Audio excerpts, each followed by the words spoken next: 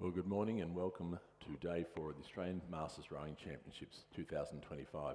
As we can see, we've had a vast improvement in the conditions out on the course. Fog has certainly cleared. We have nice, clear conditions. Just a reminder to please go to the event website and check the revised schedule. There are some fairly tight turnarounds and reduced breaks.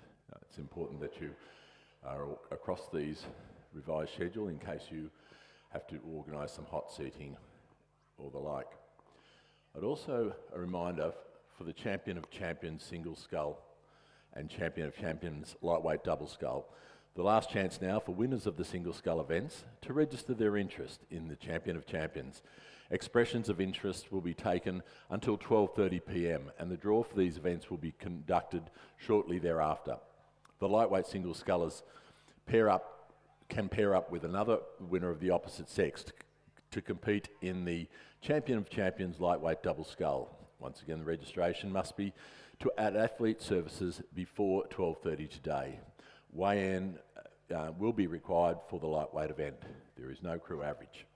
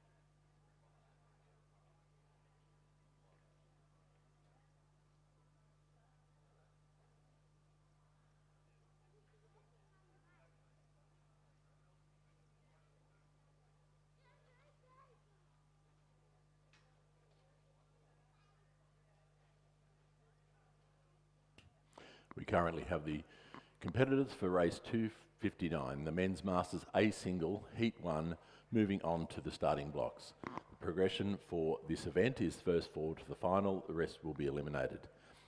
In lane 2, we have Newcastle's Jack Handley. In lane 3, Grafton, Daniel Lang. In lane 4, North Shore's Jasper Barr. In lane 5, Gold Coast Masters, Kawan Gamirez. In lane 6, Glebes, Ben Nagapa. In lane 7, Brisbane Grammarians, Jono Tannehill, and in lane 8, Black Mountains, Sam Machuski. I'd imagine they'll try to get this race away as early as they possibly can. The due for the start is 10:30.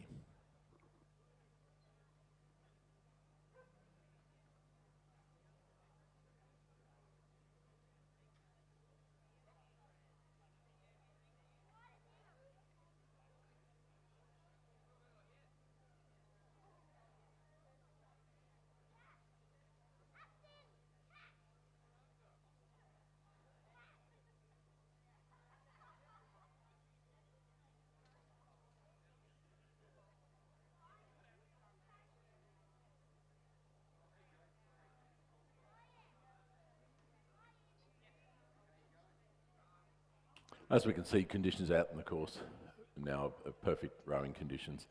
No wind, obviously the fog has well and truly cleared, and we should be able to have a trouble-free start to racing and for the rest of the racing during the day.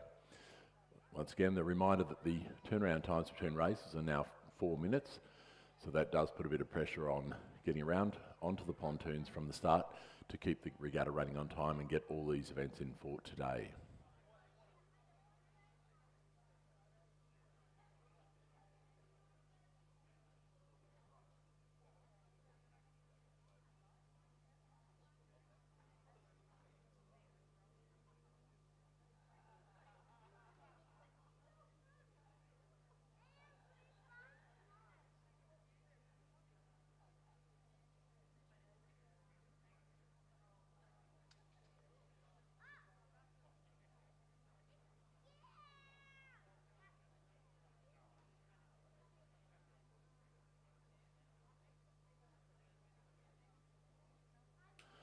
So joined in the commentary box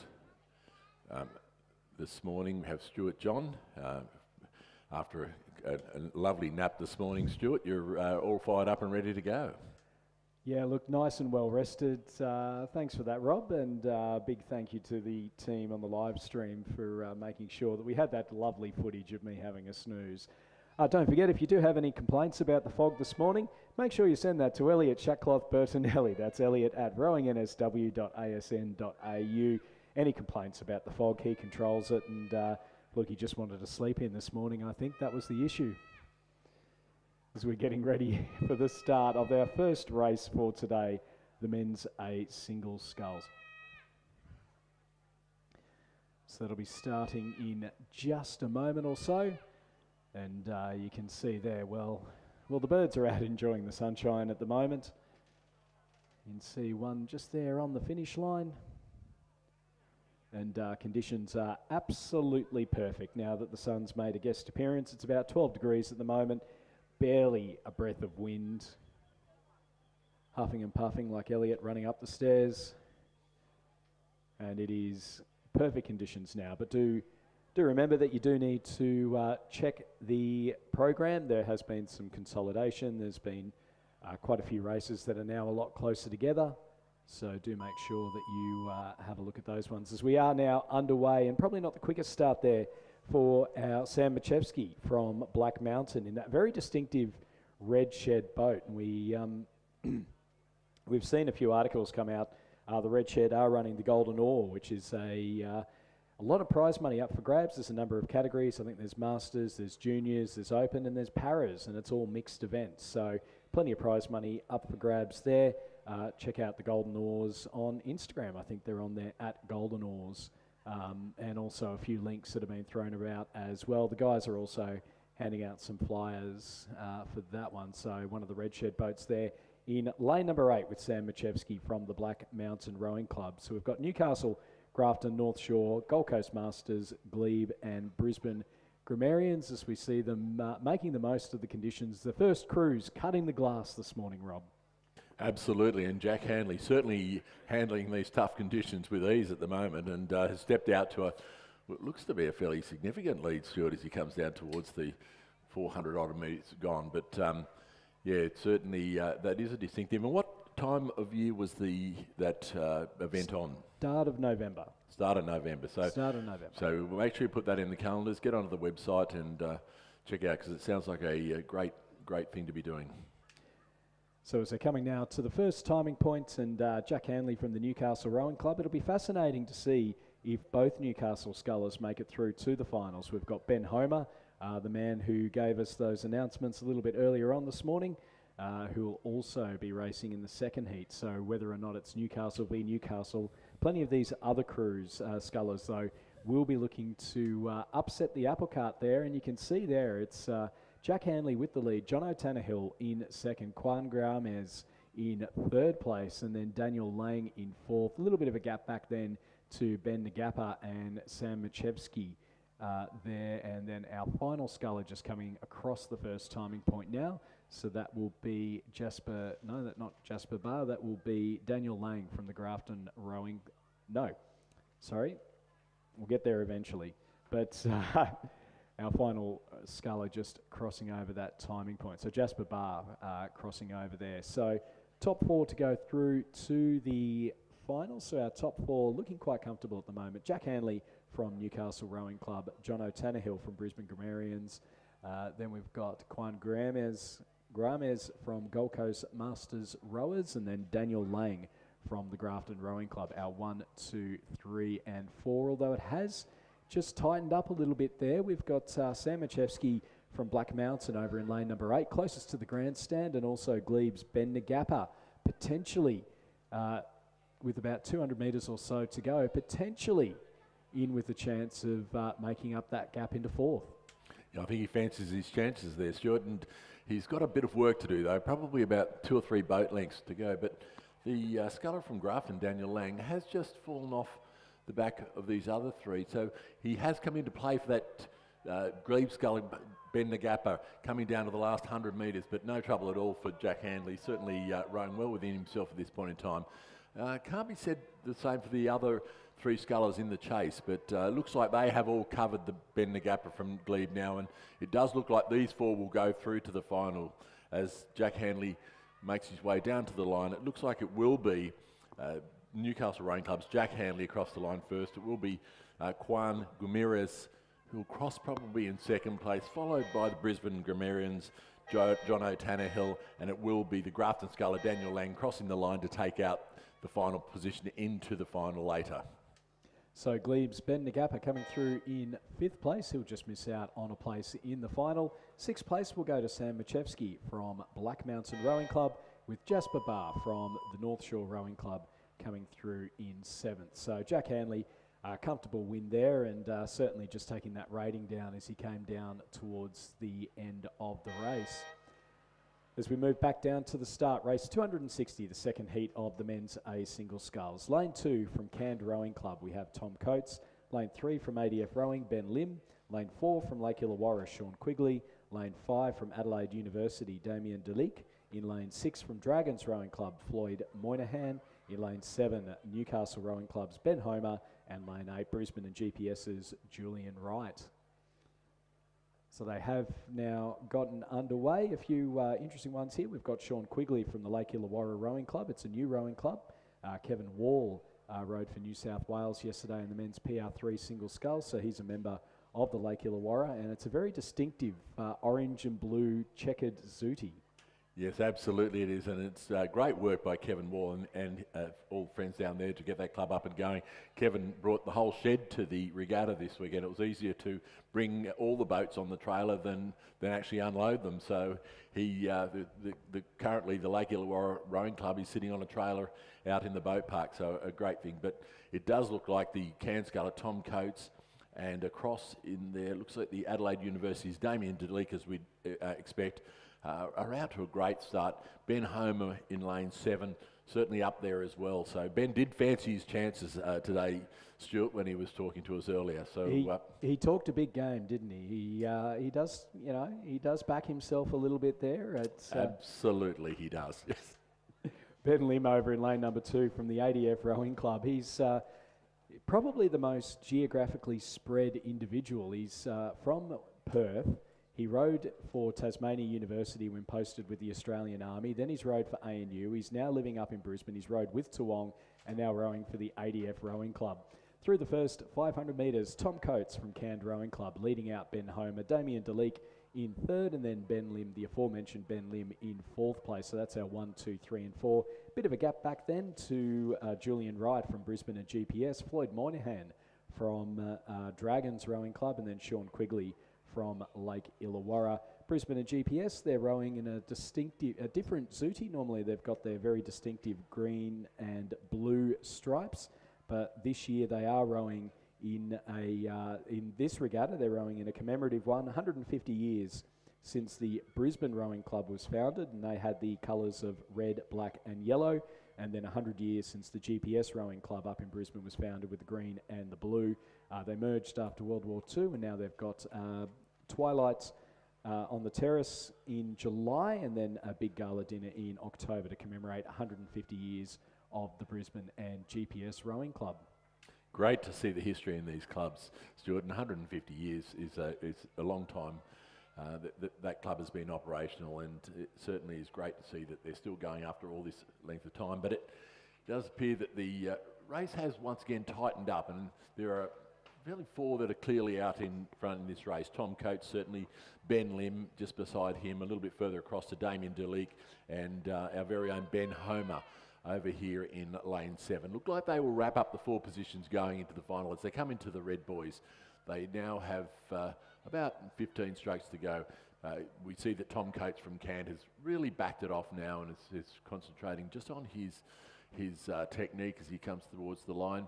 A little bit more work being done by the other 3, but not a great deal, and that will be round out the field for the final, I would imagine. But Ben Holmes gone for the big sprint. He's just decided that he just wanted to show us that he's got a lot left in the tank. But it was Tom Coates from Cannes that came across the line in 1st, Ben Homer across in 2nd. It was Damien Delic from Adelaide University in 3rd, followed by Ben Lim of ADF. Over here on this side, it was Brisbane and GPS in that distinctive Zudi. Julian Wright coming across in 5th, followed by the the Dragon Sculler and Lake Illawarra's Sean Quigley. So we move on to the first heat of the women's D quad sculls. So again, first 4 through to the final. They're just under starters orders at the moment. Lane 1 from Torrens Rowing Club, we have Robin Gray-Gardner, Gina Bell, Belinda Yankoviak and Simone Ellis. In lane 2 from Leichhardt, Shoalhaven and Lake Macquarie, we have Trudy McDonald, Katrina Davis, Jennifer Zonga and Daniela Bourget. And in lane 3 from Albert Park, South Melbourne, Ballarat City and Corowa, we have Julie Underwood, Fiona Milne, Ebony Ebenwaldner and Marie Cecile Lacoste. In lane 4 from St George and Penrith, a composite of Amelia Starkey, Victoria Siddon, Michelle Milnes and Marnie Bateman. Lane 5 from Leichhardt Rowing Club, Leslie Howard, Christine Foxton, Carolina Cossier, Nivi Masaryk, as they're just underway now.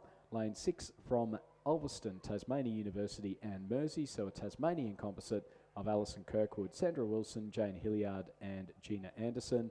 Lane 7 from Dragons Rowing Club up in Queensland, Carolyn Connolly, Claire Fairley, Jenna Gould and Tracy Capes. And then lane 8 from Noosa Yacht and Rowing Club, Joanne Taylor, Susie Orty, Jill Hopkins, Fernanda Correa, and they're coached by David Doyle. And off to a fairly clean start for most of the crews. Just a couple of the St George crew probably just tailing out a little bit of a slow start. So taking a little while to get that boat up and moving. But it does look like all crews now have got away fairly freely. Once again, those crews over in the far lanes, the first, second, third lane, seems to have got out of a bit of a fly. Maybe a bit of more speed over in those lanes at the moment. We've seen all the winds so far come out of those lane 1. So it certainly looks like those crews are moving very well at the moment, with the crew from Leichhardt, that composite of Trudy McDonald, Katrina Davis, Jennifer Zonga and Daniel Bourget, look to have opened up about a half-length lead over the remainder of the field at this point.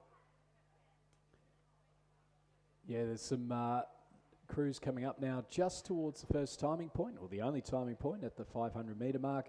And as you say there, Rob, the crews over on the far side, so Torrens, Leichhardt composite and the Albert Park South Melbourne composite all sitting quite nicely, but not a lot to pick between all of our crews as they're coming up now. So you can just see on the screen at the moment, it does look like that Leichhardt, Shoalhaven and Lake Macquarie composite potentially with their bow balls out in front of the Albert Park South Melbourne composite in front of them, and then in behind them the Torrens Rowing Club crew over in lane number 1, and they will be our first 3 across the first timing point. Top 4 to go through. The 4th place crew at the moment is the Tasmanian composite. That's Ulverston, Tasmania University and Mersey. Now they're sitting ahead, a few seconds ahead of Noosa, then Dragons, and then the Leichhardt crew, then the Penrith St George composite in 8th place. So again, our top 4 seemingly well settled. 3, just under 4 seconds, the gap between 4th and 5th. So there is a bit of a gap there. It does mean that it's all to do for Noosa, and in the quad sculls, it's just that little bit harder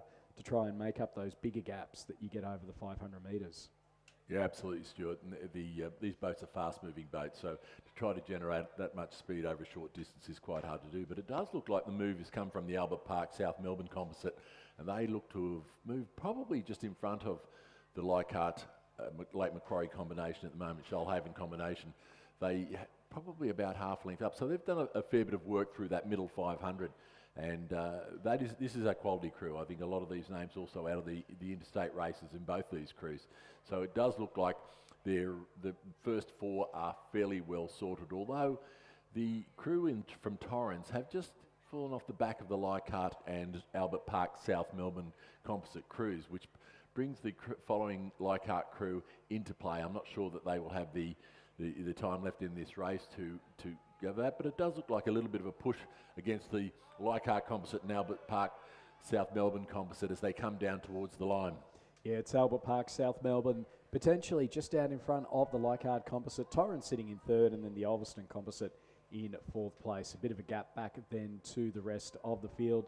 As they're coming up towards the line, it's between lanes 2 and 3. So the Leichhardt composite and the Albert Park composite, it will be the Albert Park South Melbourne composite to finish in 1st place. Leichhardt composite in 2nd. 3rd will go to the Torrens crew. 4th going to the Ulverston composite. Those 4 crews qualify for the final.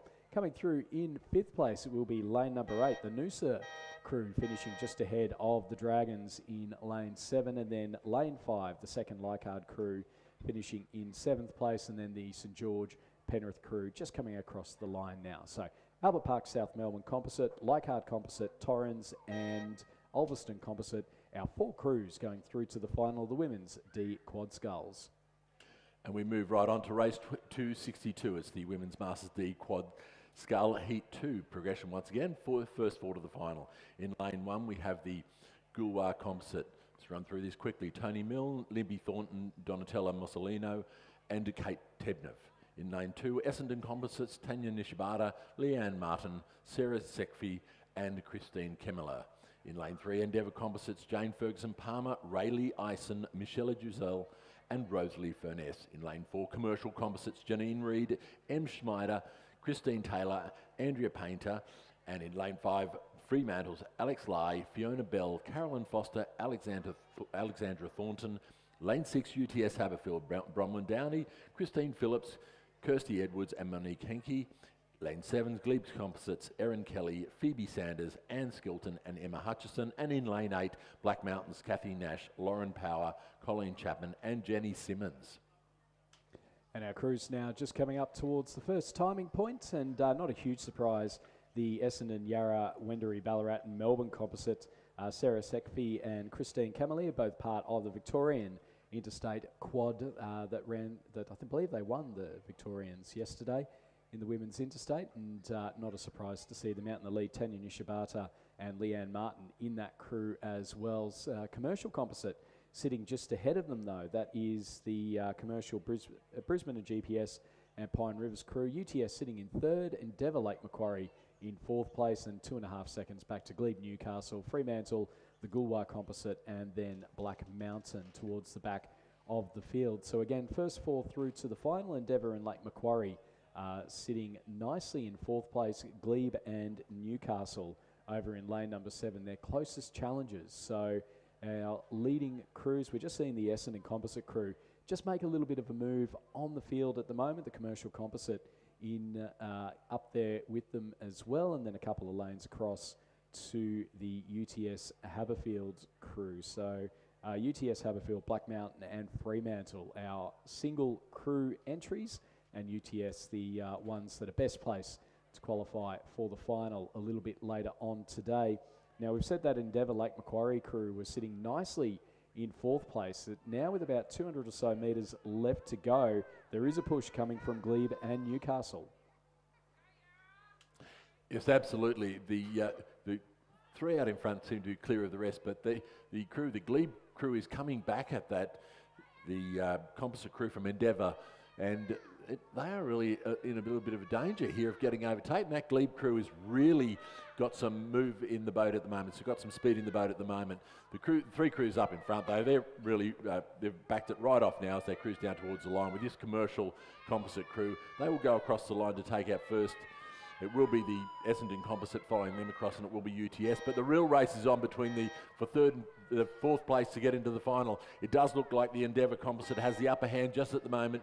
Glebe has not got the room to get across there, not got the length left in the race, and they will go across for 5th place, just missing out on the final. And it will be followed across the line by Fremantle, over there in lane 1, Goolwa Composite, and it will be the Black Mountain crew following across the line to close out the field. Yeah, so that Commercial crew we talked about, the half the Victorian crew and the Essendon Composite. The Commercial Composite was the Queensland crew that raced yesterday. So some very strong crews there in the women's D Quad Sculls. As we move back down, the racing is underway in the first tee of the men's G Quad Sculls. Again, first 4 through to the final. Lane 2 from Armidale, we have Michael Robinson, Milton Kirkpatrick, John Grant and Hugh Dowick. In lane 3 from Manning River and Lake Macquarie, Graham Nix, Roy Halliday, Stuart Boyd and Rhett Patterson. Lane 4 from Brisbane and GPS, Rob Giles, Bill McDonnell, Ian Holzberger and Shane Wally. In lane 5 from Mossman, Harry Fine, James Aroney, Lawrence Nethery and Bruce Begbie. In lane 6 from Mersey, Riverside and Murray Bridge, we have Graham Hunt, Mark Johnson, Simon Nowell and Gregory Marshall. Lane 7 from Melbourne Rowing Club, Stephen Mollard, John Dollison, Stephen Reynolds and Craig Smith. So with only 4 to go to the final, 2 of these crews to miss out, it does look to be the 3 front crews have established quite a lead over the remainder of the pack. And as they come up to the 500 metre marks, it looks like it could be the crews out on this side, the commercial composite and Newcastle crews. We'll see as they go across that line. Yeah, and indeed it was the Mersey composite.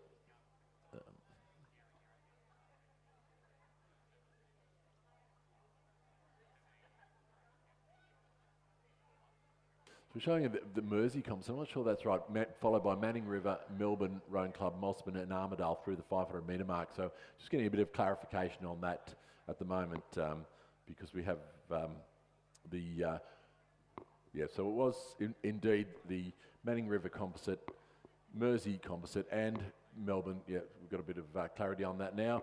Followed by Mossman. So that's what looks to be where the race is. The Armidale crew in lane 2.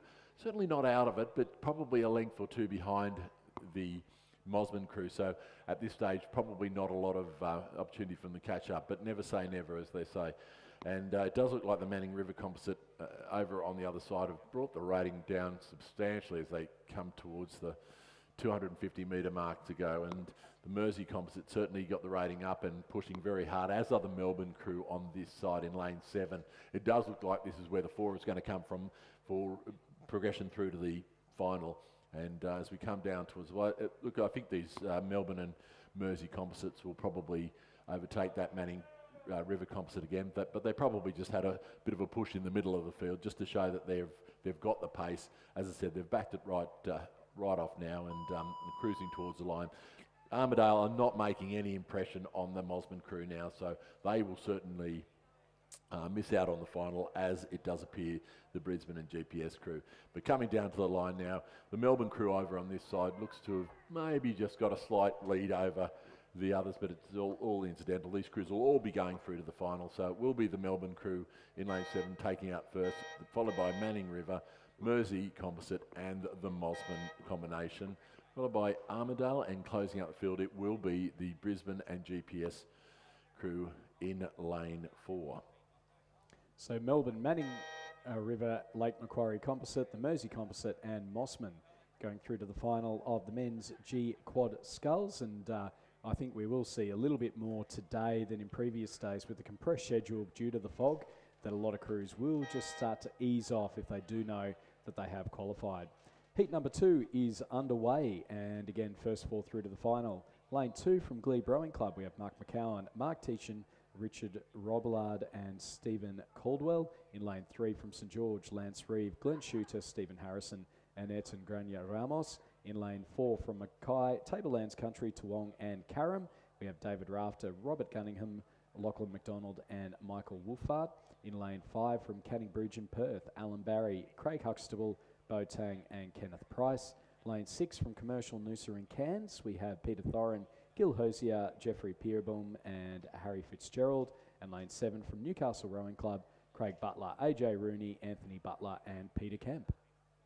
And as they come into the 500 metre mark, it does look like the commercial composite crew in lane 6 goes across the 500 metre mark to take an early lead in this race. They will be followed across by Glebe, St George, Canning Bridge, Perth, and the other 2 crews coming across the line now are Mackay Composite and followed by Newcastle. So at this point in time, it was fairly clear for those first 4. A bit of a gap back to Mackay Composite from Canning Bridge. They've got about 2 lengths lead over the Canning Bridge crew. So over the Mackay Composite crew. So it looks at the moment these first 4 look to be fairly untroubled. As I've seen in the most heats this morning, there's not a lot in it, but there is a little bit of a gap between the very front runners and the followers. So we're coming down towards the 250 metre mark. It does look like the commercial composite had carried on with it, and they've probably established a little bit more of a lead.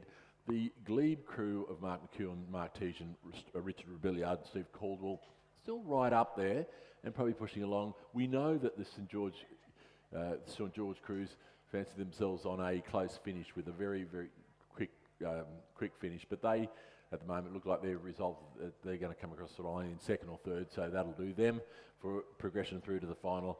And then the Canning Bridge crew from WA taking out that 4th position at the moment. But as we come down towards the line, this crew over here in lane 6, Commercial Composite, looking very polished, very relaxed. Once again, as Stuart said, saving themselves a bit because of this compressed program, a lot to happen in a short period of time today. So very wise rowing in the context of the day's program. And they are coming down the line, about 7 or 8 strokes to go, and they will cross the line and take out first place in this heat. It will be the Glebe combination just coming up to the line now, and they will cross the line now to take out second. It will be the St George crew in third, followed by the Canning Bridge Perth combination, a little bit further back to Mackay Composite and back to Newcastle, closing out this field. So the Commercial Composites, the Glebe crew, St George and the Canning Bridge Composite all going through to the final of the men's G quad sculls. Underway in the women's, or just about to be underway in the women's, first heat of the women's B single sculls. So in lane number 2, they are underway. Lane number 2 from Commercial Rowing Club, we have Mary Wex. Lane 3 from Essendon Rowing Club, Louise Barker. Lane 4 from Powerhouse, Lucinda Rodriguez. In lane 5 from Noosa, Stacey Borsboom. We have a scratching lane 6. Lane 7, Candice Jago from Lower Clarence. And then lane 8 from Murray Bridge Rowing Club, we have Kelly Lewis.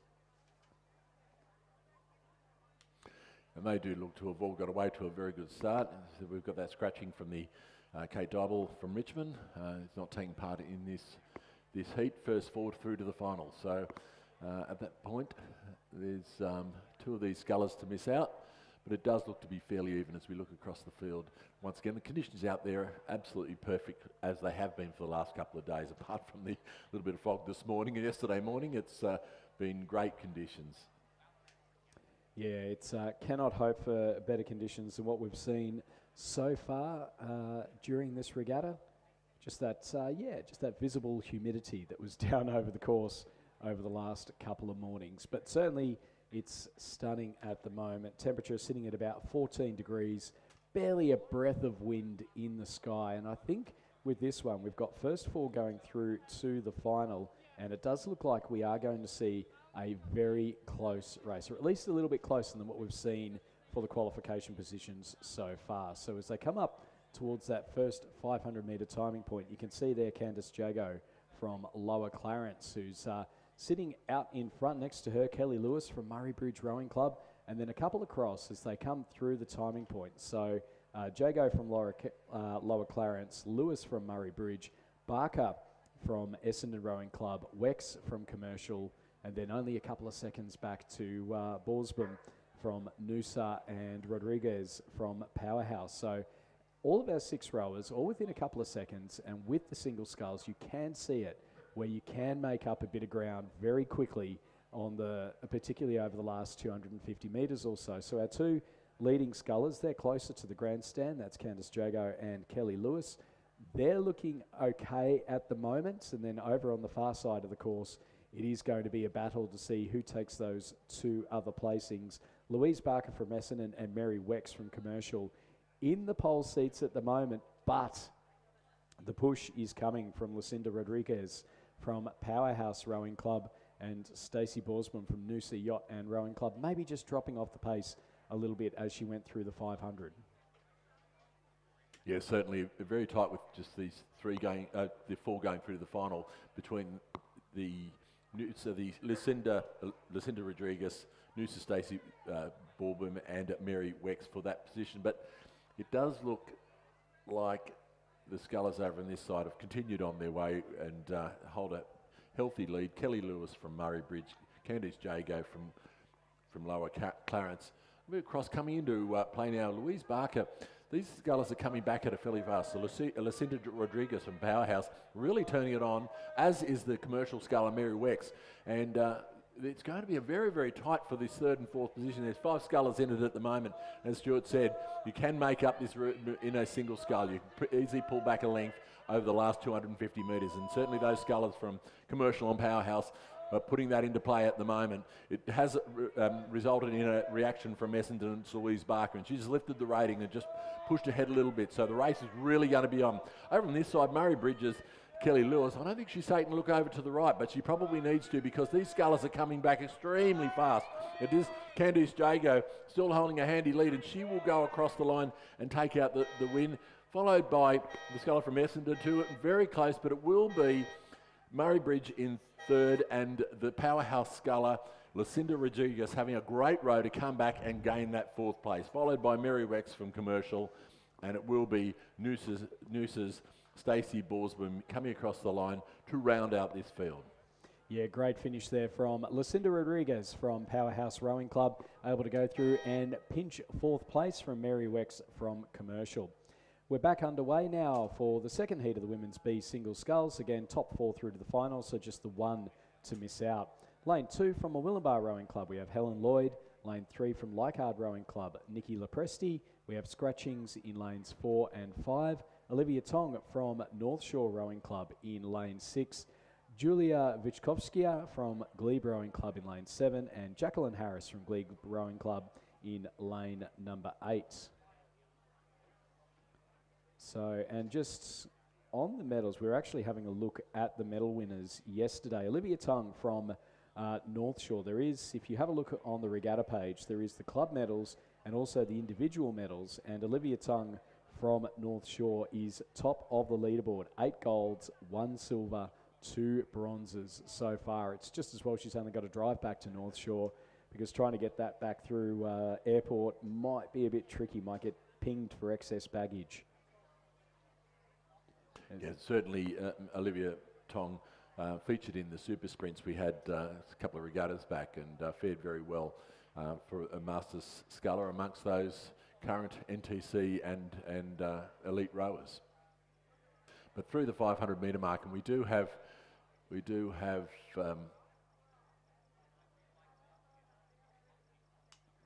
it's all quite even through the 500, so it's not coming up on the timing at the moment.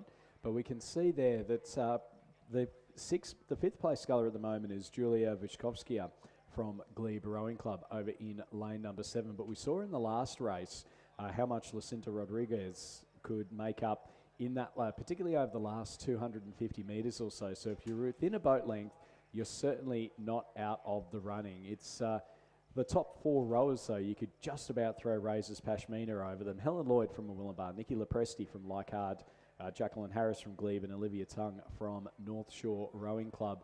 And we mentioned earlier that the trickiness is trying to balance out the need to conserve energy, particularly if you have multiple races. It is a compressed schedule. Please make sure you are checking the regatta page for the updated race times, and also if you have any short turnarounds. But yeah, our first 4 rowers all fairly evenly spread over the course. Julia Vichkovskia from Glebe over in lane number 7, so second closest to the grandstand, just dropping off the pace a little bit. She's got a little bit of, she's got 250 metres to go and about 2 or 3 boat lengths, so it may just be a bridge too far to try and make up over these final stages. We can see our leading rowers, they haven't quite dropped it down to rate 20 yet, but certainly no one really rating all that particularly highly. But it's very, very even as they come up towards the line. There's not a lot to pick between them.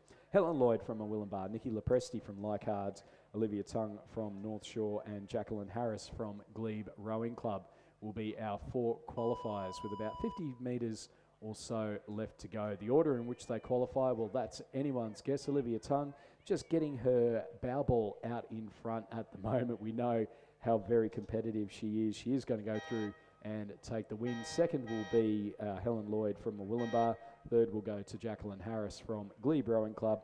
Fourth to Nikki Lepresti from Leichhardt Rowing Club, with Julia Vichkovskia from Glebe Rowing Club finishing in 5th and just out of the qualification positions for the women's B single sculls. And we now move on to race 267, the men's Masters E double scull. We have 3 heats in this event, so quite a range of competitors, 9 in each heat, so it's going to be some frantic racing. That means that there will only be the first 3 will go through to the final. We're well underway in this race, so we'll just do a quick run through. It's Dragons, Simon Dunlop and Patrick Mulrooney. Tablelands Composite, Gregory Rolfe and Doug Rolfe. In lane 3, Shoalhaven's Harry Davis and Chris Turner. Lane 4, Lake Macquarie's Sean Ryan and Jeremy Smith. Lane 5, Brisbane Grammarians, Marcus Mulholland and Scott Austin. In lane 6, Glebes, Hank Everchek and Christopher Nish. In lane 7, Powerhouse Composites, Lee Hall Sullivan and David Mays. In lane 8, Gulwas, Gavin Hewitt and Simon Burr. And in lane 9, Riverside's Brian Glawson and Anthony Lee. And I'm intrigued by the crew in lane number 2. That's Tablelands Country, which is up around Atherton, so in the highlands of North Queensland, and combined with Armidale, which is in the highlands of northern New South Wales, and they've both got the same surname. So I wonder if they're brothers or cousins or something like that. So we'll have to keep an eye out on that.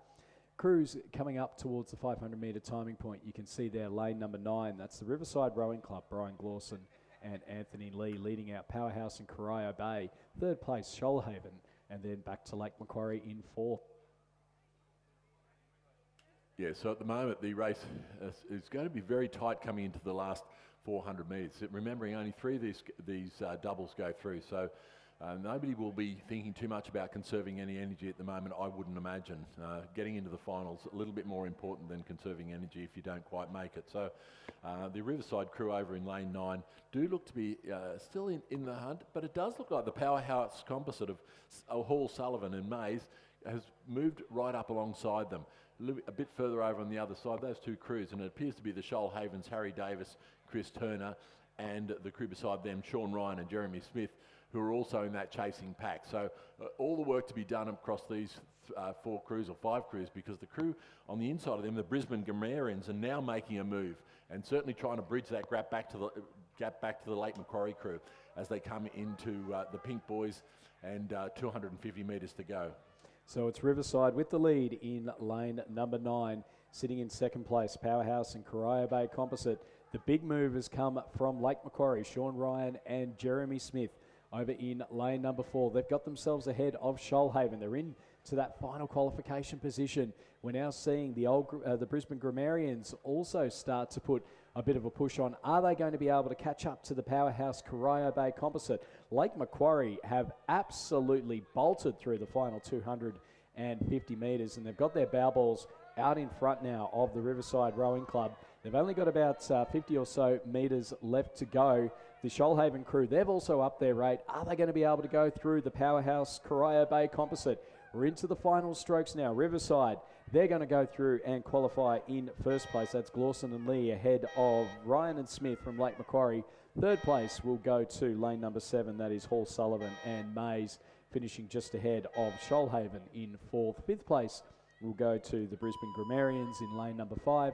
6 will go to lane number 6, appropriately enough. That's Everchek and Nishki. 7th will go to lane 1. That's Dragons, Dunlop and Mulrooney ahead of the pair of Rolfs in lane number 2. They finished in 8th, and then the Gulwa crew of Hewitt and Burr in 9th place. And moving on to race 268, the men's Masters E-double scull. These races are coming thick and fast this morning with only the 4-minute gap. The progression on this once again is first 3 to the final. Very quickly running through them in lane 1, Unions, Chaz Todd Hunter and Stuart Wade. Balmains, Michael Kemp and Morris Sizzy in lane 2. In lane 3, Wide Bays, Kenneth Davey and Cameron Waterson. Lane 4, Nepean Composites, Peter Hood and Paul Grady. In lane 5, ADF Rowings, David Newman and Chris Austin. In lane 6, Yarra Yarras, Andrew Gray and Zane Lockley. Lane 7, Manning River Composite, Christopher Jones and Nick Johnson. Lane 8, Millwillenbars, Robert G and David Hughes. And in lane 9, Leichhardt's Richard Medway and Frank McHugh.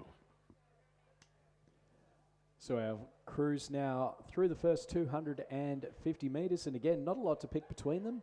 Certainly the crew here, well, earlier in the day, in the first few races, it was lanes 1, 2 and 3 that were doing quite well. Now lane number 9 seems to be the favoured lane with the Leichhardt rowing clubs, Richard Medway and Frank McHugh sitting out nicely, just ahead of Murwillumbah, Manning River, St George Composite up there as well, and then a couple of 3 across from them. We've got the Nepean Penrith Composite in lane number 4 that are also sitting out quite nicely. So as they come up to that 500 metre timing point, we will see lane number 9, that is Medway and McHugh, first across the first timing point, then lanes 7, and it looks to be lane number 3 in there as well. So all in with a shot. We'll And then back a little bit further to our other crew. So just the timing not coming up on the screen at the moment. So we'll have to do this the old-fashioned way, Rob. We're going to have to look down the course and pick out who is winning. No doubt about our leaders, though, Richard Medway and Frank McHugh from Leichhardt Rowing Club. Lane 7, Christopher Jones and Nick Johnson from Manning River and St George. And then over in lane number 4, Nepean Penrith Composite of Hood and Grady. And they do look to be clear in those first 3 positions at this point in time. Not too far back, though, the Murwillumbah crew of Anthony Robert G and David Hughes. And just to their right, the Yarra Yarra crew of Andrew Gray and Zane Lockley are certainly still in it. And there's a big push coming from that Yarra Yarra crew now, trying to bridge that gap back to 3rd place. The Nepean crew will have to get a move on because the Yarra Yarra have just developed a fair bit of speed, as have Murwillumbah. And they look like if they're... Nepean, if they don't react to it now, they are likely to get overtaken. The Manning River Composite crew of Jones and Johnson, they're just got the look on them at the moment. They have brought them way back to Medway, the Medway-McHugh combination here in lane 9 from Leichhardt Rowing Club as they come down towards the Red Boys and about 100 metres to go.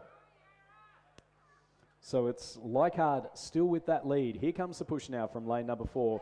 That's Hood and Grady from Nepean and Penrith. The locals sitting ahead of lane number 7. That's Jones and Johnson from Manning River and St George. That's our 1, 2 and 3. Murwillumbah, Yarra Yarra and Union over on the far side of the course. Probably just off the pace. It's about a boat length now between 3rd and 4th. So we are going to see Richard Medway and Frank McHugh from Leichhardt Rowing Club take the heat win in the men's E double sculls. 2nd place will go to lane 7. That's Jones and Johnson from Manning River and St George. 3rd to Nepean and Penrith, Hood and Grady. 4th place will go to lane number 8. That's Murwillumbah's G and Hughes. And then in behind them, we've got the lane number 6, Yarra Yarra Gray and Zockley. Todd Hunter and Wade from Union Rowing Canterbury. And then Kemp and Sitzi from Balmain Rowing Club. And then coming in behind them, we've got Wide Bay's Davey and Waterson and ADF Rowing's Newman and Austin. And Stuart, we have a start in race 269, the Men's Masters E Double Scull Heat 3, the progression first 3 to the final. In lane 1, we have North Essex, Robert Wrigley and Patrick Bird. In lane 2, Brisbane Grammarians, Brett Cribb and Paul Baxter. In lane 3, ANU Composites, Tim Moran and Adam Ramshaw. In lane 4, Essendon's Ricky White and Tom Siritic. In lane 5, Mosman's Mark Luan and Alexander Doige. In lane 6, Melbourne Composites, Justin Negri and Gregor O'Nions. In lane 7, Powerhouse Composites, Mario Lang and Chris Schlitt. In lane 8, ADF Rowing Clubs, Peter Gibson and Rowan J.L. Wardina. And I'm fairly certain that that lane 7, Mario Lang we talked about the other day, is from Lake Eildon Rowing Club and was well across the social media during the week last week about driving overnight to get to Penrith for these championships. So coming up to the 500 metre mark, we've just got a great view at the moment down the course from the umpires launch and it's looking absolutely amazing. The flag's just got ever so slight breeze indicating maybe the slightest of headwind, Stuart. Yeah, just making it a little bit trickier, but certainly not bad conditions at all. Coming through the first timing point, it is the Melbourne Yarra Yarra Composite ahead of North Esk Mossman just in behind them. Then a couple of seconds back to ADF Rowing. A&A and Noosa in 5th, Powerhouse Lake Eildon in 6th, Brisbane Grammarians in 7th, Essendon in 8th place. And then and they are our 8 crews through the early stages. So again, top 3 to go through. And that crew from Melbourne and Yarra Yarra, so Justin Negri and Gregor O'Nions. Unsurprising to see those 2 out towards the top. Melbourne Rowing Club, as of yesterday, are the top medal tally crew. So they've got 12.75 golds at the moment. So doing quite well, and quite a large number of those coming from Rodney Stewart, who has 7 golds by himself. Yeah, Rodney Stewart certainly has had a great regatta, and as he did at the New South Wales State Championships a couple of weeks ago, and certainly any boat he gets in is going to be fast, whether it be a single or a crew boat. But it does look like as we come into the 250 metres to go, the combination of Negri and O'Nions are holding a reasonable reasonable advantage over the Mosman crew behind them of Mark Luan and Alexander Doige. Over on the lane 1, it is the North-East, Wrigley and Bird, and they look to be where the first 3 places are going to come from. Although there is a bit of a move, sorry, we're watching the crew over here. The ADF rowing crew has found an extra bit of acceleration here and have really poured it on in the last 50 metres, and they look like they're going to go past that Mossman crew if they don't react very, very quickly. The crew over in lane 1 North-East were taking it a bit easy and have also had a bit of a look across and thought, well, mate, we've got to get a move on too.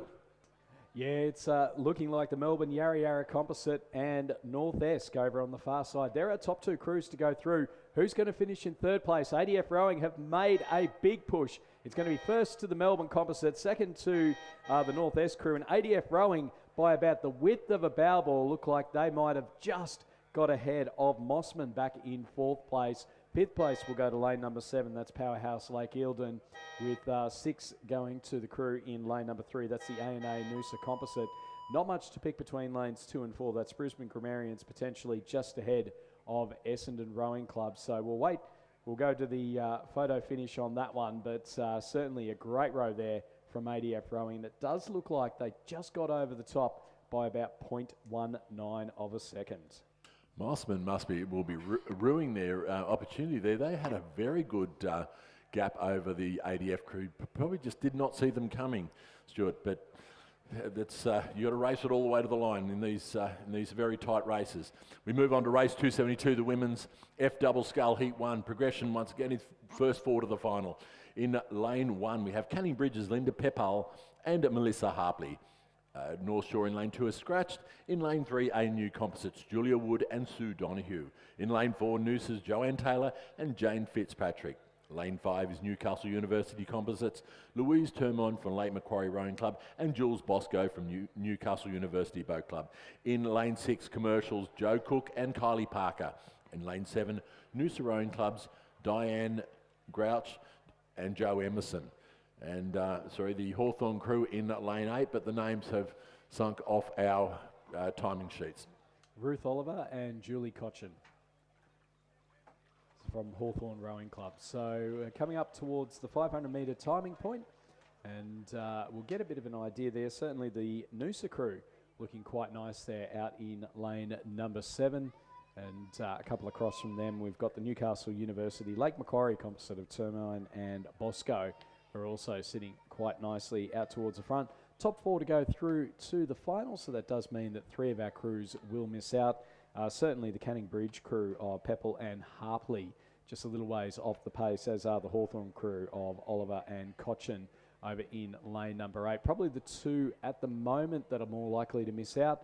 And then through the 500, we can see here Diane Crouch and Joe Emerson from Noosa Yacht and Rowing Club with that lead. And then in behind them, we've got Commercial, ANU Exeter Composite, Newcastle University Lake Macquarie Composite, and then back a little bit further to our other crews. So that is the second Noosa crew and Canning Bridge in there as well. So just coming across the line there. So through the first timing point, we've got Noosa, that's Crouch and Emerson, leading out from Commercial, ANU Exeter, and then Newcastle University Lake Macquarie, but only a couple of seconds back to Hawthorn and the second Noosa crew. So will they be able to make up that gap on 4th place? There's still not a lot to pick between our leading few crews.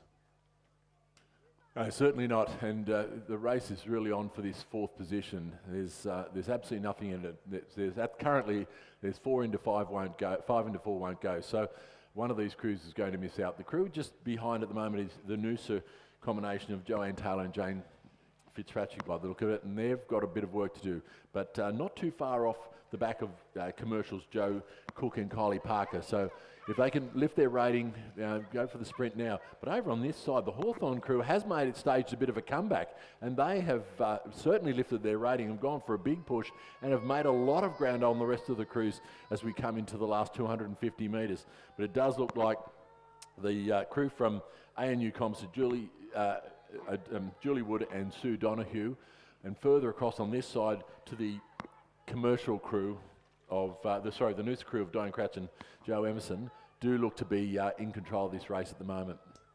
Yeah, it's Noosa, Crouch and Emerson in lane number 7 who have the lead. Who's going to go through in the other qualification positions? It's anyone's guess at the moment.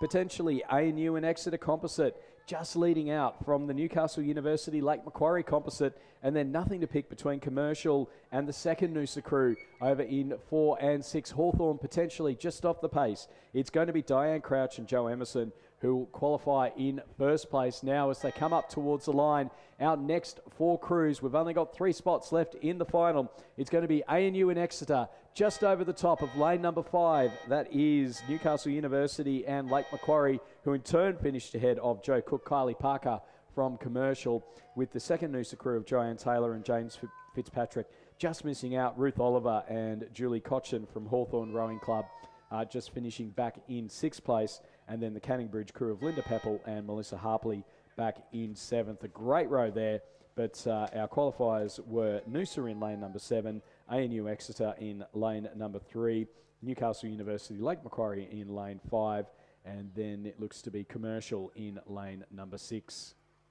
And moving right on to race 273, the Women's Masters F Double Scull Heat 2, progression first 4 through to the final. In lane 2, we have Mackay Composites, Jacqueline de Jong from Riverway and Therese Clancy from Mackay. In lane 3, Commercials, Suwon Fay and Louise Street. In lane 4, Shoalhaven's Linda Eddington and Mary Ambrose. Lane 5's St George's Joanne Ward and Christine McCready. In lane 6, Curtin University, Alison White and Pam Nichols. And scratching from lane 7, and in lane 8, Port Adelaide, Colette Barry and Alison Smith. So Port Adelaide with the early lead through the first stages, and then over on the fight, it's just a shame we don't have anyone from Balmain Rowing Club in this one, because the Mackay Riverway Composite, so that's Mackay and Townsville, so it could have been North Queensland versus Balmain, similar to what it was in the footy last night, and hopefully there's not so much of a comeback on the North Queensland team as there was last night, which made me a very nervous man towards the end there, keeping an eye out on those scores. So through the first stages, it is Port Adelaide leading out Mackay and Riverway, St George in 3rd, Commercial in 4th, Curtin University back a little bit further in 5th, and Shoalhaven in 6th. So our top 4 looking comfortable through the first 500 metres. Yes, they are, and as we've seen, the battle at the top of these fields for these first 3 or 4 qualifying spots has been very, very tight this morning. Then it tends to get a little bit further back to the runners-up, but certainly not a lot in it. And once again, we're not unlike the quads. Pulling this much time back in a double scull is quite a difficult thing to do. So I would imagine at the moment that unless one of the crews, these 4 leading crews, has a bit of a moment, that will be how they will finish. But certainly not being left out of it. The Curtin University crew in lane 6, though, are certainly giving it a good push. They've had a look across and can see the Commercial crew of Senwin Fay and Louise Street, and thought, well, they're well within reach here, and have certainly gone on the big push. A little bit of steering issues over in the Port Adelaide crew of Colette Barry and Alison Smith, but no, I don't think they're too troubled at the moment. Probably just cruising a bit. Just took the eye off the ball. Looks like they might have crossed onto the wrong side of the course and coming back for a look at this side of the lane, but nothing much to see here. So they'll straighten up and head towards the line, I'm sure. But it does look not like now there has been the movement from that Commercial crew, so it does look fairly clear cut as we come down towards the red boys for the last 100 metres. And it is the either end of the course. So we've got the Port Adelaide Rowing Club closest to the grandstand, and then the Riverway Mackay crew over on the far side of the course. And I quite like the Mackay. They've got the long red sleeves with the red cap, and then the white stripe, and then the blue underneath it. So, and then behind them, the Port Adelaide Rowing Club in the black and white stripes. Commercial sitting in 3rd, and then Shoalhaven, St George in there as well. So there are 1, 2, 3, 4. It'll be the North Queenslanders to take out the heat win. Port Adelaide with the 2nd place. 3rd will go to Commercial, and 4th will go to St George. There are qualifiers for the final. Coming through in 5th place will be the crew from Curtin University. That's Alison White and Pam Nichols, who will finish ahead of Linda Eddington and Mary Ambrose from the Shoalhaven Rowing Club. And we move on to race 274, the Men's Masters I Double Scull Heat 1. Progression first 4 to the final. They are underway, so we'll give you a quick roll call. Lane 2, Bendigo Composites. John Straps from Nagambie Rowing Club, and Bill Barton from Bendigo. Lane 3, Murwillumbah's Robin Blanche and Michael Mills. In Lane 4, Sandy Bay Composites, Kenneth Price and Chris Potter. Lane 5, Lindisfarne Composites, Jonathan Mollard and Sam Mollard. Jonathan Mollard from Melbourne Rowing Club. In Lane 6, Melbourne University's Tom Wood and Mike Kerrin. And in Lane 7, Murwillumbah's Gary Betts and Chris Linden.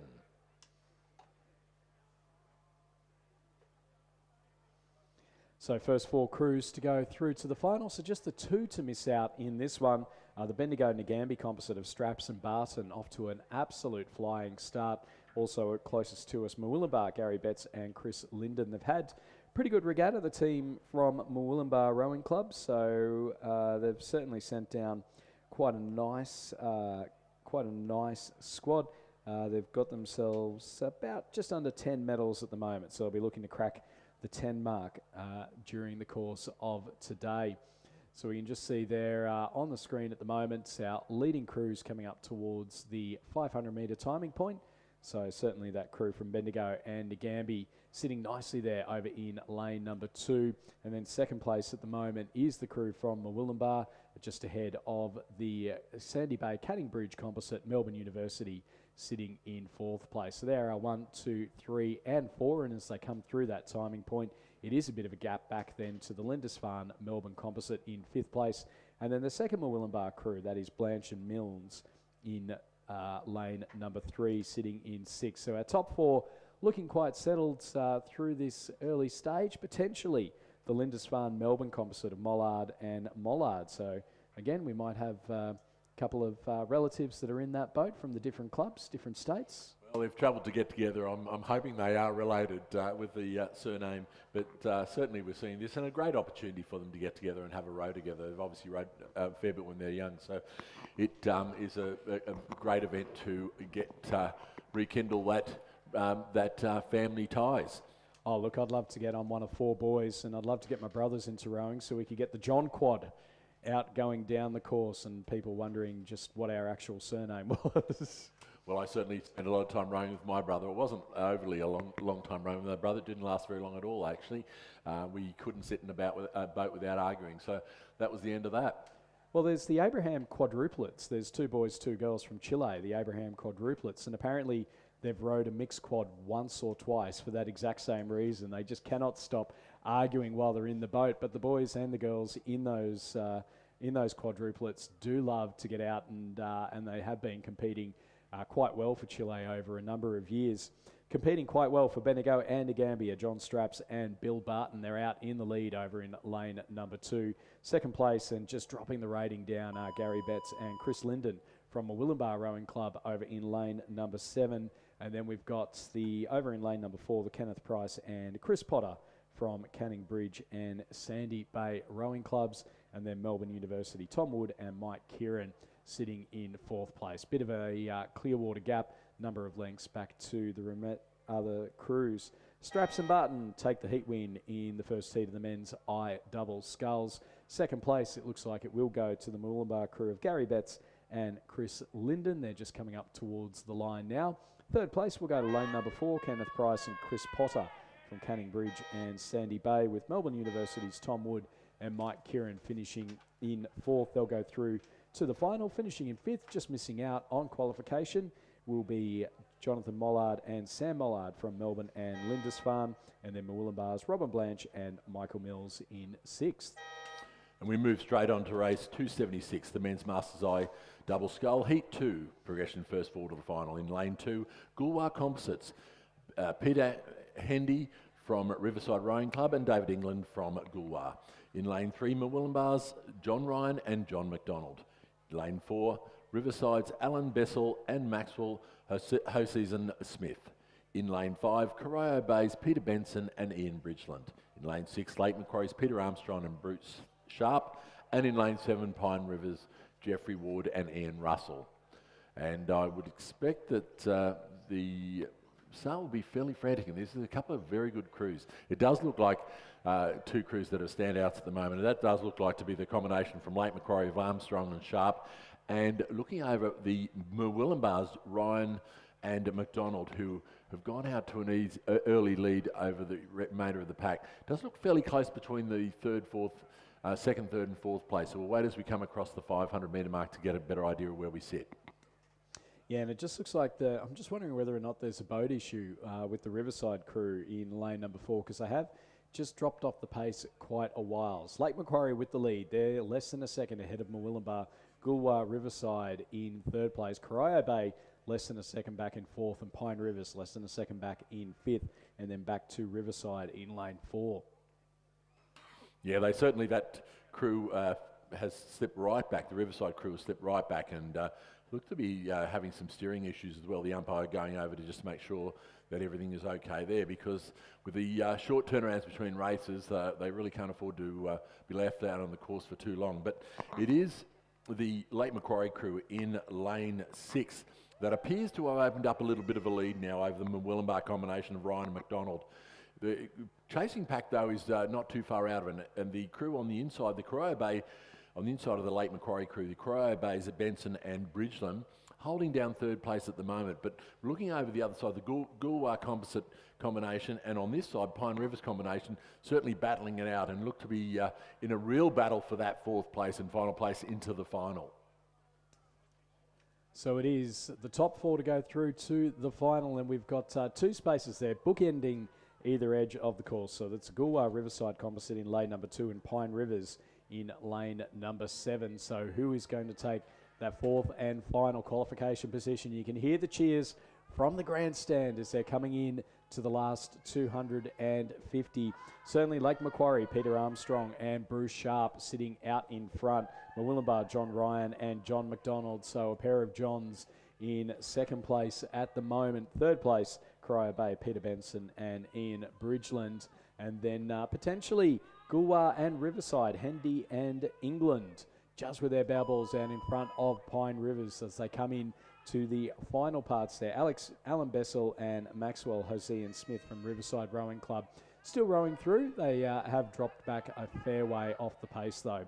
Lake Macquarie, just a couple of big strokes left to go, and it will be the crew in lane number 6, Peter Armstrong and Bruce Sharp, who'll take the heat win in heat number 2 of the men's I double sculls. Second place will go to Murwillumbah, John Ryan, John McDonald. Third to Corio Bay's Peter Benson and Ian Bridgeland. And then fourth to the Goolwa Riverside composite of Peter Hendy and David England. Jeffrey Ward and Ian Russell from Pine Rivers will just miss out in 5th place. And then, as mentioned, our crew from Riverside in lane number 4, Alan Bessel and Maxwell Hosea and Smith. They're just through into the Red Boys now, and they're coming into the final 200 metres or so. And while we're waiting for the crew to come over the line, we're moving on to our first final of the day, race 277, the men's Masters J to M coxless 4. In lane 3, Mosman Composite, George Zuris, John May, John Hardy and Phil Titterton. In lane 4, Vikings Composite, Michael College, David Kay, Graham Wern and Ian Matheson. In lane 5, Riverside, Richard Clark, Hugh Orr, Peter Smith and Paul Gunson. And in lane 6, Banks Composites, Raymond Beaton, Alan Swindon, Derek Wilson and Peter Anderson. And I must say, I don't know how many races we've called in these divisions with Ray Beaton from Manning or Graham Nix in the bow seat of a composite crew there, Stuart. Yeah, there's been quite a few of them. We're just seeing now a big round of applause for Riverside Rowing Club's Alan Bessel and Maxwell Hosea and Smith coming across the line now in the men's I double sculls.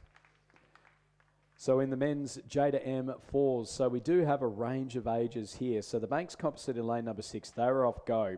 Riverside and the Vikings Composite, a K category, so they're off 19 seconds. And then the Mossman Composite are off 34 seconds. And I think that Mossman Composite might just be making up a fair amount of ground through the early stages. We're just seeing some steering issues from the Banks Composite, and it looks like they've gone across a lane at the moment. So as they come up towards you can see them on the screen now. So as they go through the first timing point, they had 19 seconds on the two crews to their right and then 34 seconds on the Mossman Composite.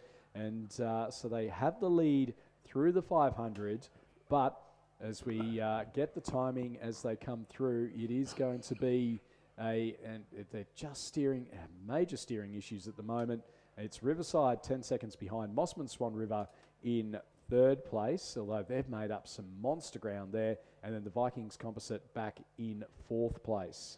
Yes, Stuart, as we look up the course, you can see the wake of the boat, and they've certainly had a major steering correction in the Banks Composite boat, crossing into the lane 7 and then back to lane 6 and almost into lane 5, but seem to have got it semi-straight at the moment. I think they might still have some sort of steering issue as they run down the buoys. So just as long as they don't impede the crew in lane 5 Riverside, they should be okay. But I'm sure that the umpire will be voicing his disapproval with what they're doing at the moment, and as they make another big steering correction and coming back across the course. Yeah, and what that's done is it's given the Mossman Swan River Composite the chance to row through. So the Banks Composite just snaking their way up the course at the moment. The Riverside Rowing Club crew in lane number 5 don't appear to be too impeded, and they're just about to move ahead of the Banks Composite. So they've moved up into second place. The Mossman Swan River Composite in lane 3, they had to make up 34 seconds on that Banks Composite and then another 15 seconds on the Vikings and Riverside crews, and they've been able to do that quite well. So it is the Mossman Composite with the lead into the final 200 metres or so. Riverside are sitting in second. Banks, well, they're still up there. They're still in with a chance of a silver, but they are moving directly towards the Riverside crew, and I think we're about to have a bit of an issue here. We can see them getting really, really close. They've just dropped their rating down to allow the Riverside crew to be able to go through, and you can just see them there getting a little bit too close in there. So just some steering issues in that Banks Composite crew. They've done the right thing, though. They've allowed the Riverside crew to pass through as they've gone into their lane. They are still sitting in third place for this race. It is going to be a win for the Mossman Swan River Composite over in lane number 3. So they'll take out the first of our finals for day 4 of the 2025 Australian Masters Rowing Championships. Riverside will finish in second place. The Banks Composite will come across in third. They've just got a few big strokes left to go there. So this is the L crew, and it's worthwhile pointing out that L crew's average age of 86 to 89. So they're just coming across the line now, and then fourth place will go to the Vikings, Drummoyne, North Shore and Canberra crew just coming up to the line now for fourth. And moving on to race 278, the women's A coxless 4. We only have the 2 crews in this race, certainly a straight out final. In lane 5 ANU's Sarah Tynan, Elizabeth Blower, Brianna Murray and Jacqueline Williams, coached by Nigel Harding. And in lane 6, Mossman Rowing Club's Kim Laurie, Lucy Stackpool-Moore, Kelly Ross and Alexandra Walding, coached by James Taylor. And what we are seeing in this one is that it's a combined race. So we've got in lanes 2 and 3, it's the women's A quad coxed 4s. So in lane number 2, we have ADF Rowing, so the Australian Defence Force Rowing Club. That's Rachel Cope, Julia Cronin, Lauren Finity and Sarah Leon. They're coxed by Sarah Davern. And then lane 3 from Carrum Rowing Club, Jess Fishman, Kelly James, Angelique Everett, Jackie Deeble and Jessica Cuddy is their coxswain. So it's a race in 2 at the moment. So closest to the course, we have the Mossman Rowing Club against ANU. They're going for the gold medal in the women's A coxless 4s over on the right-hand, furthest away from the grandstand. We have the women's A coxed 4s, and that is between Carrum Rowing Club in lane number 3 and ADF Rowing in lane number 2.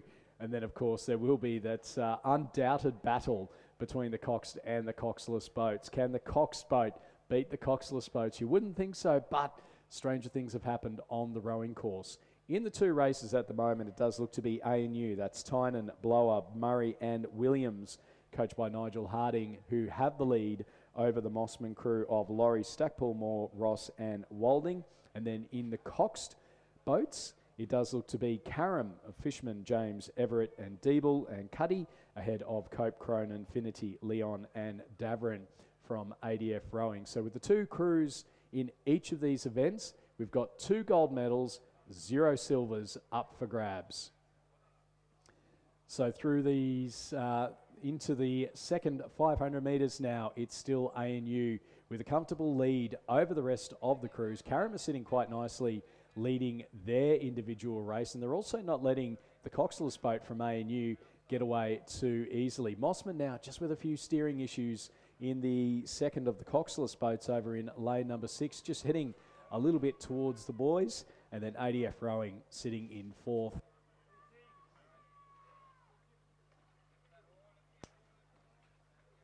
.250 metres left to go. The Red Boys marking the final stages of the race. It's still ANU leading the coxless race. Carrum have given it a red-hot go. They are not letting the coxless boat get too far ahead of them, so you would expect it would be interesting to see these two crews in a drag race, both either in a coxed boat or in a coxless boat. ADF Rowing and Mossman with it all to do over the final stage, and it does look like they will struggle to try and hold on there. So the crew from ANU, Tynan Blower, Murray and Williams, they're going to go through and take the win in the women's A coxless 4s, and then Carrum Rowing Club of Fishman, James, Everett, Deeble and Cuddy are going to take the win in the A coxless 4s. So confirmation of the win for ANU in the coxless 4s. The coxed 4s go to Carrum Rowing Club, and then coming through in second, Mossman will finish in second place for the coxless, and ADF Rowing will finish second in the coxed boat. And there wasn't much to pick between the coxed and the coxless boats in that one.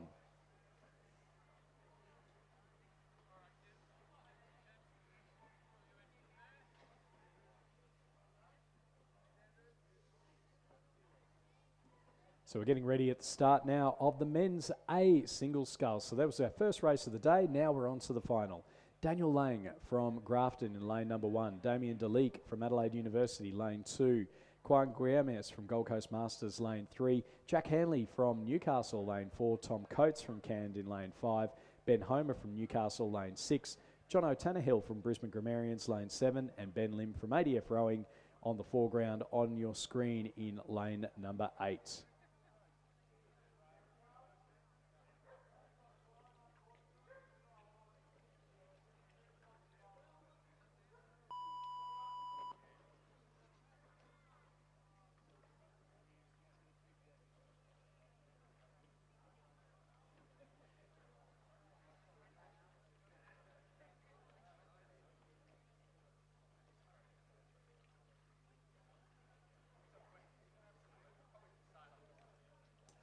So now underway, and you can see Ben Lim on the screen at the moment. He's really putting in a bit of power into those strokes, and off next to him you've got John O'Tannehill from Brisbane Grammarians Rowing Club, and then in behind him in lane number 6, Ben Homer from Newcastle Rowing Club, the man who brought you all the announcements earlier this morning as we were waiting for the fog to clear. Yeah, certainly all off to a very quick start as we'd expect in this men's A single final.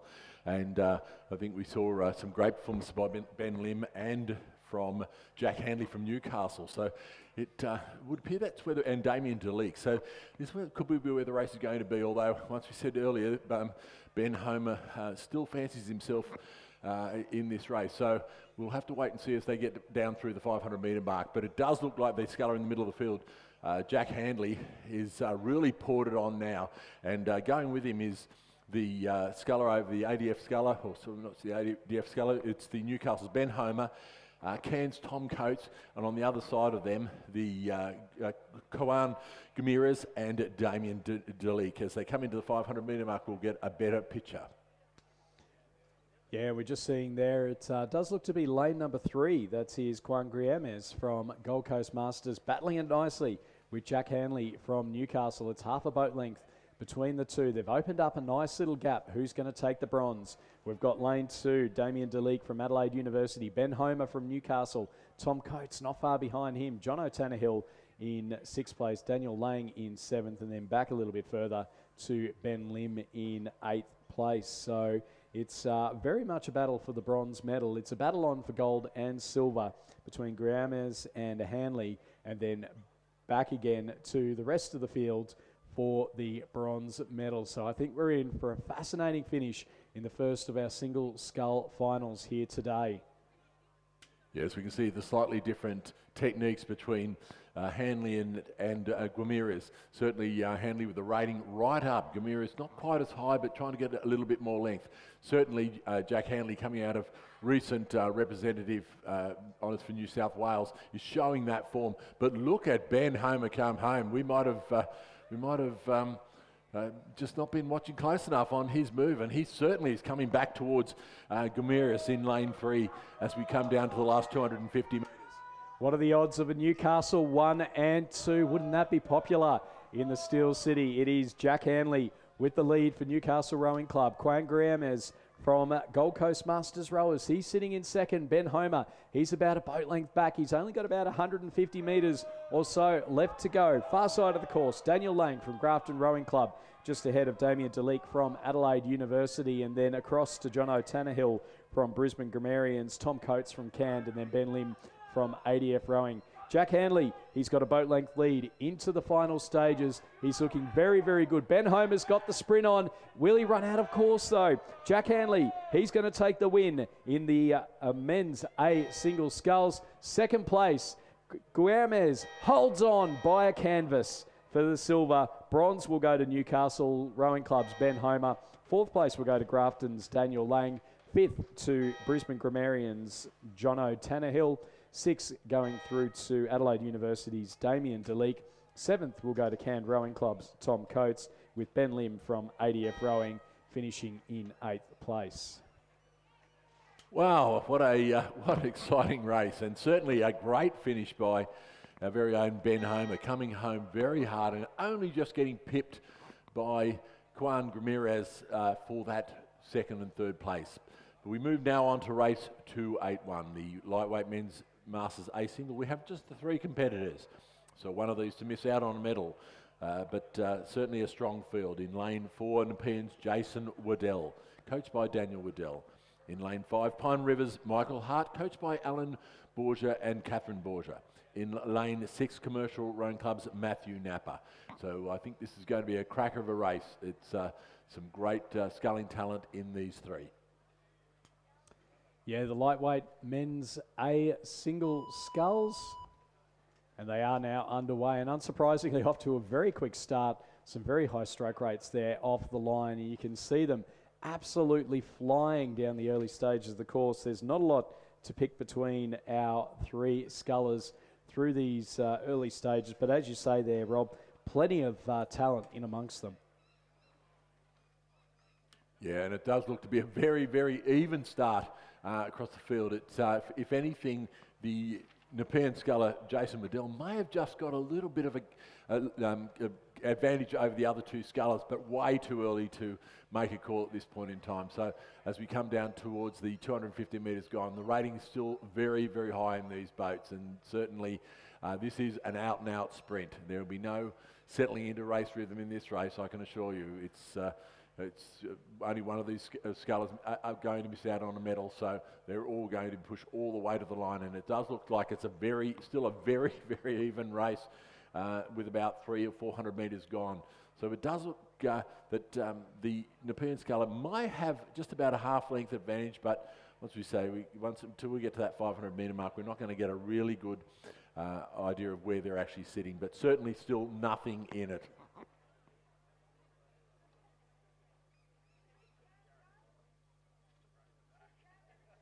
So once again, the conditions out on the course still looking absolutely amazing, and great run conditions for these scullers. Now we're starting to see a little bit of a gap coming in between the 3 scullers, and it will be, by the look of it, from coming into the 500 metre mark, Jason Waddell will go through with about a length's lead now over Commercial's Matthew Napper. So certainly a bit of work to be done by the Pine River's Michael Hart if he wants to get back up into the medal positions, but certainly Nepean's Jason Waddell about length, probably looking to extend that a little bit over this next 100 or so metres to stamp his authority on this race. But as we say with these single sculls, no one is out of it until they cross the line, and it looks like Pine River's Michael Hart staging a bit of a comeback and pulling back up on the overlap on Matthew Napper from Commercial Rowing. Yeah, absolutely motoring at the moment. Jason Waddell, well, he's a very talented lightweight sculler and certainly looking very good out there at the moment.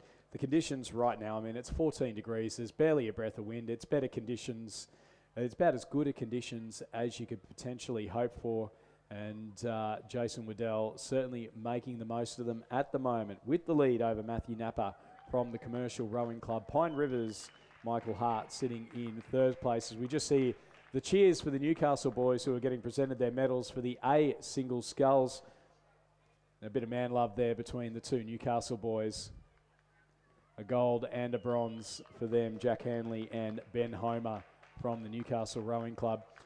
200 metres or so left to go for Jason Waddell from the Nepean Rowing Club. He'd be very familiar with this particular stretch of water. Michael Hart from Pine Rivers just closing the gap now on Matthew Napper from Commercial. It's down to about a boat length, but with 200 metres or 150 metres left to go, will he run out of room? The sprint is on, Rob. Absolutely, and Michael Hart now turning it on, coming down the line. There is going to be nothing in it. Commercial's Matthew Napper trying to respond, but all the movements came from Michael Hart at the moment. It's going to be nothing in it as they come down towards the line. No trouble at all for Nepean's Jason Waddell, but it is Napper who is making another push towards the line. It's going to be very tight, but I think Napper will get it on the stroke. There was absolutely nothing in it, Stuart. Michael Hart looked to have just got the wrong stroke at the wrong time.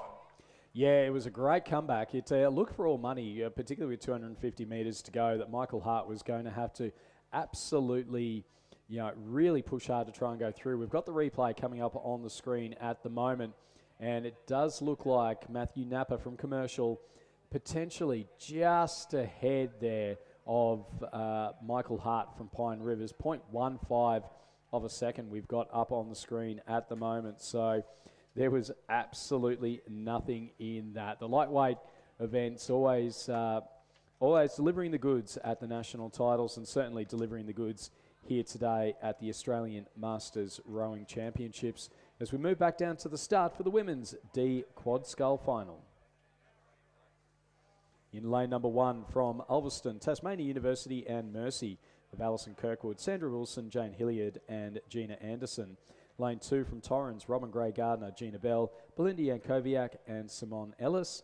Lane 3 from Essendon, Yarra Yarra, Wendouree, Ballarat and Melbourne, Tanya Nishibata, Leanne Martin, Sarah Sekfi and Christine Camelier as they are underway. Lane 4 from Albert Park, South Melbourne, Ballarat City and Corowa, Julie Underwood, Fiona Milne, Ebony Evan Waldner and Marie-Cecile Lacoste. In lane 5 from Commercial, Pine Rivers and Brisbane and GPS, Janine Reid, M. Schmieder, Christine Taylor and Andrea Painter. In lane 6 from Leichhardt, Shoalhaven, Lake Macquarie, we have Trudy McDonald, Katrina Davis, Jennifer Zonga and Daniela Bourget. In lane 7 from UTS Haberfield, Bronwyn Downey, Christine Phillips, Kirsty Edwards and Monique Heinke. And lane 8 from Endeavour and Lake Macquarie, Jane Ferguson Palmer, Rayleigh Ison, Michelle Giselle and Rosalie Furness. And we saw in the heats this is a very hotly contested event, and this will be very close, I imagine, across the whole field as we head down towards the first 400 metres. It's unclear about where the advantage sits at the moment. It does look like that Albert Park South Melbourne crew in lane 4 has a bit of an advantage, but way too early to see. The Torrens crew in lane 2, though, looks to be having some steering issues, and that certainly is not helping them at all. But it does appear that, like, the 3 crews now that we can see across the middle there is Albert Park, South Melbourne Commercial Composite and the Leichhardt Composite, who are right up there in vying for these first 3 places. Yeah, the chevron coming down the course as you'd expect to see in a final, or indeed a boomerang if you want to turn it round the other way. It's you never know which one you might be getting.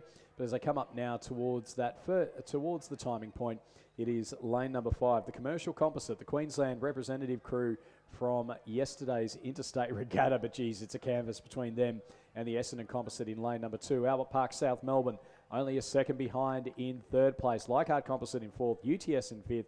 Endeavour Lake Macquarie in 6th, Torrens in 7th, and the Ulverston Composite in 8th place. So through 500 metres, not a lot to pick between them. The push is coming from the Essendon Composite. I picked them in the heat to do a little bit better. I think they came second to the Commercial Composite a couple across from them, but we know how much that crew loves to put on a big push towards the end there. Tanya Nishibata in that crew from the Melbourne Rowing Club. They've been the most successful club so far during this regatta. Are they able to go through and take another gold medal, or will the commercial Pine Rivers and Brisbane and GPS composite be able to hold on at the top?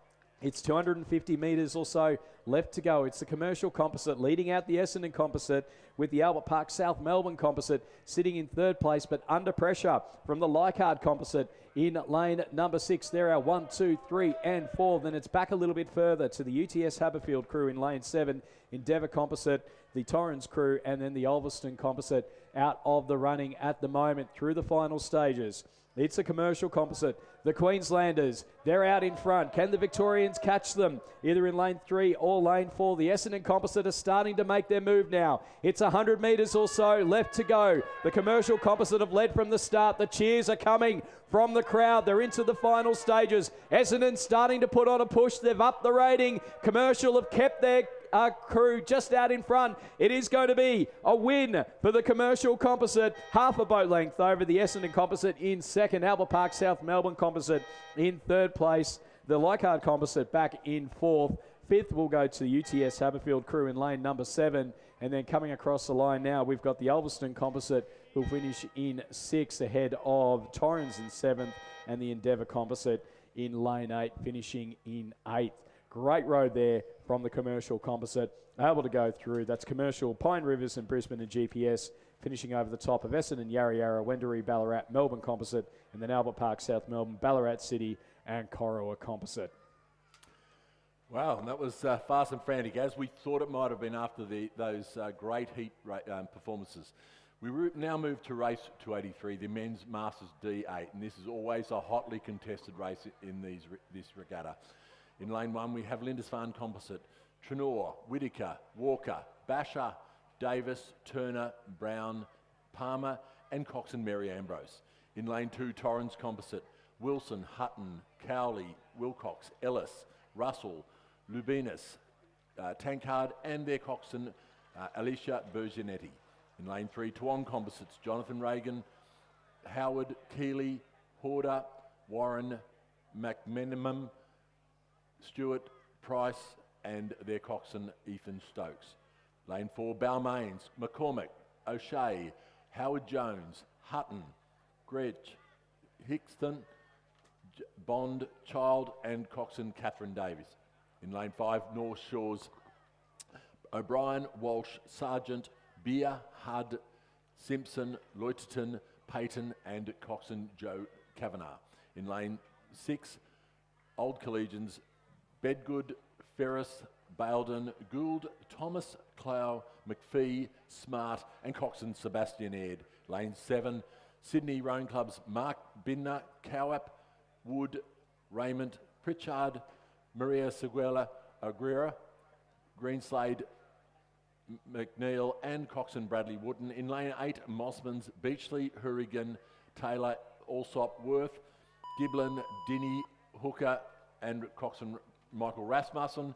And in lane 9, Adelaide University composite, Tideman, Bill Nat, Sullivan, Dombrowski, Walker, Walters, McLeod, Morgan, and Alistair Walsh, and in their coxswain, Bonnie White. And in that, interestingly, that Torrens composite, Stuart, is a combination of the Tasmanian and South Australian state quads from yesterday.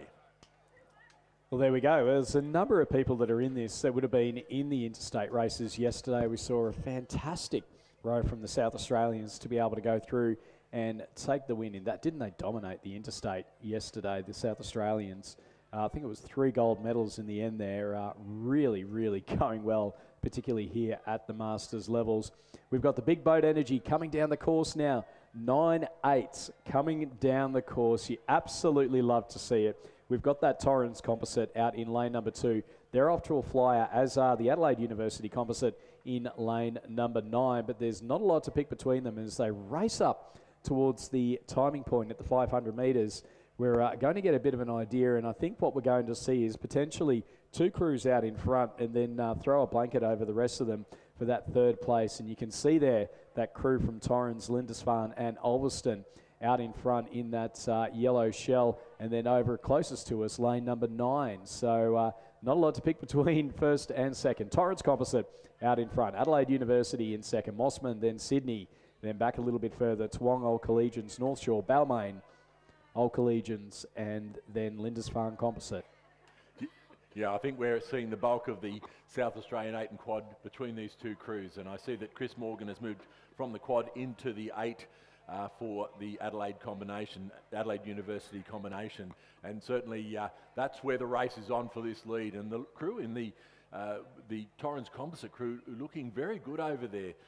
They sort of once again, Scullers fancying themselves in sweep, or it's always the way. But no, generally you can transition very good from a sculling boat into a sweep boat, so they are showing that at the moment.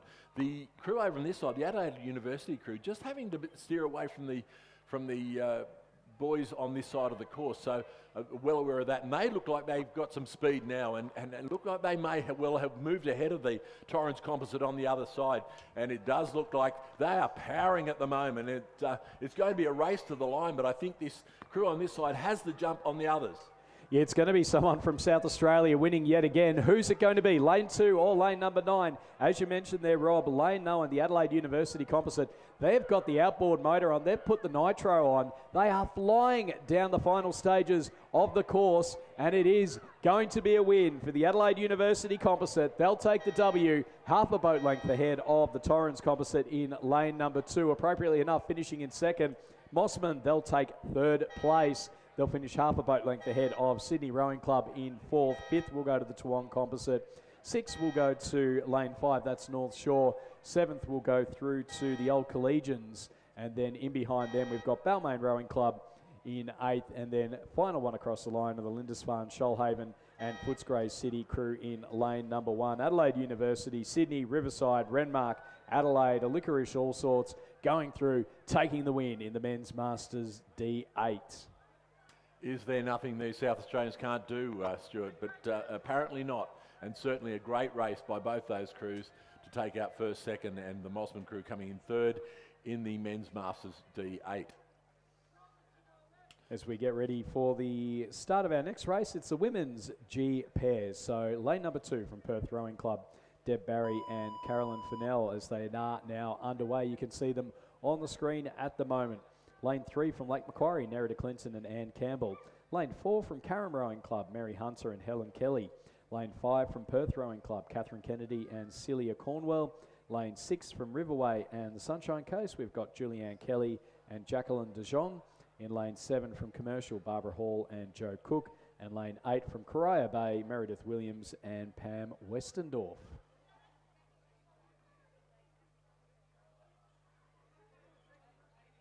Yeah, and they're well into this race now, and once again, some very skilled combinations here, and I expect a very close race by the time we get there to the finish. The crew in Perth crew in lane 2 just having once again a few steering issues.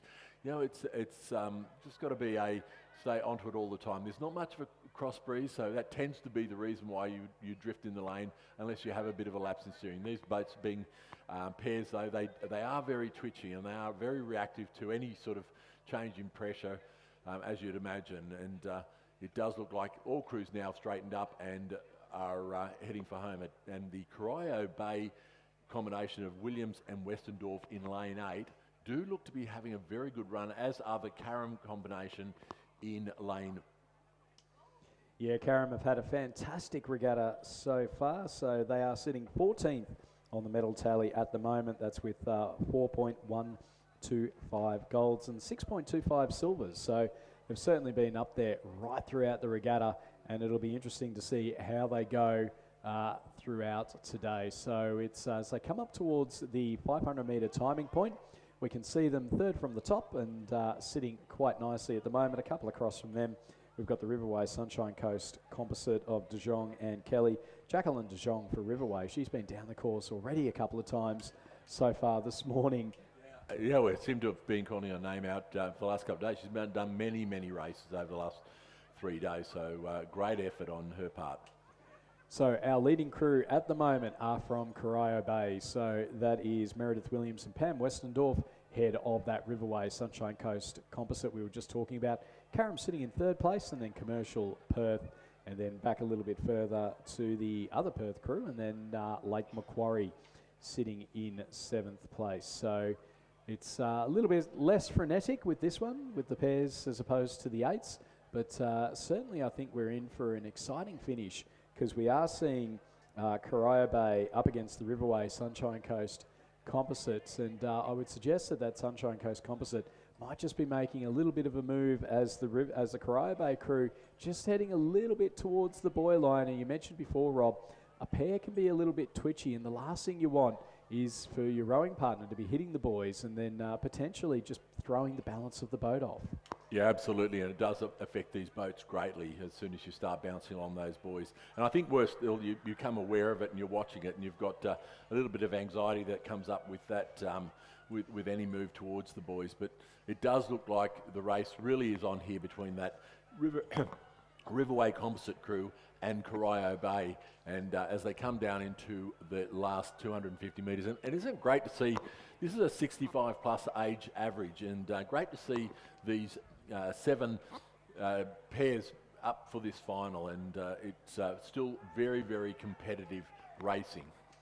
It does look to be the Riverway composite who have moved themselves out into the lead. Karam have put on a bit of a push as well. They're catching up to Corio Bay, and over on the far side of the course, Deb Barry and Carolyn Fennell from Perth Rowing Club are also in with a chance of a medal. We're down now to the last 150 metres. It's Riverway and the Sunshine Coast who have that lead now. Corio Bay, again, just having some steering issues into the final stages.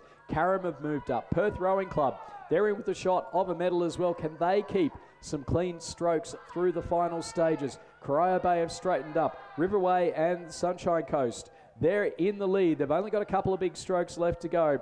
And once again, it is going to be another medal going back up to Townsville, back up to Queensland, as Julianne Kelly and Jacqueline de Jong win the women's G pairs. Second place does go to Corio Bay. That's Meredith Williams and Pam Westendorf, with third going to Karam, Mary Hunter and Helen Kelly.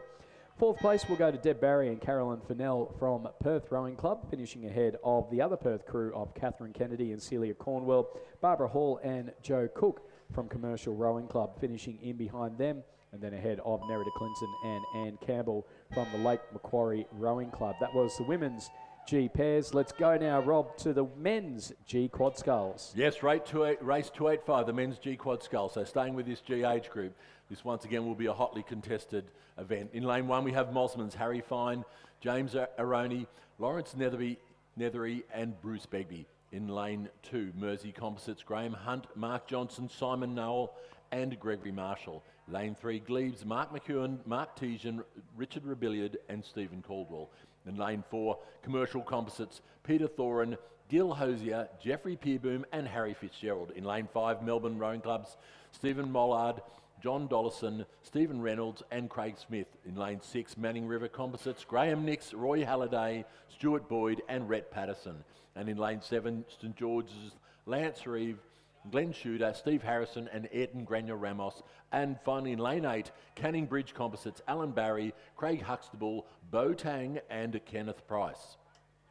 And it's a great start here from lane number 4. So that's Commercial, Noosa and Cairns Composite. We've seen these crew members do quite well throughout the regatta so far. Lane 2, the Mersey, Riverside and Murray Bridge Composite, also off to a good start through the first 200, 300 metres or so. Looking across the course, we've then got Melbourne Rowing Club.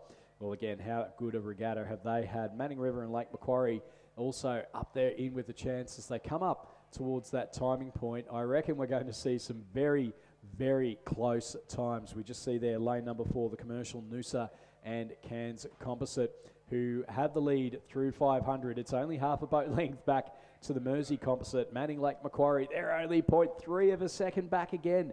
Melbourne are just over a second back in 4th place. And we've got St George, Glebe, Canning Bridge and Perth and Mossman Rowing Club. It's again 4 crews going for 3 medals. It doesn't quite work out. So we'll see who is going to go through and take the gold, silver and bronze in the men's G quad sculls. Commercial leading Mersey Composite, and now the push is coming from our two crews to the left of them, Melbourne and the Manning River Composite, starting to make their moves up now.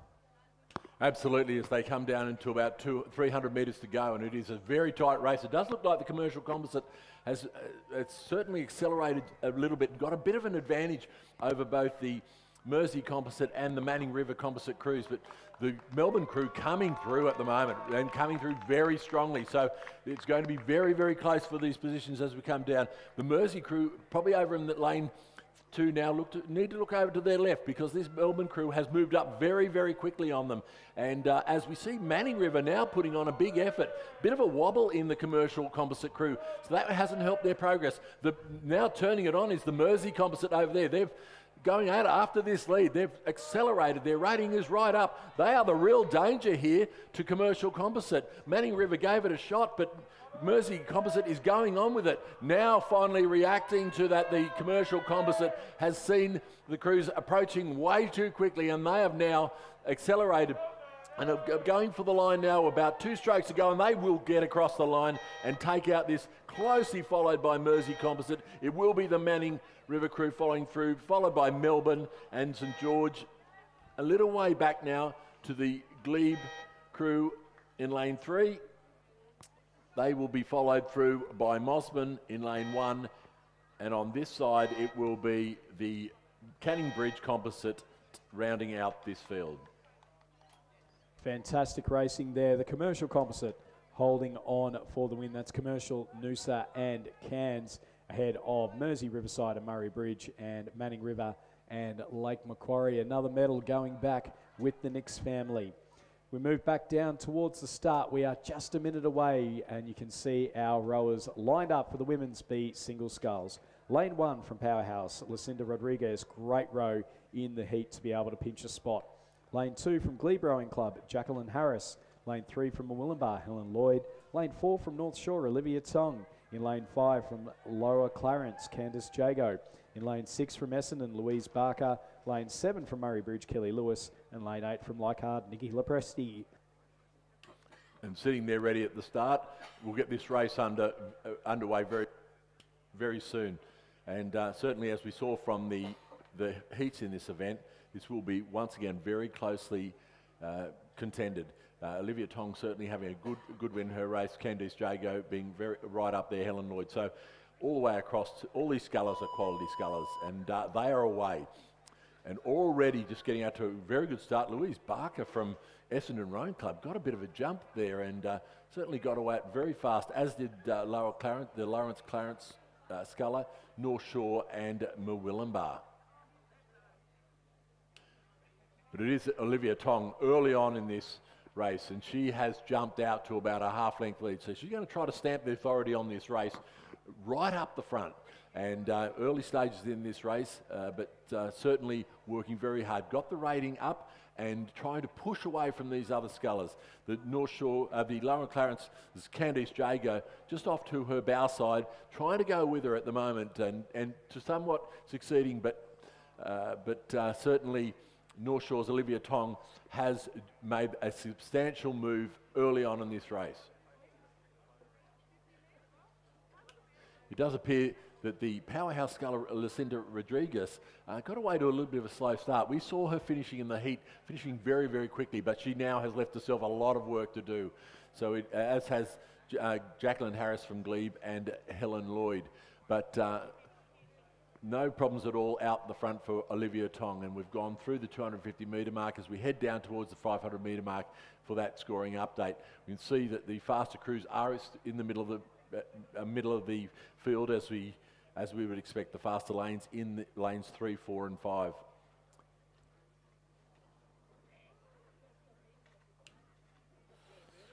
A flock of birds over in lanes 7 and 8 at the moment. I'm hoping they're not causing too much grief. They seem to be getting out of the way for these scullers, but it will be a little bit of a distraction. Nikki Lepresti in lane 8 and Kelly Lewis in lane 7. Certainly having to contend with those, but they look to have moved a little bit further down the course. But as we come through the 500 metre mark, it is that Olivia Tong and she holds a substantial lead now over Nikki Lepresti from Leichhardt, followed by Candice Jago, Kelly Lewis, Helen Lloyd, Jacqueline Harris and Louise Barker. So she's really putting the pressure on the rest of these scullers to go with her, and at the moment don't seem to be able to respond to that sort of pressure, and it does look to be a clear lead established by Olivia Tong over the chasing pack. Certainly Candice Jago and Nikki Lepresti faring very well. Nikki Lepresti over in lane 8, which indicates she didn't have an overly fast heat, but certainly displaying some speed at the moment, and she is vying for second place. There are 4 scullers vying for the second and third place at the moment, but certainly not for first. It is Olivia Tong who has stepped right away from the field. So whether she can keep that going, we'll have to wait and see. In now to the final 250 metres or so. She is our leading medal winner so far, Olivia Tong, and looking to add to that. But Nikki Lepresti, as you say, Rob, Leichhardt Rowing Club over in lane number 8. Can she go through and take a sneaky win? It's going to be fascinating to see the battle for the minor placings. We've also got Kelly Lewis from Murray Bridge Rowing Club, who's right up there, as well as Candice Jago from Lower Clarence. And then over on the far side of the course, Helen Lloyd from Murwillumbah and Jacqueline Harris from Glebe Rowing Club. Back a little bit further then to Lucinda Rodriguez from Powerhouse Rowing Club. Might have just spent all the bickies trying to get through in the heat. We're in now to the final 150 metres. Olivia Tong from North Shore Rowing Club.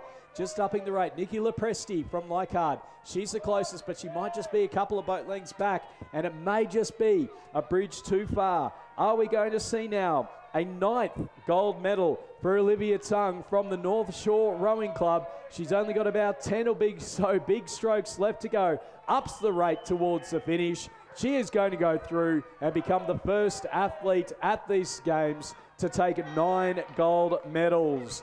Olivia Tong from North Shore takes the win. Nikki Lepresti from Leichhardt, she'll finish in second. The bronze will go to Murwillumbah's Helen Lloyd, with 4th place going to Glebe's Jacqueline Harris, just in behind her. 5th to Kelly Lewis from Murray Bridge Rowing Club, and then back a little bit further to Louise Barker from Essen and Candice Jago from Lower Clarence Rowing Club, and then Lucinda Rodriguez from Powerhouse finishing in 8th place. Who can beat Olivia Tong? Well, it appear not too many, and certainly her race plan to go out super hard just rattled the rest of the field there. And the only one who probably was less rattled by it was Nikki Lepresti, who had a great row and was probably sitting on the outside of the track, was a little bit left to her own devices, but certainly proved that, you know, you stay with it, stick with it, and keep the boat speed up, and you're in for a medal, and she certainly was. But we move now to race 287, the lightweight women's Masters B single scull. It's a straight out final. In lane 2, we have Leichhardt's Wendy Miller. In lane 3, Black Mountain's Jane Clues. In lane 4, North Shore Rowing Club's Alexandra Pinkham. In lane 5, Essendon's Simone Richardson. In lane 6, Yarra Yarra's Lisa Bates. The Shoalhaven sculler in lane 7 has withdrawn. So Jane Clues from Black Mountain Rowing Club, I think she's been in every single lightweight event that she's eligible to enter. So I think she might be a C or a D category. She's certainly in the A lightweights. She was in the C lightweights, now entering here in the women's B lightweight. So a great way of being able to get in multiple races throughout the day, particularly in the single sculls. A reminder that in Masters races, you can row in a younger age category, but not necessarily in a higher age category. It is also the last chance for winners of the single scull events to register their interest in the Champion of Champions event, which will be the last one for the regatta. Expressions of interest will be taken up until 12:30 p.m. and the draw for these events will be conducted shortly thereafter. The lightweight singles winners can pair up with another winner of the opposite sex to compete in the Champion of Champions lightweight double scull. So registration is taken at Athlete Services and must be registered before 12:30 today, and there is a weigh-in required, no crew average, for the lightweight event. So reminder, if you've won a single scull event, to enter into the Champion of Champion single sculls.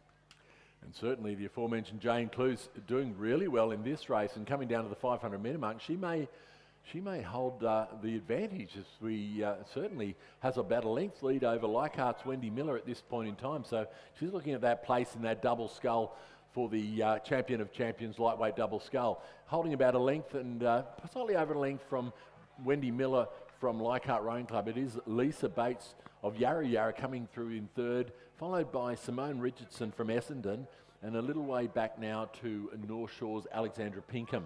But certainly the Jane Clue's holding a good lead. It does look like these two have a bit of an advantage over the rest of the field. So this is where the race for gold is going to be.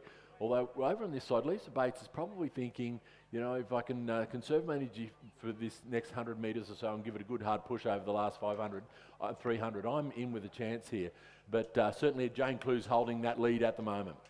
Well, it's the age-old thing. Do you go out hard in a single scull and then conserve your energy and then try and hold on towards the end, or do you conserve your energy a little bit and have a sprint finish? You just never know what's going to be the best option. Yeah, I always thought that I was always in trouble in the single scull, so it didn't really matter what I did. But yeah, certainly these guys are very experienced. Wendy Miller looks to have put on a bit of a effort here and a push, and has moved up a little bit closer to Jane Clues. So it's going to be very tight coming down the line, and certainly the Yarra Yarra Lisa Bates is moving very quickly too.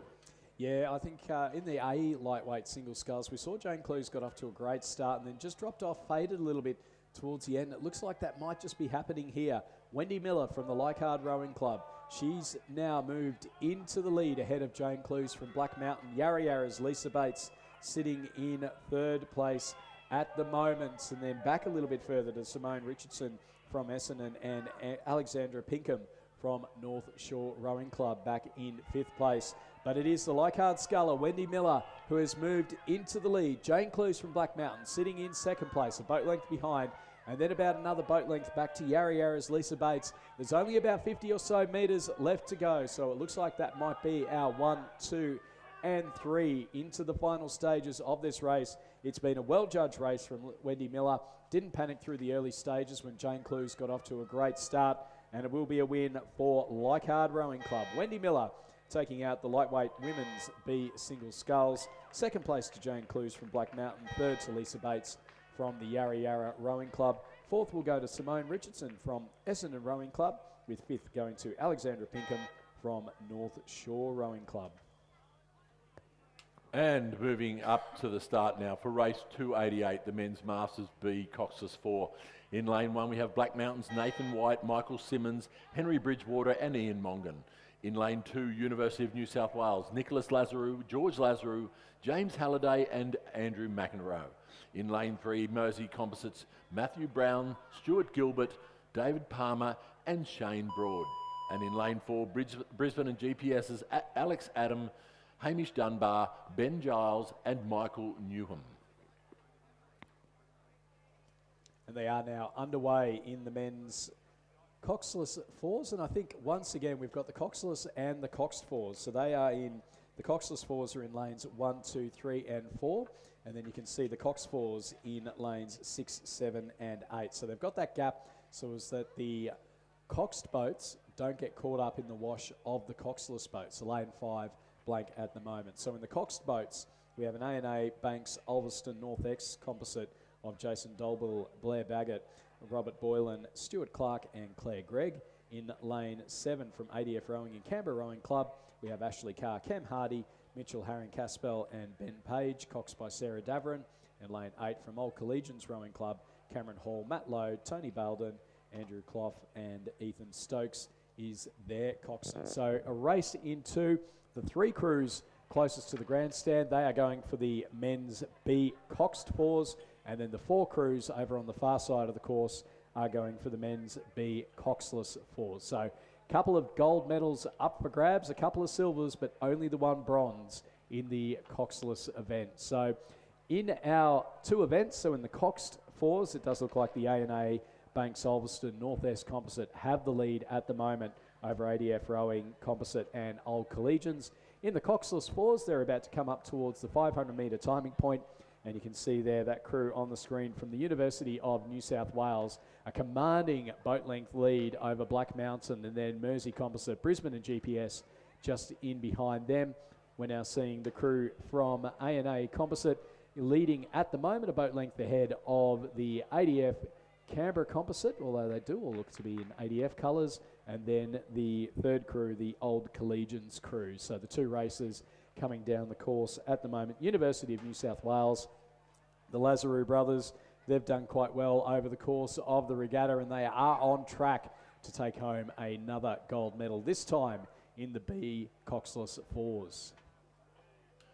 Yeah, certainly having a great row over there in lane 2, the University of New South Wales crew in the coxless 4, and they've had a very good regatta amongst this crew as well, so we'd expect that they would be very competitive in this event, and they're proving that at the moment. The only crew really going with them is the Brisbane and GPS crew over here in lane 4, although the lane 1, Black Mountain, would think that they're still in this race, as they probably are, so nobody missing out. The Mersey Composite now really turning it on, and they've just lifted their rating by 3 or 4 points and have gone on a big push.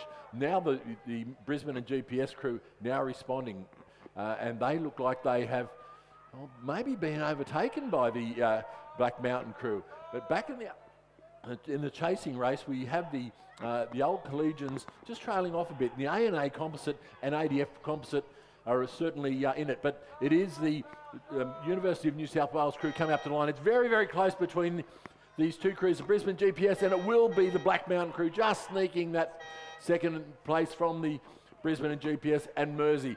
Coming down to the line now in the coxed 4, it is the ANA Composite with about a length and a half over the ADF rowing composite and a little bit further back now to the Old Collegians. So no trouble at all in the Cox race for the ANA Composite. So we did have University of New South Wales ahead of Black Mountain and Brisbane and GPS in the coxless, and it was ANA, ADF and Collegians in that order in the coxed 4. As we move down to the start of the women's coxless 4s. So in lane number 2 from River City Women's, we have Angela Noland, Siobhan Stafford, Sonia Gustafin and Petrus Lapis. In lane 3 from Powerhouse Richmond and Drummoyne, Kathleen Hextall, Renata Impma, Geraldine Goss and Emily Harridge. Lane 4 from North Shore, Catherine Sainty, Annalise Appleton, Joe Hodgkinson, Rhonda Decker. In lane 5 from Leichhardt, Susan Huggett, M. Barak, Jennifer Zonga and Daniela Bourget. In lane 6 from Willumbar and Commercial, we have Kim Rogers, Kathy Baxter, Samantha Donaldson and Tamsin Brew. So we just see our crews getting ready to rock. In lane 7 from Newcastle, they are the crew second from the bottom. Catherine Dadd, Susan Demar, Bonnie Tratt and Sally Watson. And then lane 8 from the University of WA and Perth, Sarah Knight, Kathy Ride, Edwina Foster and Orla Flecker. So they are the crew on the screen, on the bottom of your screen at the moment. So everyone just looking behind, getting ready to go. We're just about ready to start. The women's coxless 4s. And something we don't see a lot of in Masters rowing, but the crew on this side certainly running with a tandem rig. So they've obviously done a bit of training in that boat. That would normally be how you would set them up if you've done a lot of training in them. So they're away, everyone away to a very clean start. Does look like that crew in lane 2, the Powerhouse Composite, seems to got away to a bit of a flyer. I'd expect that, as well as the Leichhardt combination and the WA combination that would the aforementioned. So it is a nice clean start, and we're just moving in behind the umpire's boat, moving in behind these crews at the moment. So as they make their way down towards the 250 metre mark, it does still look to be a very close race. It does look like the Willumbar Composite perhaps has slipped a little bit off the back of the field, and the Newcastle crew as well, a little bit behind, but won't really get a good picture of that until we get a lot closer. But it does appear from where we sit that the Powerhouse Composite has got out to a great start, and the crew beside them to their left, the North Shore and Leichhardt crews, also in the hunt there. A bit further over, I said a few steering issues happening in the Newcastle crew, and certainly they'll need to get that crew a lot straighter. Now, as we can see down there at the moment, we're watching that Drummoyne Composite crew, and it is Kathleen Hextall in the stroke seat and Renata Ipmar from Drummoyne in the 2 seat by the look of it. An interesting combination, and Geraldine Goss and Emily Harridge from Powerhouse and Richmond as they push their way towards the 500 metre mark. Care to expand on the interesting combination there from their coach? Yeah, Comments look, from the super yeah, coach? they've spent a lot of time. They've spent a lot of time beside each other. So both being on the same side of the boat will be a very big experience for them, and it's something they really need to do anyway. But certainly it seems to be working from where we sit at the moment, Stuart. So as we're coming up now towards the timing point, it does look to be the Leichhardt crew in lane number 5, level with that Powerhouse Composite in lane number 3. So the aforementioned Hextall and Ipma sitting nicely there, 0.13 of a second between first and second. River City Women's sitting in third, North Shore in fourth, University of WA Perth Composite in fifth, Murwillumbah Commercial in sixth, and Newcastle back in seventh place. So the battle is well and truly on for our leading two crews. Leichhardt against the Powerhouse Richmond and Drummoyne Composite. So look out for lanes 5 and 3. And it does look like Leichhardt might just be getting their bow ball a little bit further out in front with every single stroke. For the rest of the crews, though, well, you could just about throw the proverbial blanket over them.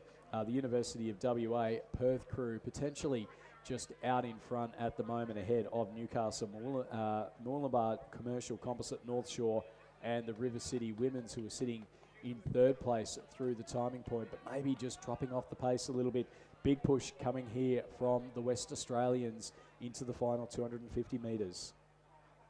Yeah, and certainly as they come into that 250 metre mark, is a battle between the Leichhardt crew and the Powerhouse Composite. That Powerhouse Composite had their last training row in this race last year, so great combination getting back together. But it is the Leichhardt crew holding that slightest advantage coming down to the last 300 metres of this race, 150 metres of this race, but nothing in it. The Powerhouse Composite certainly winding up the rating as they come down towards the line. It may be that the lack of time together in that boat won't be helping them at this time, but they are having a big push against the Leichhardt crew at the moment. Leichhardt trying to respond, so it's going to be nothing in it as they come down towards the line. Leichhardt now have responded and certainly have looked to be holding about a metre's advantage over that Powerhouse Composite combination over there in lane 3, and it will be the Leichhardt crew coming through, and they will take that win, followed by the Powerhouse Composite crew. And absolutely nothing in it for this third place. It's a race for young and old. It is the River City Women's who are holding down third place at the moment.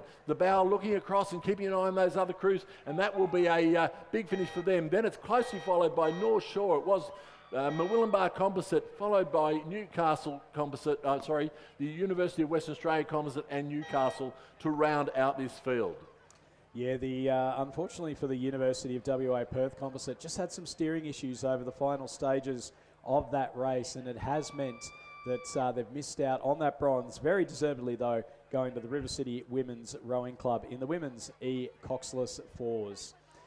As we see our crews getting down to the start of the women's coxed fours. So lane 2 from Corio Bay, just attaching themselves to the finger now. That's Karen Patton, Tanya Sutherland, Nick White, Jandy Watts and Caitlin Murphy. Lane 3 from Yarra Yarra Rowing Club, Kathy Sigaris, Rachel Golonka, Seri Bennett, Rebecca George and Alison Hallinan. In lane 4 from Essendon Rowing Club, Cindy Neenan, Heidi Fry, Mary Gonzalez, Lisa Gandolfo and Dale Bell. Lane 5 from Dragons and Richmond, we have Claire Fairley, Martina Proctor, Carolyn Connolly, Tracy Capes and Sam Lincoln. Lane 6 from North Shore Rowing Club, Peggy McBride, Nikki Blackwell, Rachel Lash, Nicola Kennedy and Jane Kavanagh. And then lane number 7, we have a couple of names on here, Sally Shepparton, Frances Graham, and then the other names unfortunately are not on our program. So that is a Karen Hawthorne Composite that is just now kicked off, and they are underway. So the women's coxed fours is underway, and you can see the crews on the screen at the moment. A great start there for the crew in the middle, and that looks to be the Dragons Richmond Composites there. So it must be a Dragons crew. They've got QLD next to their name. So Sam Lincoln, the coxswain from the Richmond Rowing Club, and had a great start, just a couple of steering issues, but over on the far closest to us on the right-hand side of the screen, you can see North Shore and the Karen Hawthorne crews both going off quite nicely. Yeah, that North Shore crew of Peggy McBride, Nikki Blackwell, Rachel Lash and Nicola Kennedy with their coxswain Jane Kavanagh have had a lot of success in these coxed 4 races, so I imagine that they will fare in the medals at the end of the race. So as we're coming down to 250 metres gone, still a very close race, but it does look like North Shore now has pulled it on a little bit and jumped out to a bit of a lead. Does look like the Essendon Yarra Yarra crews are certainly trying to go out with them, but from where we sit at the moment, it does look like the North Shore crew has established quite an early advantage in this race. Very tight across the field though. It's almost a straight line between the other 5 crews in this, or 6 crews in this race. So it is going to be very tight as we come down to the 500 metre mark.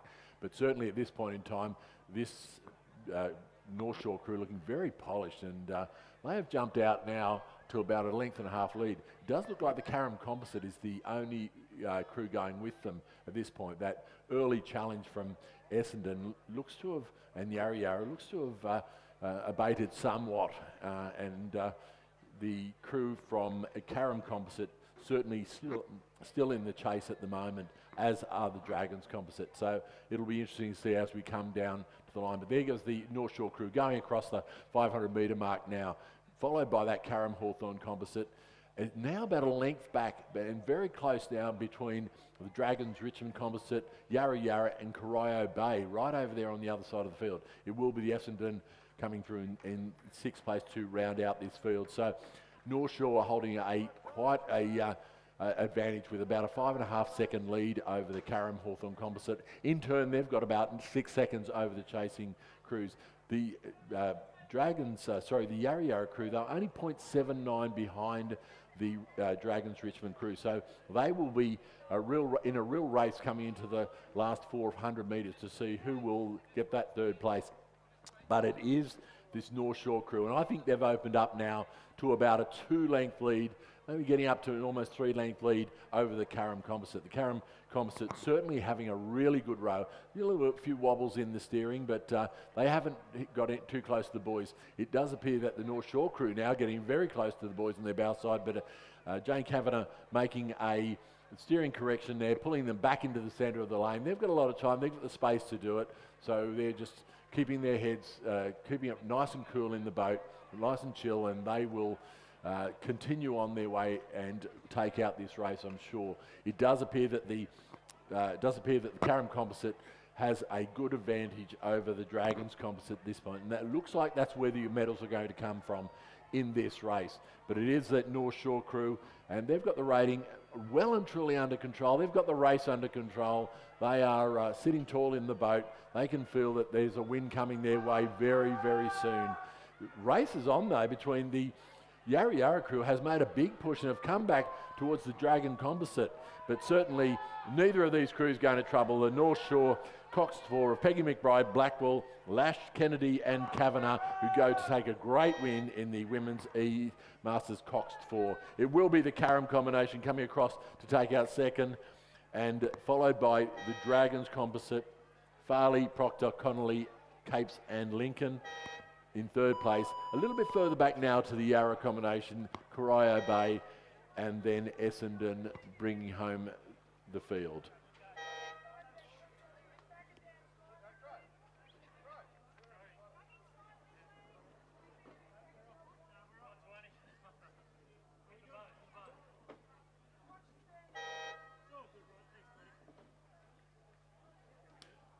We have the next race, which is race 292 underway.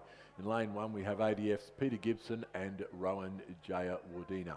In lane 2, North Essex, Robert Wrigley and Patrick Bird. In lane 3, Lake Macquarie's Sean Ryan and Jeremy Smith. In lane 4, Riverside's Brian Glawson and Anthony Lee. In lane 5, Leichhardt Rowing Club's Richard Medway and Frank McHugh. In lane 6, Melbourne Yarra Yarras, Justin Negri and Gregor O'Nions. In lane 7, Manning River St George Composite of Christopher Jones and Nick Johnson. In lane 8, Nepean Penrith combination, Peter Hood and Paul Grady. And in lane 9, Powerhouse and Corio Bay's Lee Hall Sullivan and David Mays. And these crews, they had some great performances in the heat, but we didn't get a great idea of how it was going to pan out in the final, because they were some foxing with their thing and certainly containing their energy. Few steering troubles out there in the middle of the field at the moment though, and the crew, it looked to be the Leichhardt crew perhaps with a few steering troubles in lane 4, but certainly the Riverside crew handling it very well at the moment. Yes, it was the Leichhardt crew. They've certainly tracked back and forward. And they had a really good win in the heat, so quite surprising, but certainly still in it. It does look like, as we come through the 500 metre mark, it is the Melbourne Yarra combination of Negri and O'Nions, and they've gone through in 1:42 with about a 4.5 second advantage over Leichhardt's, Medway and McHugh. It is Riverside's Glawson and Lee who follow them through, followed by North Esk, Powerhouse, Corio Bay, ADF, Lake Macquarie, Manning River, St George and Nepean. So nothing in it for that between Riverside and North Esk. So certainly going to be a race there to see who pulls off that bronze medal. But this crew out in front now, the Justin Negri, Gregor O'Nions crew has streeted this field. They are about 1.5 lengths now, maybe even 2 lengths up on the remainder of the pack, the chasing pack. It does look like it is still probably now, I would say that the Riverside crew has moved up alongside the Leichhardt crew, as have North Esk. North Esk have had a great couple of 100 metres, and they look like they're also in the vying for second place. But no trouble at all at the moment for this crew out in front. It's the Negri and O'Nions combination, and they look a very, very polished combination. The Medway, McHugh now turning it on from Leichhardt, but over on the other side in lane 2, it is the North Esk combination of Wrigley and Bird, and they have come home like a train. They have overtaken these other 2 crews, Riverside and Leichhardt, and they now hold down a clear second place. Medway and McHugh now reacting and trying to pull the rating up and pull this advantage back. Riverside trying to go with them, but unable to go with them, but it will be the crew of Negri and O'Nions. Real race, real big finish coming here from Leichhardt Rowing Club, but they have left their run just too late, and they will just get pipped by the North Esk crew, and who will take out second. Leichhardt third, Riverside fourth. It will be a little way back to the Lake Macquarie crew, who will take out fifth. Very close between the remaining crews. Powerhouse, Corio Bay, followed by ADF Rowing. It will be then the Penrith Nepean combination and Manning River St George.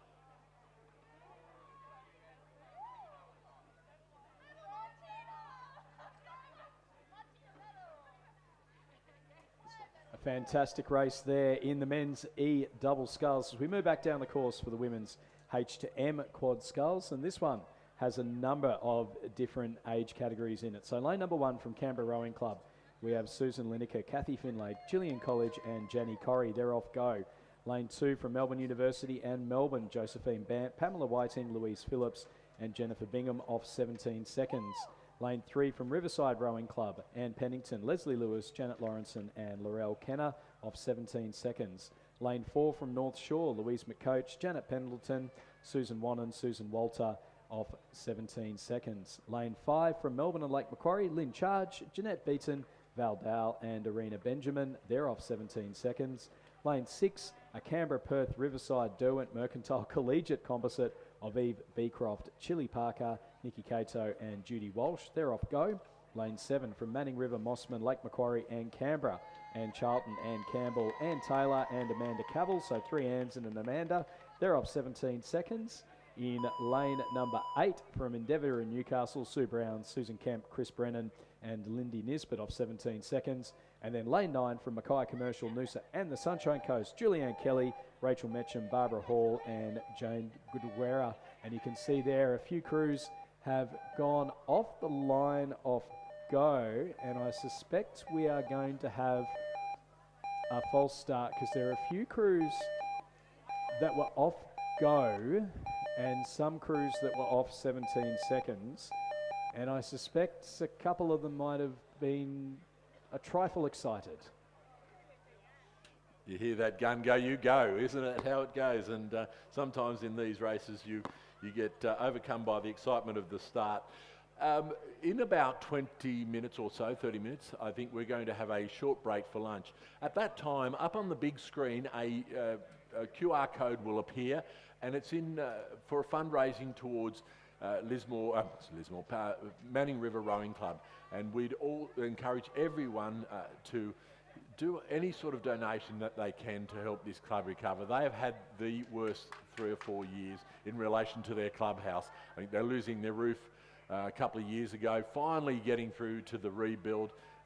The clubhouse looking absolutely fantastic, and then spent the last week and a half underwater. So they would appreciate any funds that you can put their way. So look out for that QR code in the lunch break, and if you possibly can, get down there, get it on your screen, and put some fundraising their way.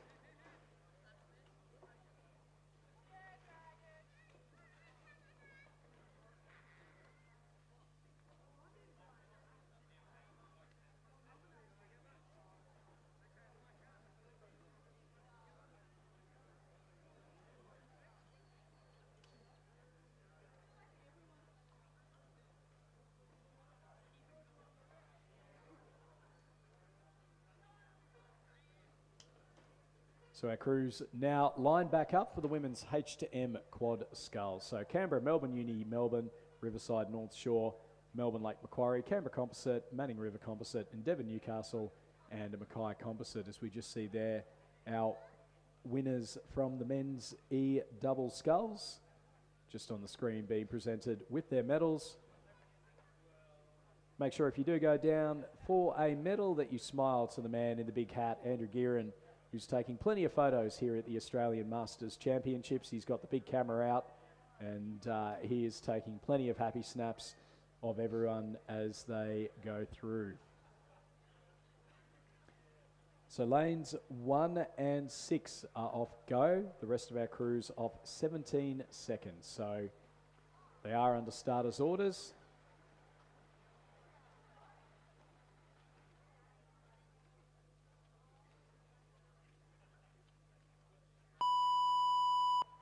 So our crews now underway. Our first two crews off go. So that is Canberra Rowing Club in lane number 1, and then the Canberra, Perth, Riverside and Derwent Mercantile Collegiate crew in lane number 7. So they're off go, and then it is a 17-second delayed start to our other crews. So they are just about ready to go, and you can see them now underway. So all of our crews are underway. So again, with these Masters races, we are expecting to see a very close finish. So we would expect to see the Canberra and Canberra Composite crews leading through the early stages, and particularly through the 500-metre timing point. But it will be interesting to see what the gap is between first and second, and then back to the chasing H category crews. So we've got two I crews, and the rest are H category crews. The I crews, they are average age of 75 plus, and then the H are average age of 70 plus.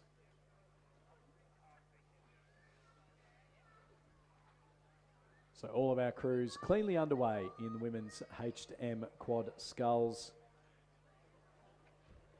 As we look down the course, unsurprisingly, it is the two crews off go that have made the early running, but Melbourne University and Melbourne crew over in lane number 2 moving out quite nicely as well. So we'll see how far they've been able to close that gap. 17 seconds was the delayed start, so if they're able to close it down to 9 seconds or better or less, then we know that they are definitely in with a shot of going through and taking the W in this race, or going through for the medals. So the crews in lanes 2, 3 and 4, Melbourne University, Melbourne, Riverside Rowing Club and North Shore, look to be the three crews that are making up the most ground on those two I category crews, as are the Endeavour and Newcastle Composite over in lane number 8. So plenty to play for. They're coming up now towards that first timing point, and I would suggest that our two I crews are well and truly being hunted down by those H category crews. We can see Canberra Rowing Club over in lane number 1.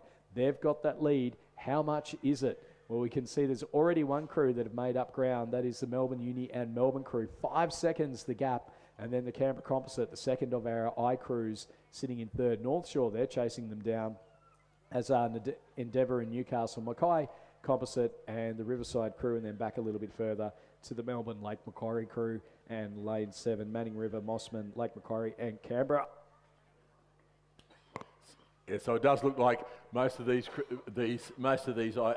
H crews have reduced that the handicap of 17 seconds down to 5, 6, 7 seconds. So they certainly are going to get overtaken as we come down to the last 300 or 400 metres. These Canberra and Canberra composite crews, but we look across there at the moment, and through that 500, it was the Canberra crew, but the Melbourne Uni crew and the Melbourne Uni, North Shore and Endeavour Newcastle crews look to be where the pace is. And as we look over on this side, the Endeavour Composite over here in lane 8, certainly faring very well, but it does look to be over there in lane 2, the Melbourne University Composite crew of Bant, Whiting, Phillips and Bingham, very, very experienced crew who are holding down about a length's lead over the chasing pack. Still moving very well though is this Newcastle Endeavour composite crew, as are the Mackay composite to their bow side. And right over on the other side, hanging in there, the Canberra crew, but they're not going to be able to go with them, I can't imagine. But although they have pressed on, the crew off go, they had been overtaken by North Shore, but North Shore seemed to be really troubled with their steering at the moment, going from one side of the lane to the other, and that certainly is killing them. But certainly the Mackay crew coming home very, very strongly. And will they get there in time to beat out this Canberra crew, this very experienced Canberra crew who went off go, had their margin reduced to 5 seconds going through the 500 metre mark, but they are going to hold on, Stuart, and get second place. Melbourne University, Melbourne going through for the win. Canberra Rowing Club, they're going to go through and hold on to the silver medal. It's a silver going back down the Hume. Third place and the bronze will go to North Shore. And then coming through in fourth will be the Newcastle Endeavour Composite. Fifth place will go to lane number 9. That's the Mackay Commercial, Noosa and Sunshine Coast Composite. And then coming through in sixth place will be the crew from Riverside in South Australia. Seventh place will go to the second of our I crews, that is the Canberra Composite in lane number 6. Then in behind them we have the Melbourne Lake Macquarie Composite in lane 5, and then the Manning River, Mossman, Lake Macquarie and Canberra Composite finishing in 9th place. And the racing still coming thick and fast. 294, race 294, the men's masters H8. I'll just do a quick roll call. In lane 2, it's the Brisbane and GPS Composite. In lane 3, Banks Composite. In lane 4, Melbourne Composite. In lane 5, North Shore Rowing Club. In lane 6, St George Composite. And in lane 7, the Mossman Composite. And we've seen all these crews figuring results across the weekend. So it's going to be a very, very good race. It's a straight out final. And as we making our way down for about 350 metres gone, and it does appear that the crews in the middle of the field, the Banks Melbourne and probably the St George Composite, looks to be where all the boat speed is at the moment. And there's plenty of composite crews, plenty of crews represented in these ones. The Brisbane and GPS Composite, Brisbane and GPS, Riverway, University of Queensland, Toowong, Cand and Commercial. The Banks Composite is Banks, Toowong and Mercantile. Melbourne Composite is Melbourne and ANU. North Shores and Mossman are just single club crews, and the St George Composite, St George, Manning River, Glebe, Lake Macquarie, Lindisfarne and Leichhardt. So plenty of variety as they're coming down, and I think there's going to be plenty of variety into who has the lead through various stages of this race. We've got, you can see there, lane number 3 and 4 battling it out, and lane number 5 as well. They're our 1, 2 and 3. North Shore, can they hold out for a single club win in the men's H8s? They're sitting just out in front. It's a canvas between first and fourth. North Shore leading Melbourne ANU, St George Composite, Banks Composite, the second St George, I don't think that's the second St George Composite, but Mossman, and then the Brisbane and GPS Composite in there as well. Rob, we are in for a cracking finish. 500 metres left to go. Who's going to take the W? Yeah, the North Shore crew, they got a bit of a big, had a really good middle 3 at 400 metres, but it does look like the other crews are overcoming them again. The crew on this side of them, the St George Composite, and once again I can see those Manning River boys up in the bow end of that boat, as they seem to like to be. I think first across the line is always a good feeling, and they certainly have drawn even terms with the North Shore crew. They are just slightly ahead of Melbourne Composite and the Banks Composite now. Over on this side, the Mossman crew also right in the mix. So the race is on up front here, and it's between the Melbourne Composite, North Shore 3, St George Composite, just a little bit out of it, but still possible to get a place here. Is the Banks Composite, but looks like now the St George Composite has now opened up slight advantage over the North Shore crew. Also the Melbourne Composite crew coming home very, very fast, and look at the Banks Composite crew coming over the top of them now. There's only the one Banks rower in there. It looks to be mostly Toowong to me. It is going to be very tight as they come into the last 100 metres of this race. The St George Composite over on this side holding just an ever so slight advantage. That Banks Composite has rode through the Commercial Composite. They may even overtake the Composite over on this side. It is so close coming into the line. We have literally about 5 strokes to win. Any one of 3 boats could win this race. The St George Composite just holding a slight advantage, and it looks like they will take out the win in this race, followed closely by the Banks Composite. Melbourne Commercial, it will be the North Shore crew who held the lead through the 500 metre mark, followed by Mossman Rowing Club, and back to Brisbane and GPS. What a fantastic race, Stuart.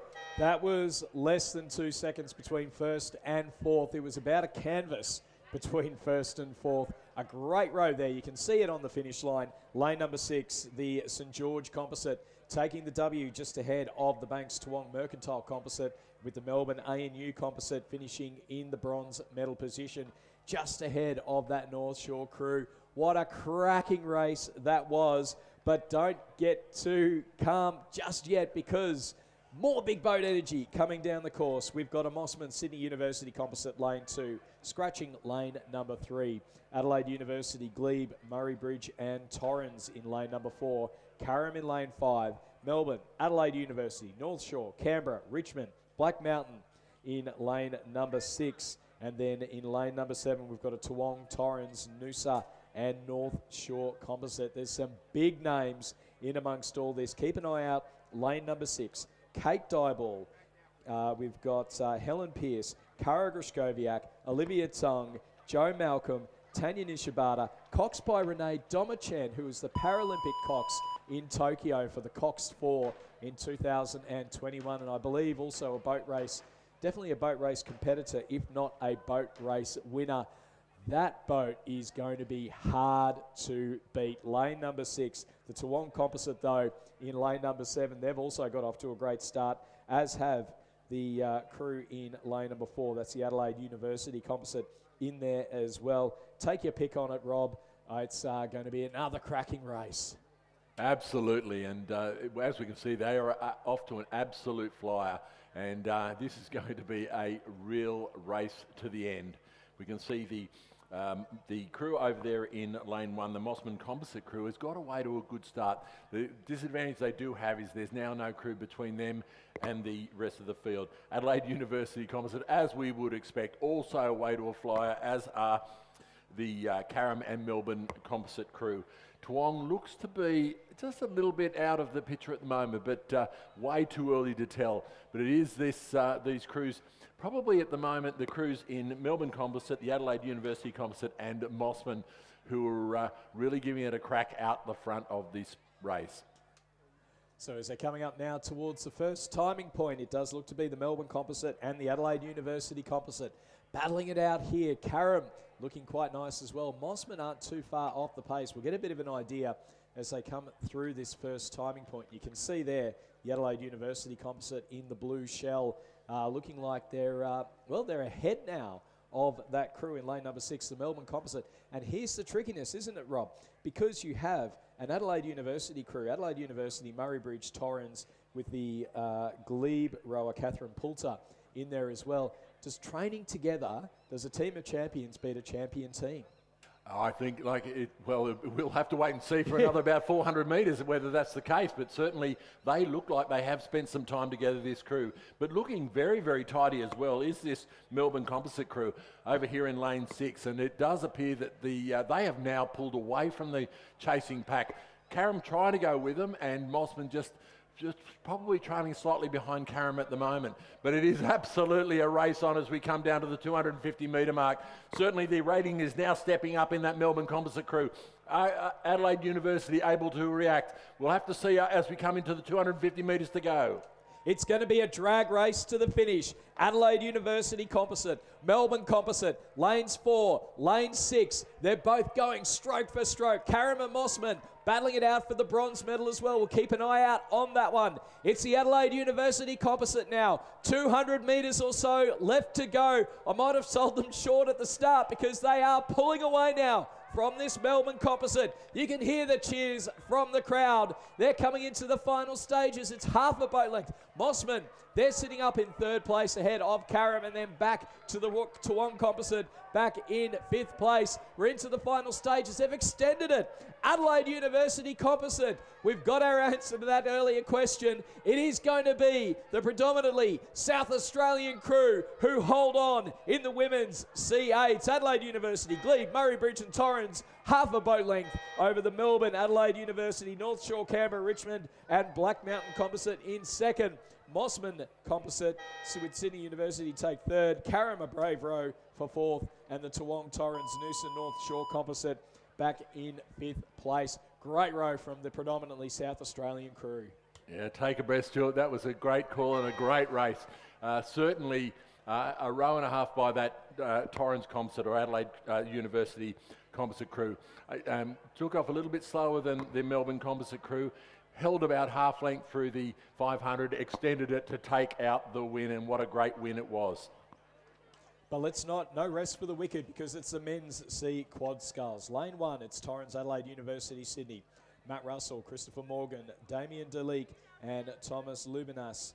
In lane 2 from Sydney University, Lachlan Aquatic Recreation Collective in Mossman, John Wood, Joel Cape, Andrew Waite and Michael Wiseman.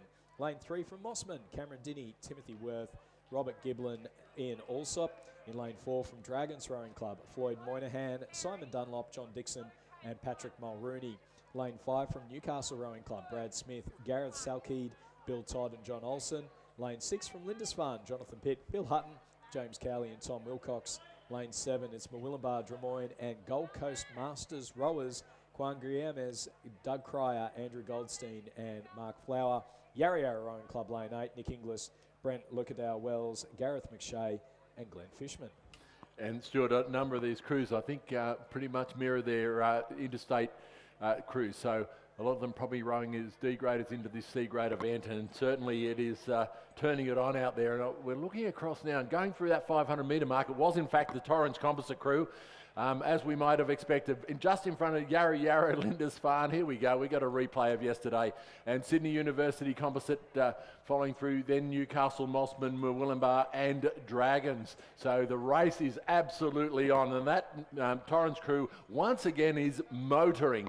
Over on this side, the Lindisfarne crew, probably straight by Pitt or Wilcox, is right up there, as are the Yarra Yarra crew. This is going to be a great race to the line.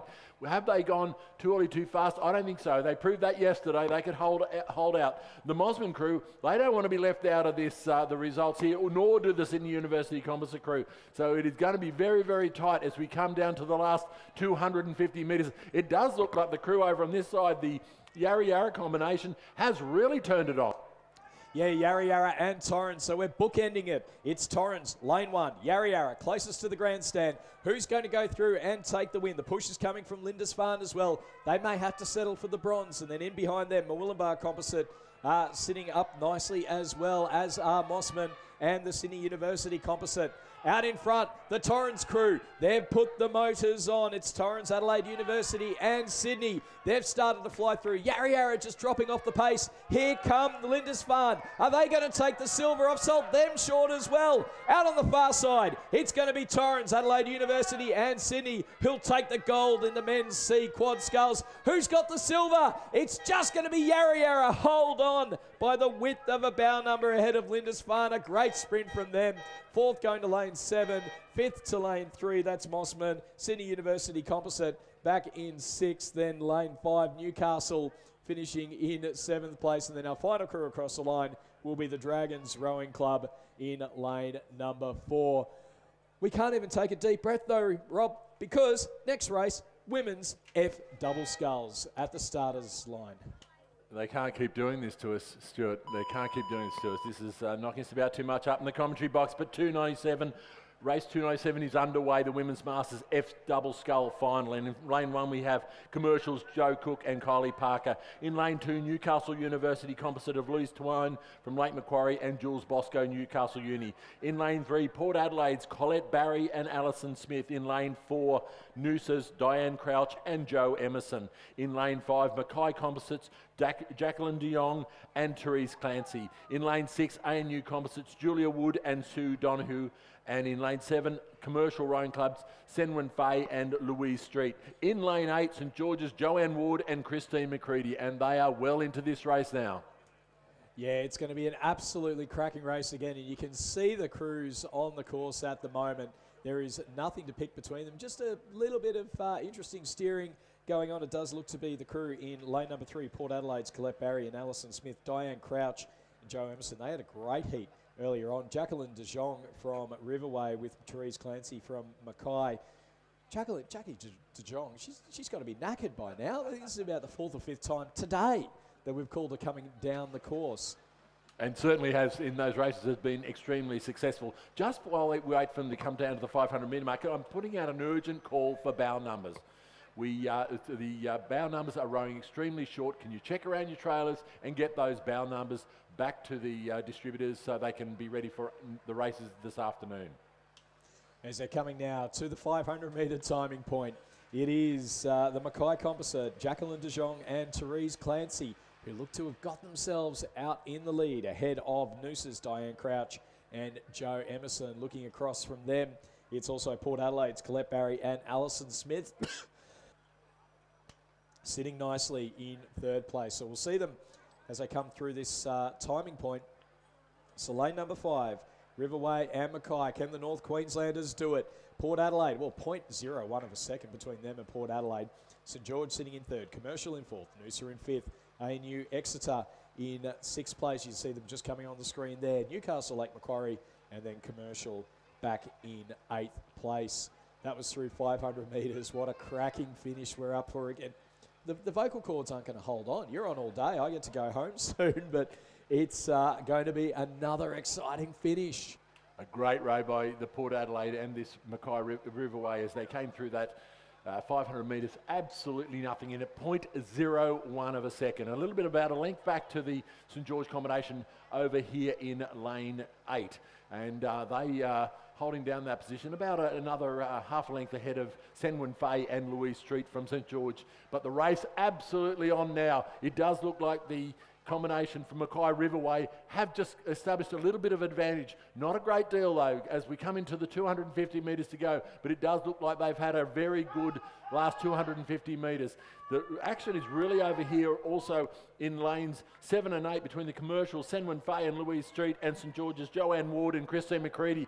And it looks like that Commercial crew has drawn alongside of the St George crew. They've got to react if they want to stay in that 3rd position, but it is this crew from Mackay Composite crew of Jacqueline Young and Therese Clancy who have just got about a half length over the Port Adelaide crew as we come into the last 100 metres.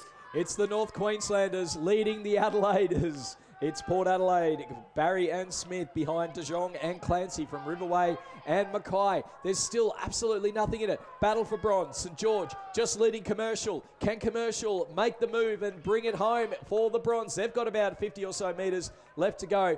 Out in front, though, it is going to be lane number 5, Mackay Rowing Club, Therese Clancy, Jacqueline de Jong, Riverway Rowing Club, who take the win in the women's F double sculls. It's a gold going back to North Queensland. 2nd place, a great row from Colette Barry and Alison Smith from Port Adelaide Rowing Club. 3rd, the bronze, St George Rowing Club, Joanne Ward and Christine McCready. 4th place going to Commercial, Senwin Fay and Louise Street, with 5th to Noosa's Diane Crouch and Joe Emerson. 6th to ANU and Exeter, Julia Wood and Sue Donahue. 7th to Newcastle University's Jules Bosco and Lake Macquarie's Louise Termine. And then Joe Cook and Kylie Parker from Commercial back in 8th place. Half a boat length between 1st and 2nd. What a great row that was the entire way down the course. Yeah, Stuart, haven't we had some great races this morning? Absolutely nothing in any of these races, and it looks like we're fronting up for another one. Race 298, it's the men's Masters F pair.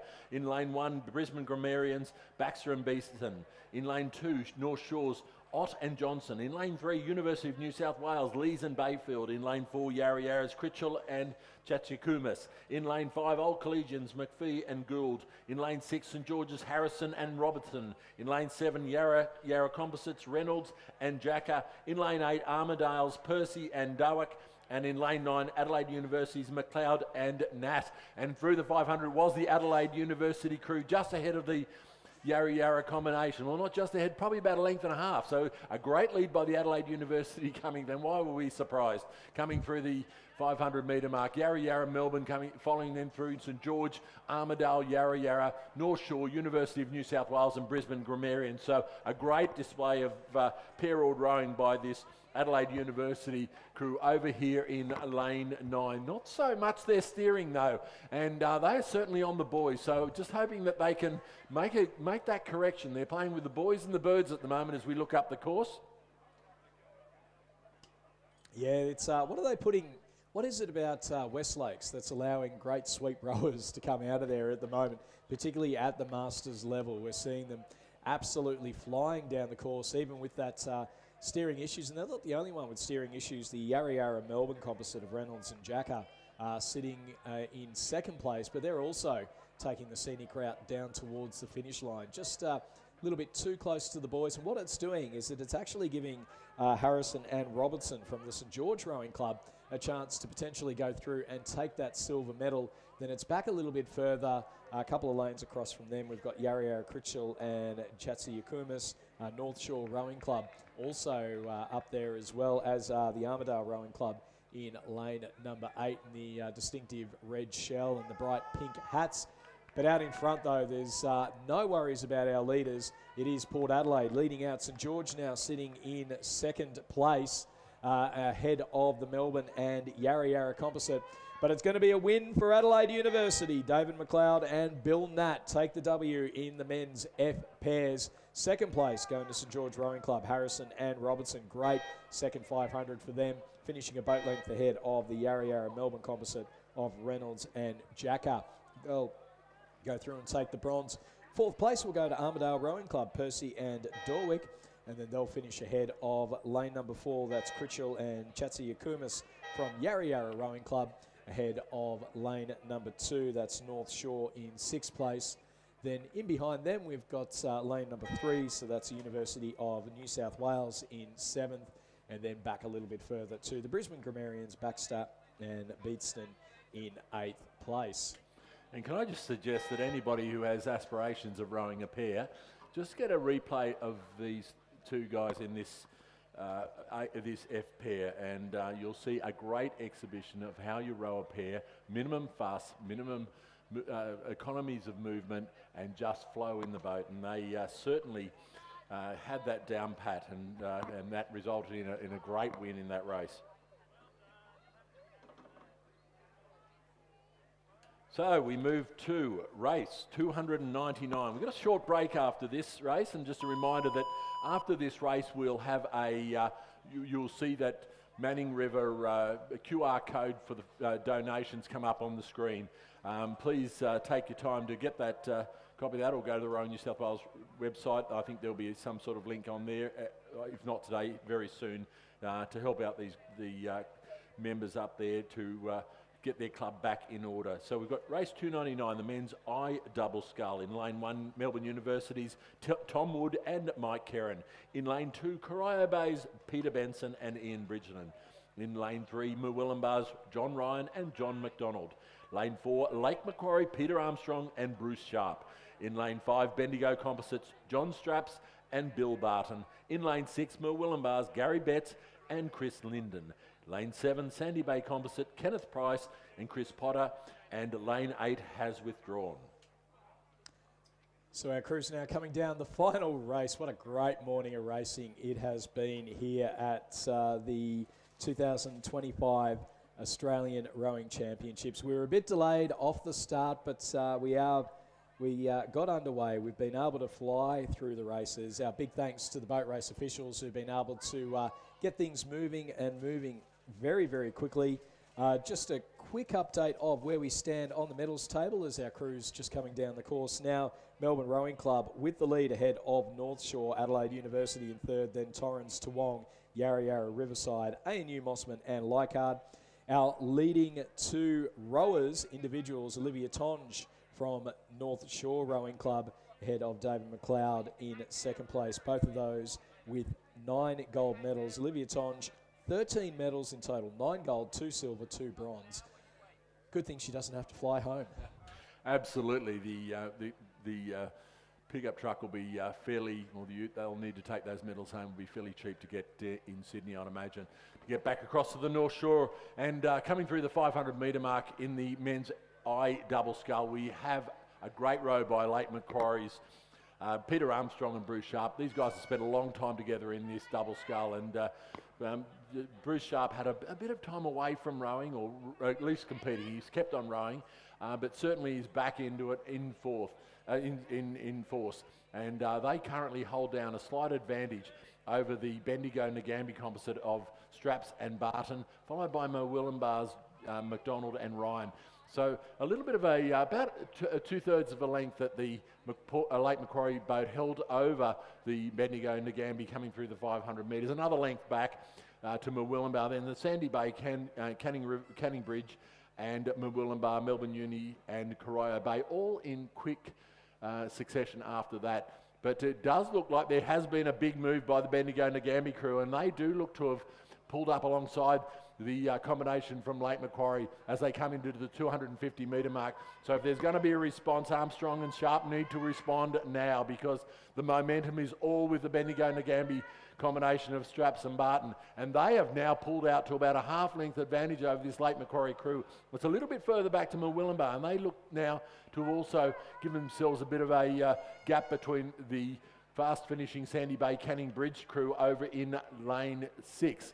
But it is this crew from Bendigo and Nagambie who have now pulled up to 3/4 of a length lead, and they look like they're pulling away from Sharp and Armstrong from Lake Macquarie now. They're lifting the rating now, but it's not making much of an impression. They're going to have to do a lot more than this if they're going to overcome this other crew in the last 50 metres. So the Nagambie and combination coming home, and they will take out the win after a great row. Bendigo-Nagambie combination coming across the line now to take the win from Lake Macquarie. It will be the Murwillumbah crew in lane 3 who come across the line to take third, followed by Sandy Bay Composite in lane 7. It will be the crew in lane 1, Melbourne University in 5th, Murwillumbah in 6th, and back to Corio Bay in 7th, and rounding out this field. What a fantastic morning worth of rowing. It was delayed, but it was well worth the wait. Our big thanks to the volunteers and the boat race officials who've made the morning go through. Our next race will begin at 1:30. Don't forget, up on the screen, we do have the QR code. If you're able to donate for the fundraiser for the Manning River Rowing Club, then all donations are greatly appreciated. We'll have you guys back racing at 1:30 this afternoon. And just while we go to that very short lunch break, 20 minutes, so not a lot of time to put your feet up, but a reminder that the Lakeside Bar is once again open for tastings. There's some great tastings of gin, wine and beer in the Lakeside Bar, open now till 4 o'clock.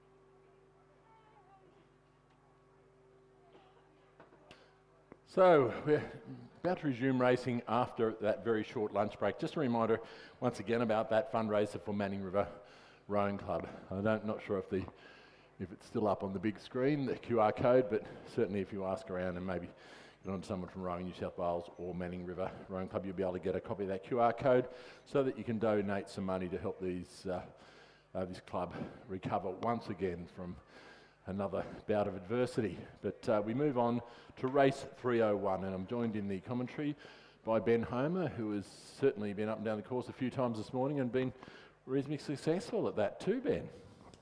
Yeah, and getting stitched up by you and Stuart saying that I rate myself highly in that A single. Well, I can tell you, anyone that knows me knows that I would never have said anything like that. And no, there's no sarcasm intended. I don't have any bone of alpha in me in my body. But one thing I would have told you is I thought Jack Hanley would win it, and he did. But what I will say is I just hope that he races in the Champion of Champions race at the end of today. So I hope that he is considering entering that for the club. It'd be pretty awesome to have Newcastle in it. Oh, it certainly would be, and it's an opportunity to not only put yourself out there on the course, but you represent your club, and it's a great race. The concept of it is absolutely fantastic. You know, as we get towards that finish line, and they're all congregating, you know, together as they come across the line. It's a great event, great spectacle. And Jack, head to the organisers and make sure you're in that draw. Yeah, because otherwise I will be giving it to him for at least another year until the Masters next year that he chickened out. So, alrighty, so let's get into this women's D8 heat number 1. So there's 2 heats in this event. Top 4 going through to the final. We've got the Toowong River City Women's Noosa North Shore Composite in lane 2, Carrum Powerhouse Composite in 3, Black Mountain ADF Drummoyne Composite in 4, Uni of WA, A&A, Curtin University, Fremantle and Sydney Composite in 5. North Shore Rowing Club, we've got a crew all from the same club in lane 6. And Dragons Richmond Composite in lane number 7. And remember, in these events, if you are the fastest club crew, you do get a club medal. So yeah, if you're a non-composite crew in the final and you're the fastest, you get a fastest club medal. So they're just getting ready and set for this start. We are a little bit behind time, but to be fair to all the officials, they've done a remarkable job today trying to compress the schedule and work everything through. Chris Grummett's been downstairs working his way through that. It's been thankless task for them all. They've done a terrific job to ensure we haven't lost any races. Well, considering how late we did start, I mean, it was 2.5 hours late, so it's put a bit of pressure on us up here with the 4-minute turnarounds, as it has with the umpires, but certainly being able to run through the program without losing any races is fantastic.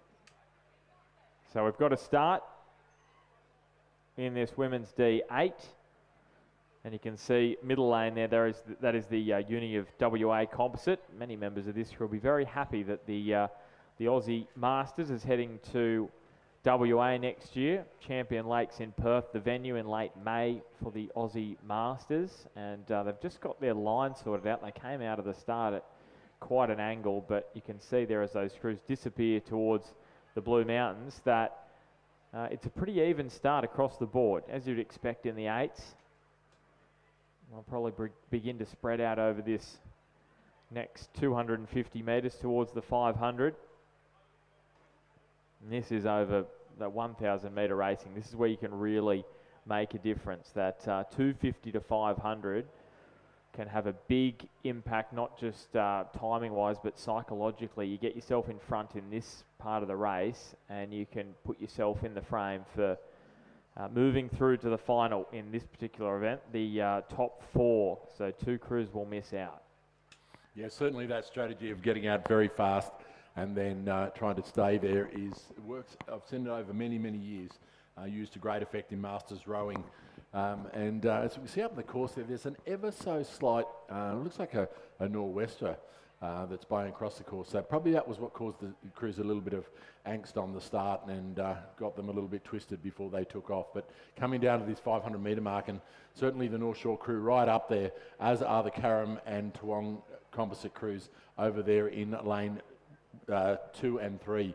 And it will be going through that 500 metre mark, extremely close, but it will be the Carrum Composite crew that looks like they've taken that early lead, coming across just ahead of the North Shore, and then followed by Toowong Composite. And yes, the remainder of the pack following through. We've just not got too much up on the screen, but certainly coming into this last 500 metres, 450 odd metres, and there's only 4 places here, and it does look like we've got 5 crews vying for those 4 places, Ben. So it's going to be a very, very tight finish, I imagine. Yeah, and I think those 500 metre button pushers, they might be still having their lunch, so they'll be heading down there, getting themselves ready. So we just have to go by the eye here. And we can tell you that North Shore crew in a good position, so too Carrum. And then in 3rd place at the moment, it's probably between that crew in Uni of WA Composite up against Dragons Composite out on this near side. But look at Toowong, that Toowong River City Noosa North Shore Composite, but very much a Queensland heavy composite over on the far side of the course. But it's Carrum and North Shore who are in a great position at the moment. They've got 2 hands on those spots going through to the final. But here we go. It's winding up here. There is only 1 spot left in the final for these bottom 3, and that is 3rd, 4th, and 5th. And it's between Dragons Composite, it is the Uni of WA Composite, and his Toowong Composite on the far side. And they're coming down to the line here together. Carrum and North Shore are clear of any kind of danger at this point, but the speed is ramping up here for the last 2 spots in this particular heat in the final of the Women's Masters D8. Carrum and North Shore 1 and 2. Toowong Composite in a good position. Uni of WA Composite as well. Dragons Composite on the near side of the course. Who is it going to be going through to the final? Toowong Composite probably in 3rd. So too Dragons just get there on the line, and missing out is the Uni of WA Composite. So what a tight first heat of the Women's Masters D8 that was. Yeah, absolutely. And the University of WA Composite would be a little bit disappointed. They did all the work early and got out to a substantial, not substantial, but a half a length advantage, but they were unable to hold it. And with the rest of the crews coming home very, very strongly to round out that field. We're now heading up to Division Heat 2 of the Women's Masters D8, race 302. First 4 to the final. There are only 5 crews in this, so it is going to be only one to miss out. We've got Corio Bay Composite, we've got Westendorf, Costello, White, Sutherland, Barnett, Just, Patton, Watts, and their coxswain Caitlin Murphy. The Melbourne Composite in lane 4, Holland, Ross, Franku, Malcolm, Bursell, Tonge, Boland and Nishibata with their coxswain Bonnie White. In lane 5, Mossman Composite, Walding, Taylor, Ross, Hornby, Ahern, Lindahl, Laurie, Kleinman and coxswain Chloe Juretta. Lane 6, UTS, Haberfield Composite, Bromwell Downey, Bell, Edwards, Phillips, Sack, Davies, Henke, Luff, and Jackie Pill is their coxswain. And finally in lane 7, the Glebe Composite of Zuzak, McDonald, Norris, Wareham, Kelly, Dorian, Hutchinson and Skilton, and coxswain Catherine Maxwell. Some big names in this one, Rob. We've got Bronwyn Downey, Christine Phillips, part of the New South Wales quad that we saw in action yesterday. Silver medal winners, and that Melbourne crew very strong as well, including Olivia Tong from North Shore Rowing Club. There's also Tanya Nishibata from Melbourne, who was in there, 8, the Victorian 8. So this is going to be a couple of strong crews and only one missing out. Yeah, absolutely. And certainly the UTS Haberfield crew, I think they just pulled out of one of the races just before the lunch break. So obviously want to concentrate on this race here, and it seems to be working for them at the moment. They do look to be holding a slight advantage over the remainder of the pack. It does look like that Melbourne Composite crew in lane 4 and the Mosman crew are also up there. So crews falling back a little bit now are Corio Bay and Glebe Composite. So that's where the tussle is going to be for that 4th and final place into the final a little bit later on this afternoon. But looking like no trouble at all for the UTS Composite crew as they come up to the 500 metre mark. Not a lot in it, or maybe they might get shaded through by the Melbourne Composite crew, and they actually will get be second through the 500 metre mark. It is the Melbourne Composite crew going through in 1:46. 0.64 back to the UTS Composite, 0.92 back to Mosman.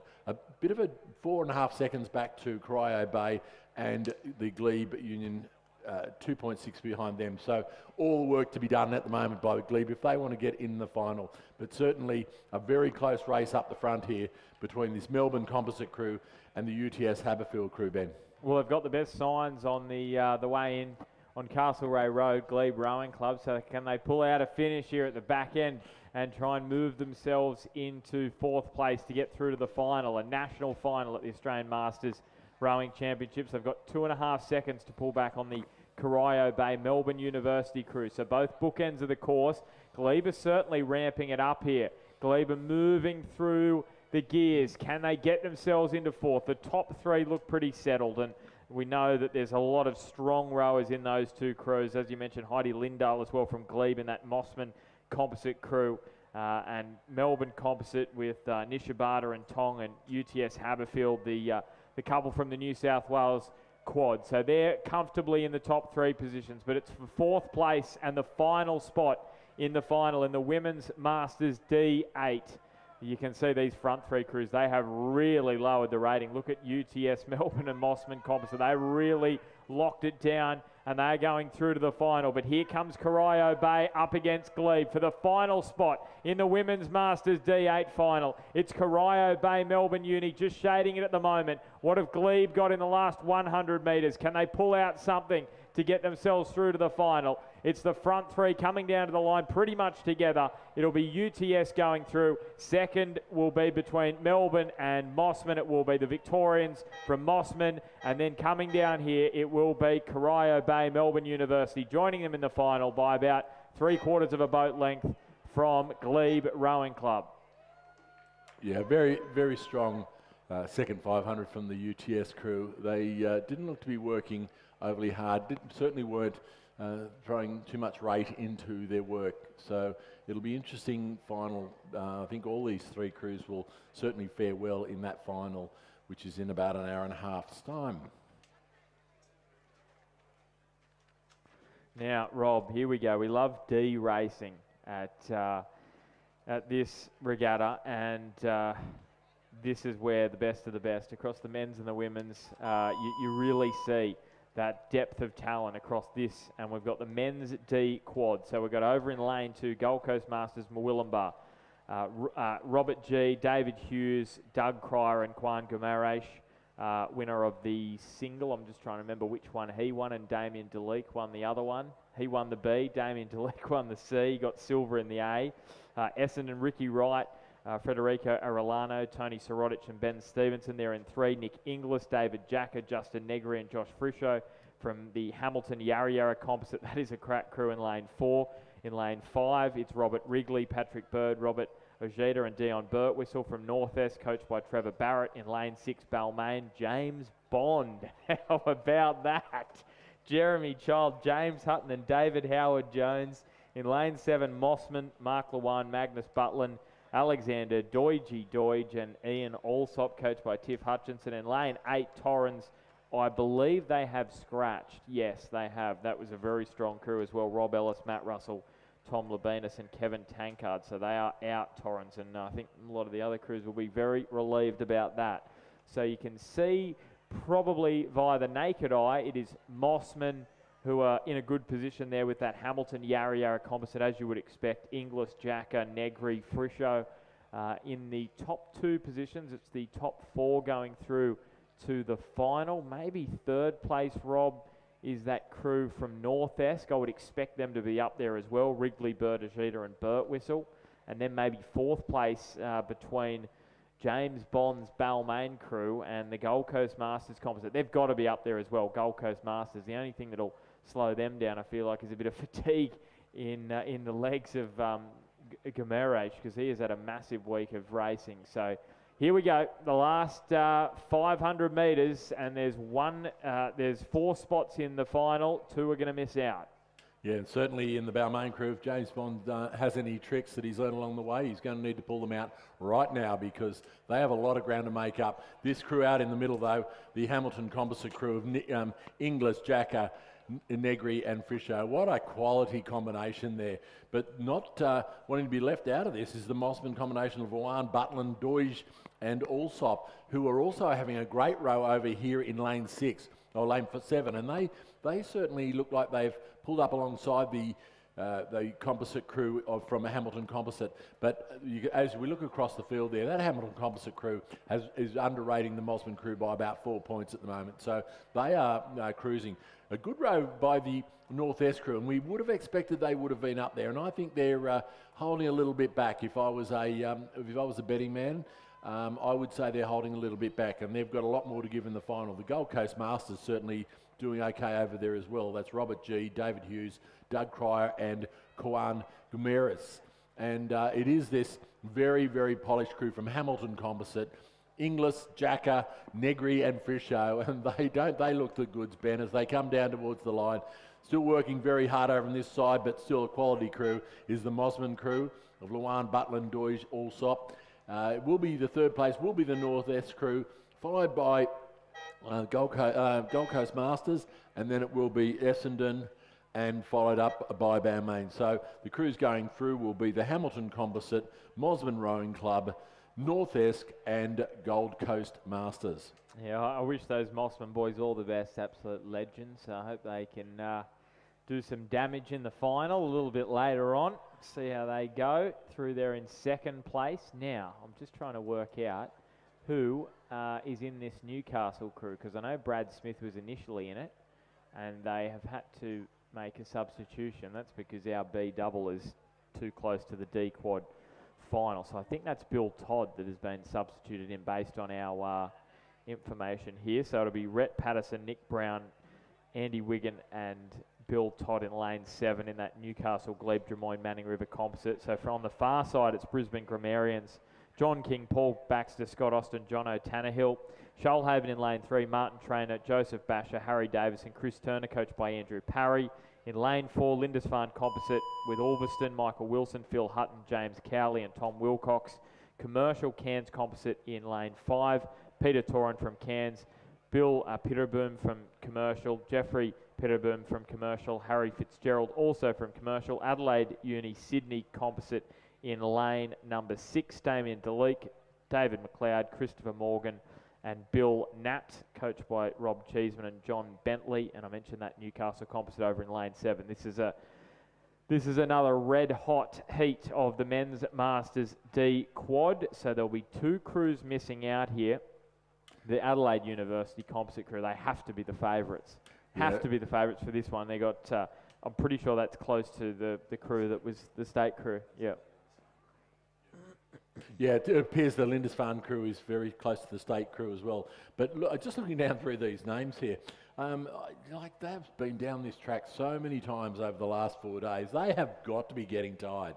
And as we get into the last afternoon, we're into the last hurrahs, and they've certainly worked very hard. But it looks like that Adelaide University Composite crew of DeLeek, McLeod, Morgan and Nat have got out to an early lead. They want to stamp their authority nice and early in this race and just let everybody know that if anybody's going to beat them in the final, they're going to have to be an absolute quality crew. But I'm sure that in lane 4 there, the Lindisfarne crew will be Tommy Wilcox. I think he'd be stroking this crew. Will be just warming up for his legendary finishes where he lifts about 4 to 6 points over the last 150 metres to bring it home strongly and regularly snatching paces.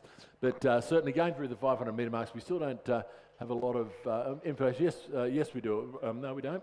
We don't have any scores coming through that 500 metre mark, so it's all by eye. But it was the Adelaide Uni Composite crew going through the 500 first, probably followed by the Lindisfarne crew a little bit further back. A few steering issues over in that Newcastle Composite crew. What's going on? What's going on there, Ben? I'm a bit concerned by that. What's doing here? They're going very close to the boys. They're almost on the boys there. They're in second place, but they certainly need to move their way from those boys. But they're still doing pretty well considering they've taken probably an extra 10 metres.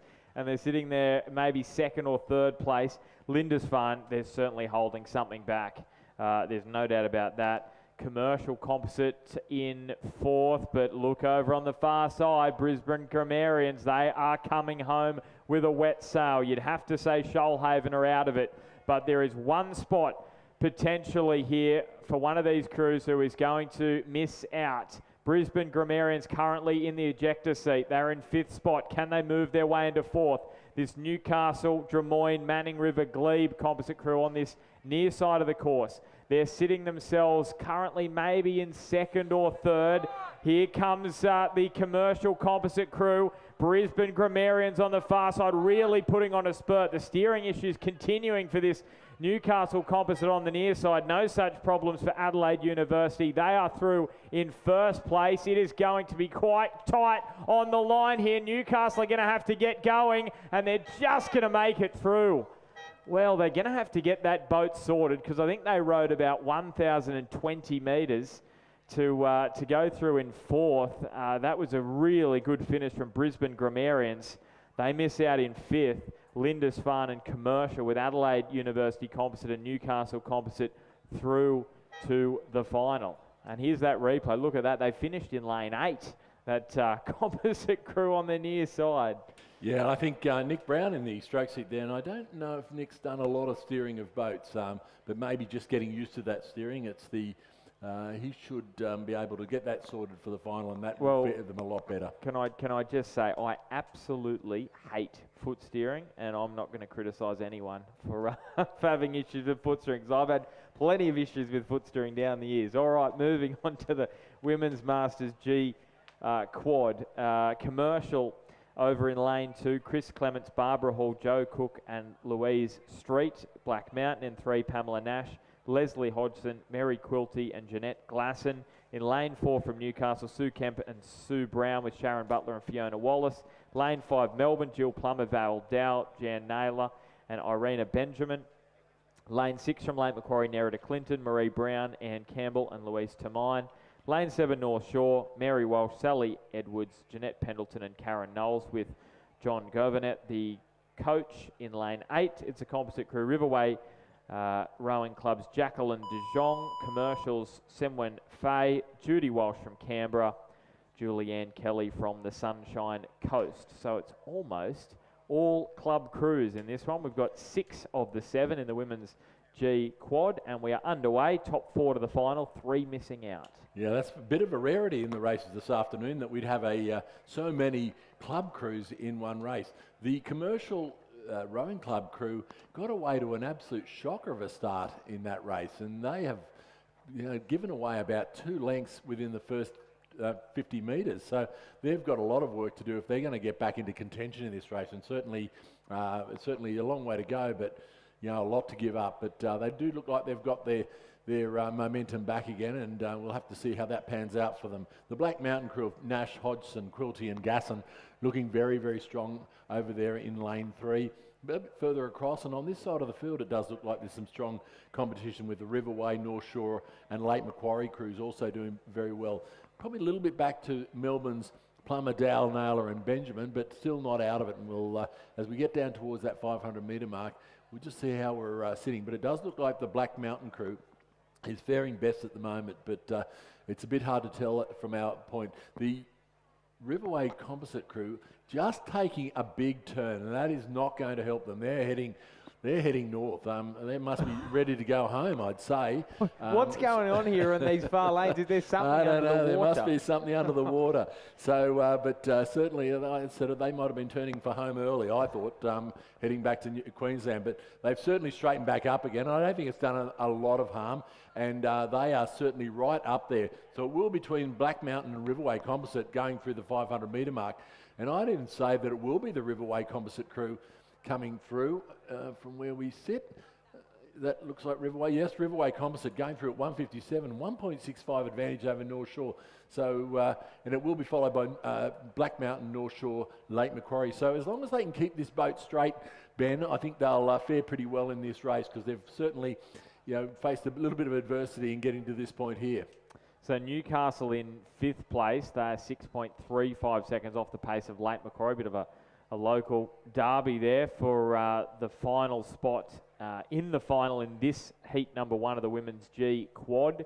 So that late Macquarie crew, very experienced, Nerida Clinton, Marie Brown, Ann Campbell and Louise Termine, sitting there in 4th place. Unless Newcastle can produce something pretty special, it would take a lot in these last 300 metres. But Riverway Composite in front, Black Mountain in 2nd place, North Shore in 3rd, Lake Macquarie in 4th.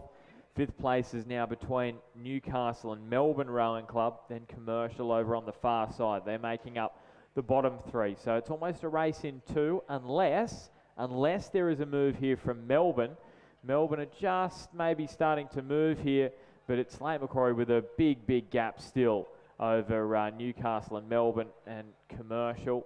Black Mountain are sitting nicely there. North Shore may have moved up into 2nd place at the moment. They were in 3rd at the 500 by a couple of seconds. It was Black Mountain in 2nd place, but certainly looks as though North Shore have just moved themselves up here into the 2nd qualification spot. Black Mountain in 3rd, Lake Macquarie comfortably here in 4th place.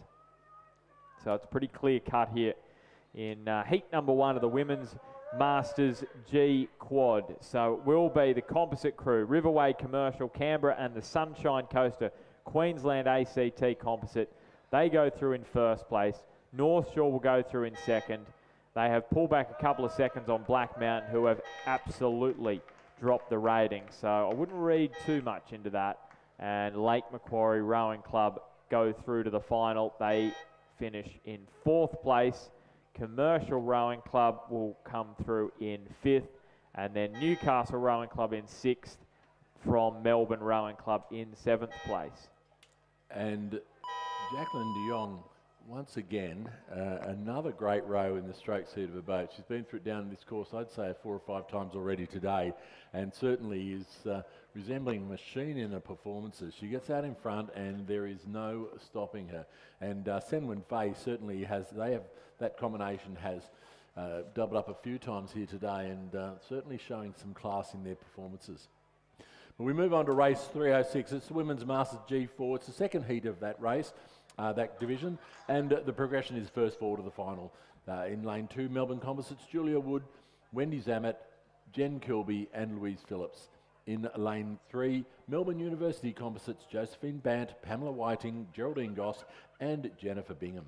In lane 4, Bairndale Composites, Sue Howard-Smith, Bernadette O'Neill, Beth Ann Hine and Lynn Broad. In lane 5, Noosa Rowing Clubs, Rachel Metcham, Diane Crouch, Jill Hopkins and Susie Orty. In lane 6, Tablelands Composite, Jane De Guerra, Therese Clancy, Evelyn Bowen and Cherie Rolfe. And in lane 7, Carrum Rowing Clubs, Jackie Petley, Anthea Amos, Mary Hunter and Helen Kelly. And they are well underway in this race now, and it does look like the race is out here between these two crews, Noosa and the Tablelands Composite. Although over on the other side, the Melbourne Composite seems to be faring quite well as well, but it does look to be the crews in lane 5 and 6 that are out the front of this field. So once again, remembering that only 4 to go through, so 2 of these crews to mix out. So a little bit of work to do, but there is a bit of a gap now developing between the crews in Bairnsdale Composite and Carrum, and it does look like they're out of a place at the moment. So if they're wanting to turn that around, they're going to have to do a lot of work over the next 100 or so metres. But as we come down to the 500 metre mark, it is in fact the Tablelands Composite crew coming on. No, it isn't a Tablelands Composite. It's actually the Melbourne Composite, followed by Tablelands Composite and Noosa. But there's nothing in it. 1.5 seconds between the first 3 crews. A little bit of a gap back to the Melbourne Uni Richmond Composite, then back to Bairnsdale Composite, and very close to them and Carrum. Unfortunately, they need that less of a margin between them and 4th place if they're going to bridge that gap and get into the final. But it is the crew over on the other side. Melbourne's composite of Wood, Zammett, Kilby and Phillips holding down a reasonable lead. They're not overrating here. They've got the rating nice and controlled. It looks like a well-polished crew. From the eagle eye, though, it does look like the Tablelands Composite and Noosa have gone on a big push, and I would fathom to say that the Tablelands Composite could actually be in front now. Is that crew Carrum on the near side? Have they just moved themselves back in the middle? Again, they were getting pushed onto the boys. I just wonder whether And now they seem to be heading towards the boys. You know, I just wonder whether there's any kind of wind issue in these lanes on the near side. Is that something that people should be wary of? It just seems to be these crews on this near side, unless we're getting delirious, Rob, on day 4.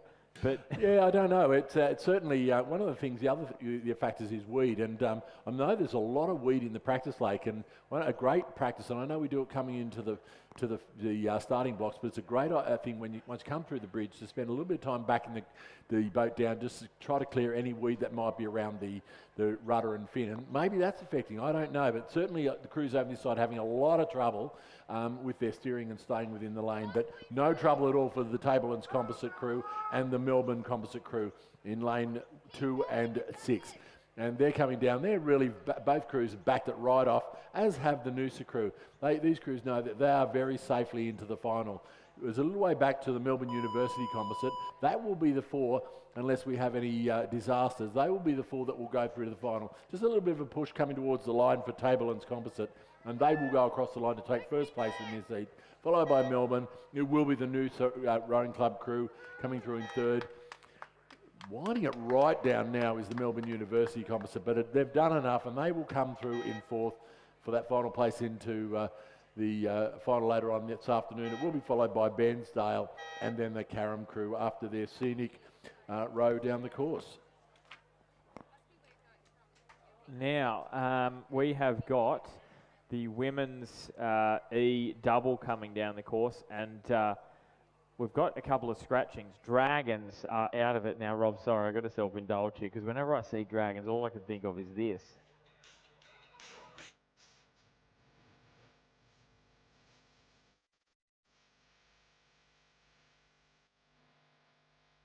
All right, I hope you all got that there. I don't know how that came through the lens. A bit of oxygen deprivation in some of those races, hasn't been, Ben, this morning, but certainly, yeah, this is going to be...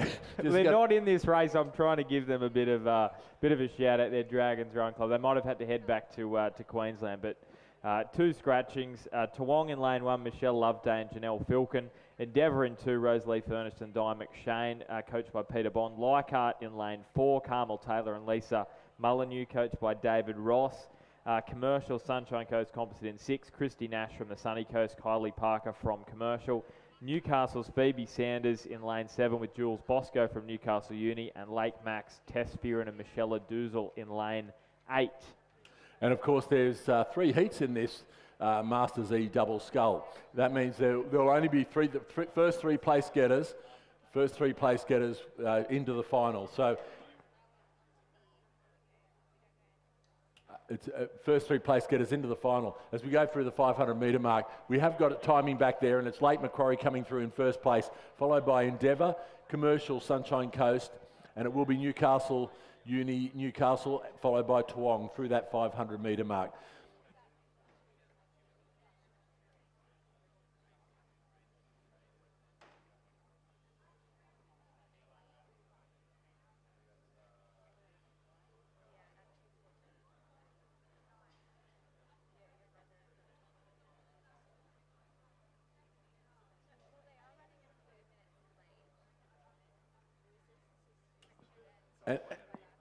And coming down to the last 250 metres, we have this crew over on this side, lane 8. It is Lake Macquarie's Tess Fearon and Michelle Giselle, and they do hold a slight advantage over the chasing pack. It is a crew right in the middle, Leichhardt's Carmel Taylor and Lisa Molyneux, who are having a very good row, as are the Endeavour's Rosalie Finesse and Diane McShane over in lane 3. So all having a very good row in this heat, remembering only 3 through to the final. So we've got to keep an eye, but it does look at the moment, there's a bit of an effort being put on by the Commercial Composite of Christy Nash and Kylie Parker, and they look like they could actually go past this Leichhardt number 2 crew if they're not careful. So a lot of work to be done by Leichhardt to stay in front of the fast finishing Commercial, but it is the Lake Macquarie crew of Tess Fearon and Michelle Giselle, and they do still hold down a lead, but there's not much in it between them and the Endeavour crew over the other side.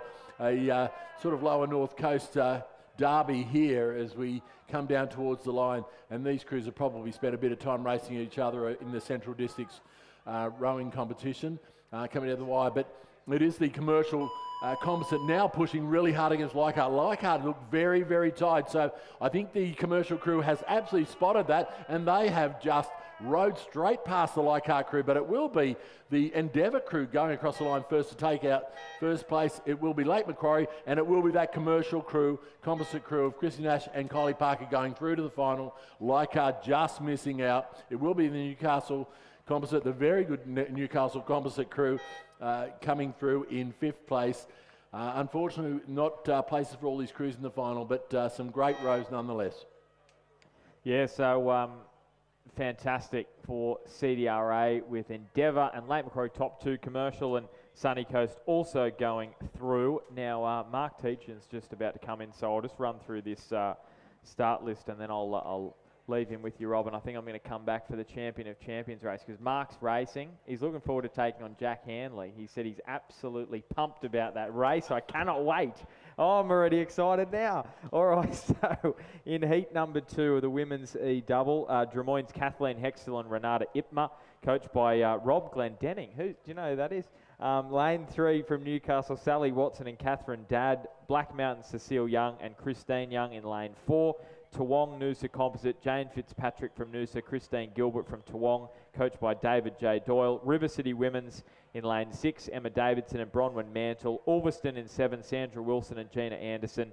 And then in lane 8, Lake Macquarie's Trudy McDonough with Emma Barrack from Leichhardt, coached by Steve Sherry. All right, enjoy. And as you go, Ben, it'll be straight to the TAB to get some money on Mark or Jack. We'll wait and see. Or probably both. Go a bit each way, you think? Well, let's just say gamble responsibly, and you win some, you lose more.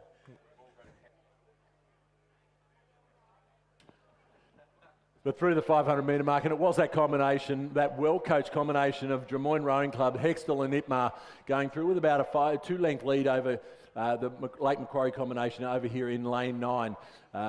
The Black Mountains, Cecile Young and Christine Young through in 3rd place. They're over in lane 4, and then lane 7, Sandra Wilson and Gina Anderson from Ulverston, followed by Toowong Noosa, Newcastle and River City Women's. But certainly the conditions out in the course are looking splendid at the moment, and a great display of sculling over here in lane 2 by this Drummoyne combination. They have spent a lot of time in boats together, and certainly had a great time in the E single sculls early on, winning the heavyweight and the lightweight E single scull, and certainly the New South Wales Championship.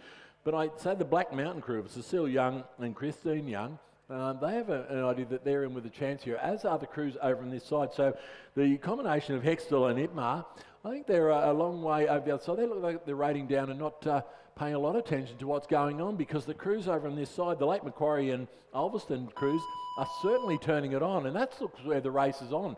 And I'd say it would be a great opportunity at this point in time to look across. And yes, and they are now responding. The Hextall-Ipma combination now are responding to the challenge that's happening over on this side of the course with the Ulverstons, Wilson and Anderson, and Lake Macquarie's Barrack and McDonald, who are really fighting it out. But looks like it will be these 3 crews going through. At the moment, the Black Mountain crew are giving another push, though, and they're trying to get back to the Ulverston crew to see if they can snatch that 2nd place. But once again, after that push and establishing about another length or so, the combination of Hextall and Ipma just winding it back as they come down towards the line, working pretty hard over here to consolidate their position, is Barrack and McDonald. It's the Lake Macquarie Leichhardt combination, and they look like they will go across the line to take 2nd place in this race. Very close race for 3rd, but it will be the Ulverston combination who will just pip the Black Mountain combination.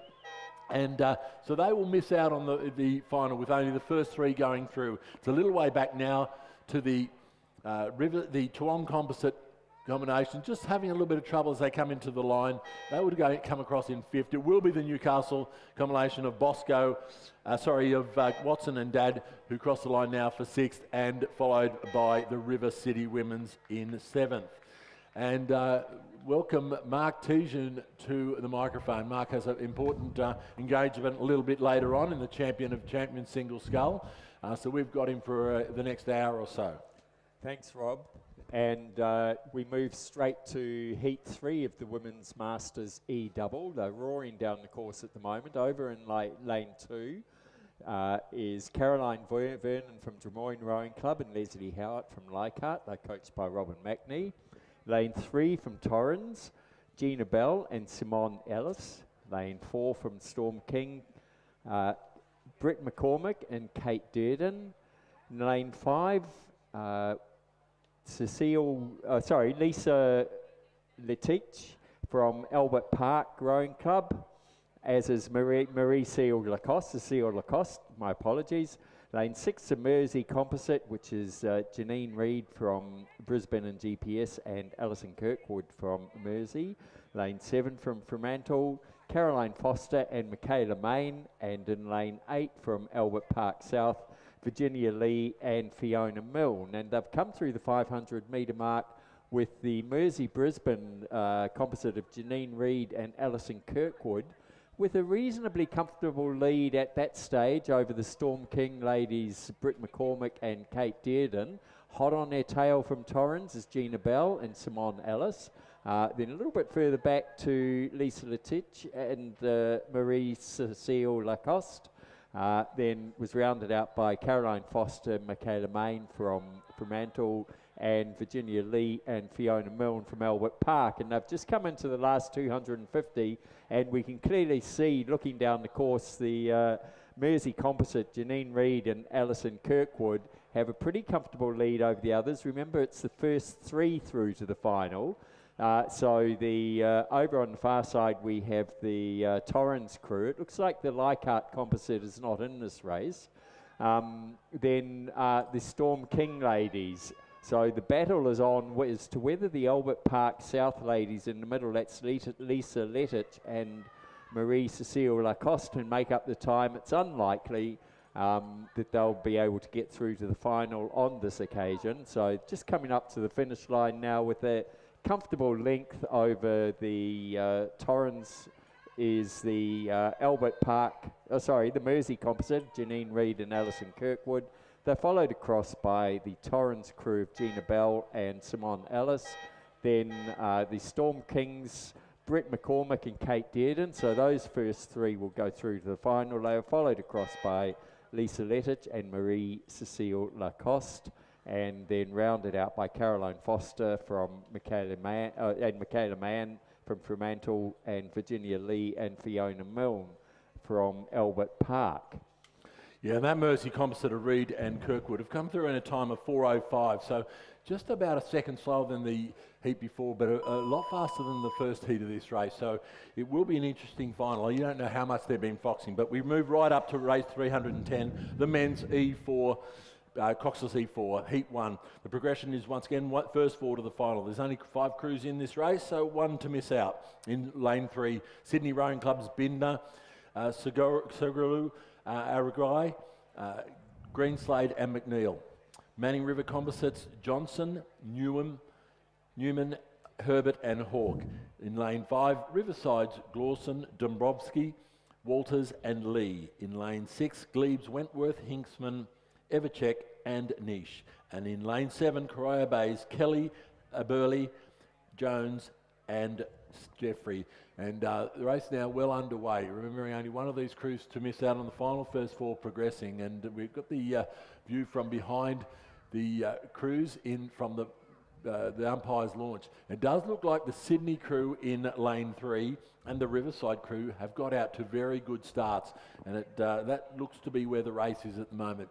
So it'll only be that one crew getting dropped off. So at the moment, it's Glebe just in front of Corio Bay, and certainly they'll be trying to push away from there, give themselves a little bit of a gap and an opportunity to get through to that final. But it does look like the Sydney and Riverside crews are putting on a great display out in front, and they look to have got a length or so advantage over the remaining pack. There are some steering issues in that Manning River Composite crew, and they've just straightened up now, but certainly spent a bit of time on the boys. And once again, in these races, you cannot afford to do that. That appears to have caused them to lose a lot of boat speed. So now they are actually competing for that 4th position when they were safely in 3rd position.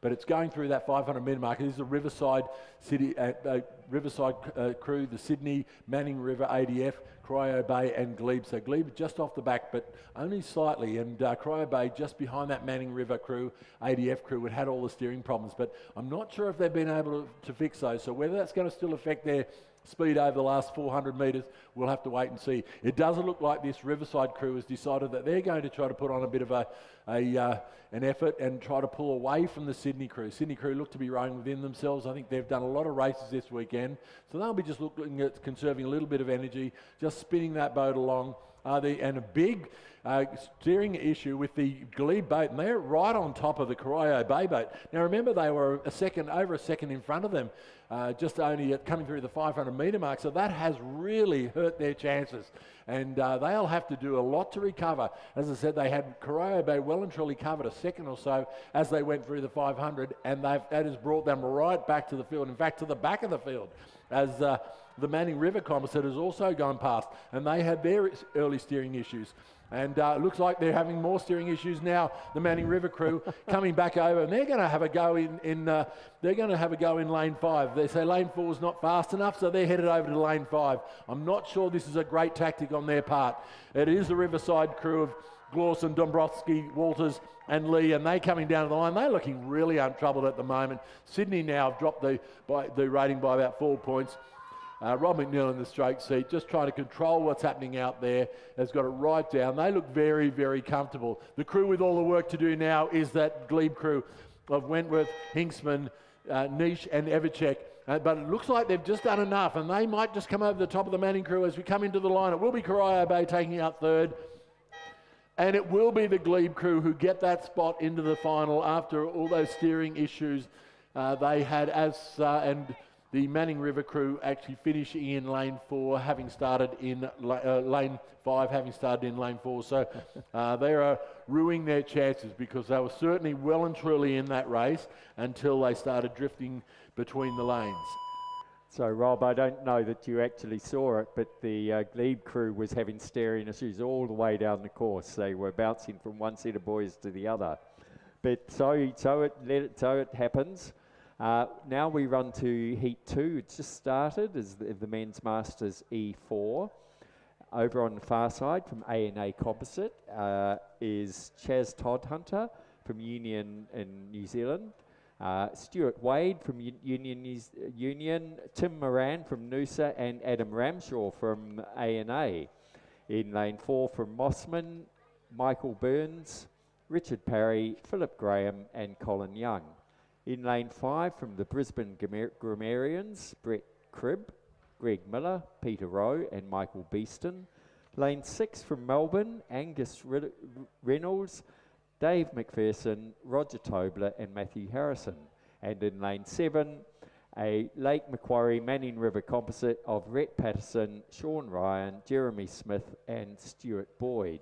And probably about 400 metres into the race now. We'll get a better picture as they come through the 500 metre mark, but at the moment, to me, my naked eye, it looks like the Melbourne crew has got themselves in the lead.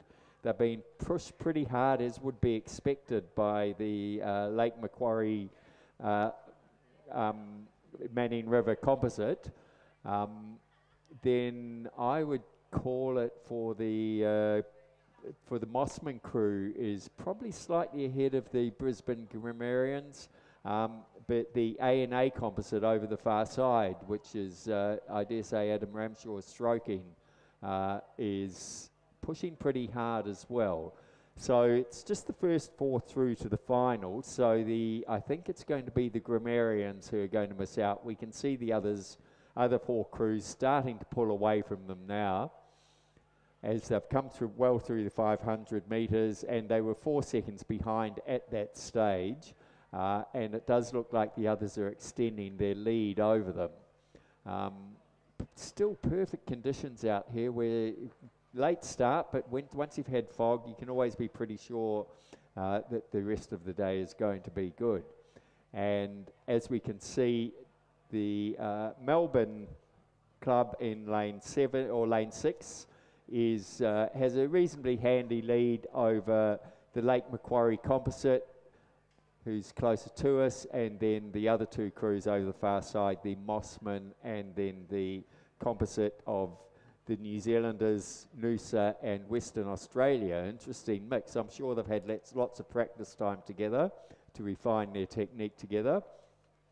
So as they come down the course, just the first 4 through, the grammarians are the ones that are going to miss out in this race, in this heat. So the others are just cruising now. They've got a very comfortable lead, just keeping their technique going. Mossman putting on a little bit of a surge there. Now they're into the last 100 metres. The other crews all looking fairly relaxed. So as they come, they're probably about 50 metres out at the moment, and it's going to be the Melbourne crew, about half a canvas ahead of the Mossman crew, who are about half a length back to the Lake Macquarie Manning River composite, and then very relaxed looking over the other side, the Western Australia, Noosa and New Zealanders, and followed across by the grammarians, who are struggling with the wash from the boats ahead of them. Yeah, and we saw a time of 3:43 for that heat, and it was the Melbourne crew coming through ahead of Mossman and Lake Macquarie, followed by A&A, and those 4 crews will go through the final in about an hour and a half's time.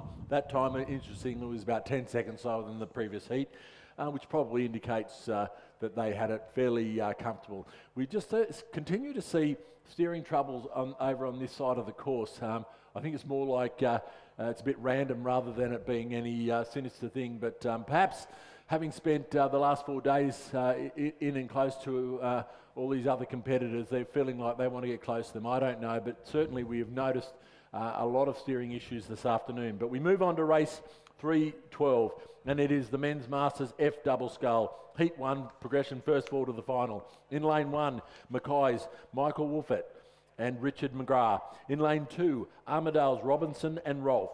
In lane 3, Canberra's Lodwick and Raymond. In lane 4, University of Queensland's King and Nielsen. In lane 5, Mossman's Fine and Nethery. Lane 6, Windery Ballarat Composite, Josefowitz from Essendon and Lahan from Windery Ballarat. In lane 7, Tablelands, McDonald and Rolfe. And in lane 8, Wide Bay's Davey and Stafford. And finally, in lane 9, Yarra Yarra's Chatsakumis and Jacker. And now those guys have also been down the track a few times today and have certainly fared very well. But coming down to the 500 metre mark, and it does look to be that combination of Josefowitz and Lahan once again with a great lead coming into the 500 metre mark. They certainly have streeted this field.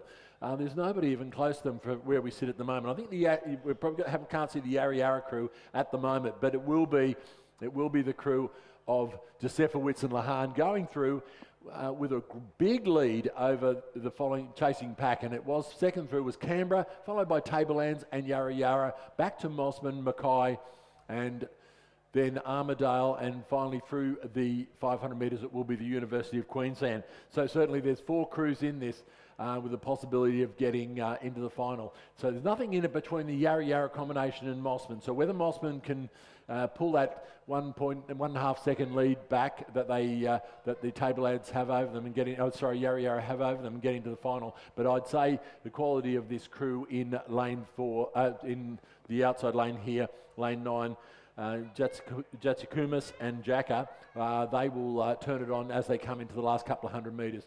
But we look into the middle of the course there, and that Windery Ballarat combination, the Essendon and Ballarat, they are looking very, very good as they come through the 250 metre mark.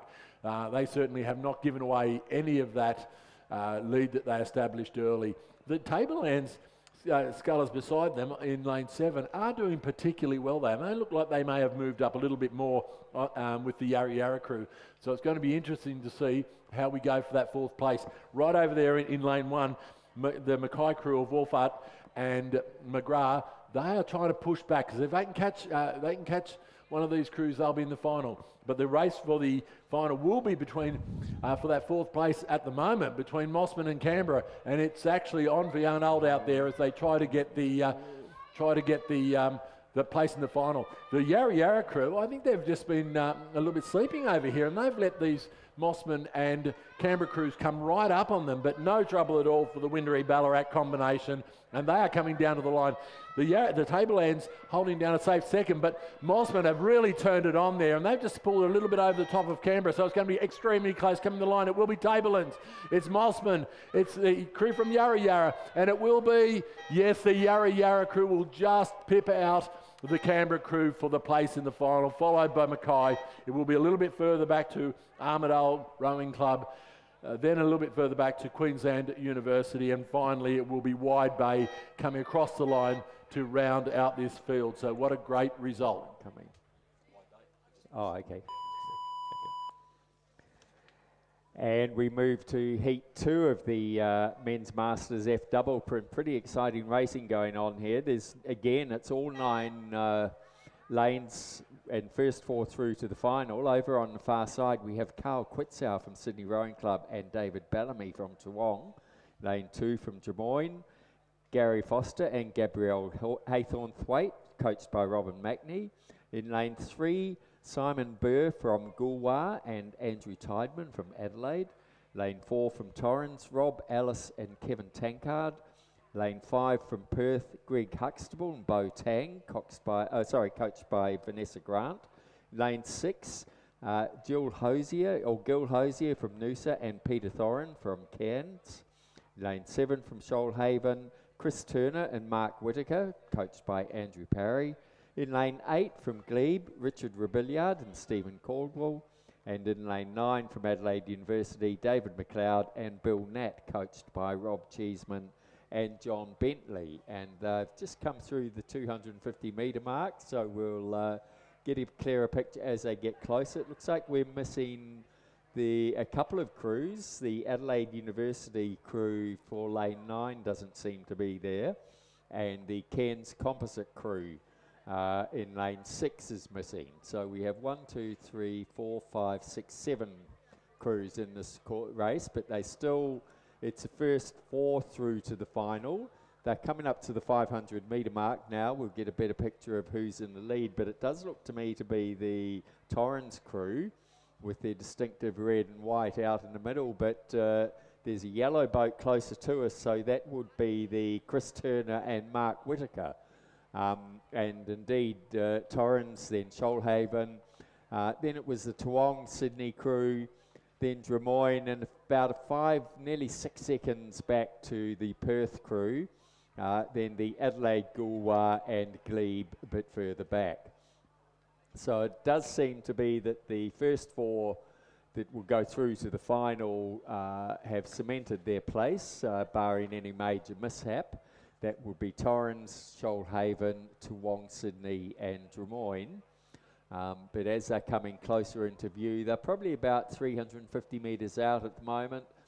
We can see the Torrens crew out in the lead there over in lane 4, looking very comfortable. So they know they're through, would be my guess. And similarly, Chris Turner and Mark Whitaker from Shoalhaven, closer to the grandstand. Then across the other side, we have the Drummoyne crew of Gary Foster and Gabrielle Haythornthwaite.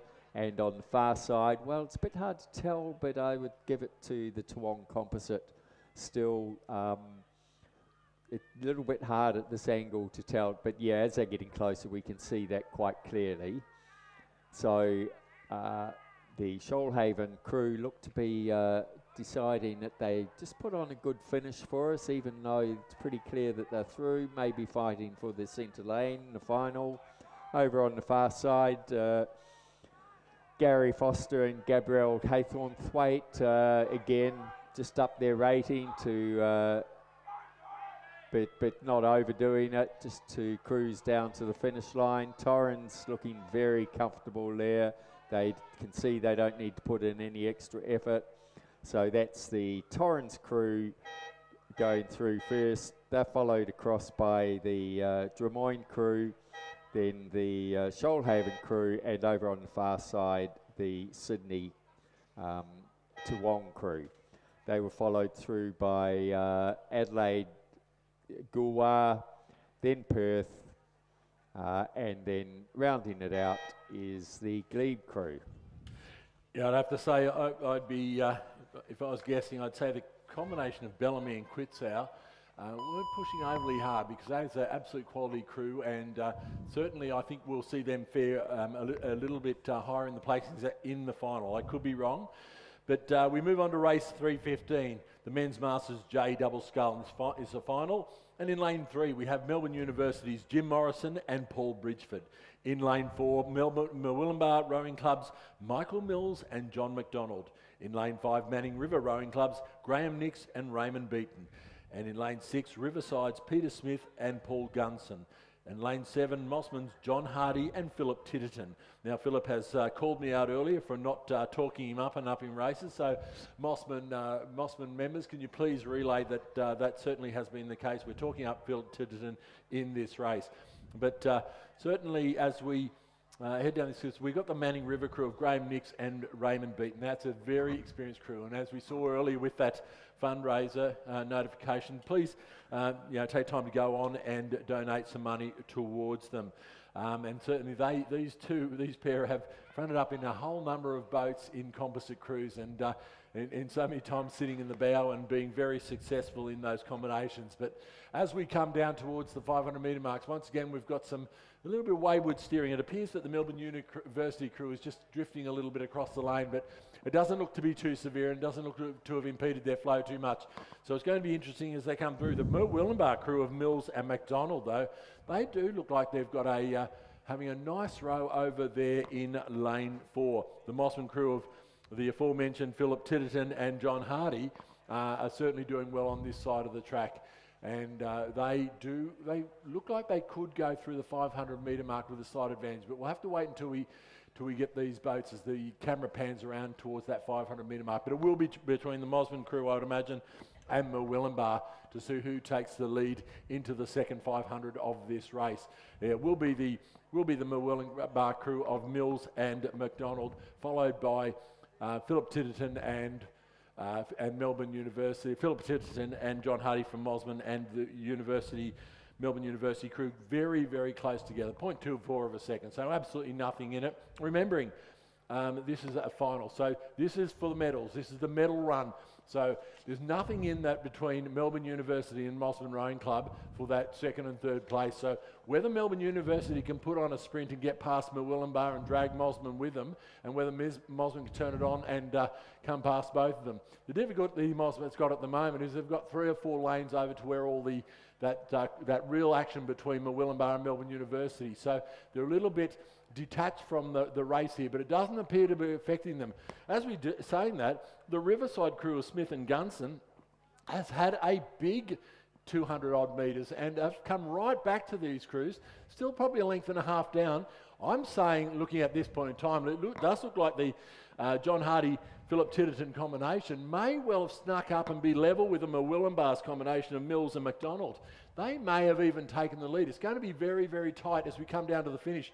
They're certainly dragging the Riverside crew of Peter Smith and Paul Gunson with them, and this is helping them a lot in the placings. But it does look to me like this very polished combination of John Hardy and the ever-experienced Philip Titterton look like they have left their run, timed their run perfectly, and they are now coming into the last 150 metres. They're about to hit the red buoys for 100 metres to go, and they have taken about a length lead out of Murwillumbah and Melbourne University. That late challenge from Riverside has now abated, and I think they've just run out of puff would be the technical term. But no problems at all for Philip Titterton and John Hardy coming to the line. A real ding-dong battle over the other side between Murwillumbah and Melbourne University. Murwillumbah having the advantage right at the moment and look like they might carry that through. But once again, this very polished crew of Philip Titterton and John Hardy will go across the line to take first place. It will be the Murwillumbah combination coming in second, followed by Melbourne University. The Riverside crew now coming down to the line. They will take out fourth place. The ever-experienced combination of Nix and Beaton from Manning River coming down and to cross the line for fifth place in the men's J Double Scull. Very exciting finish there from those over 80-year-olds.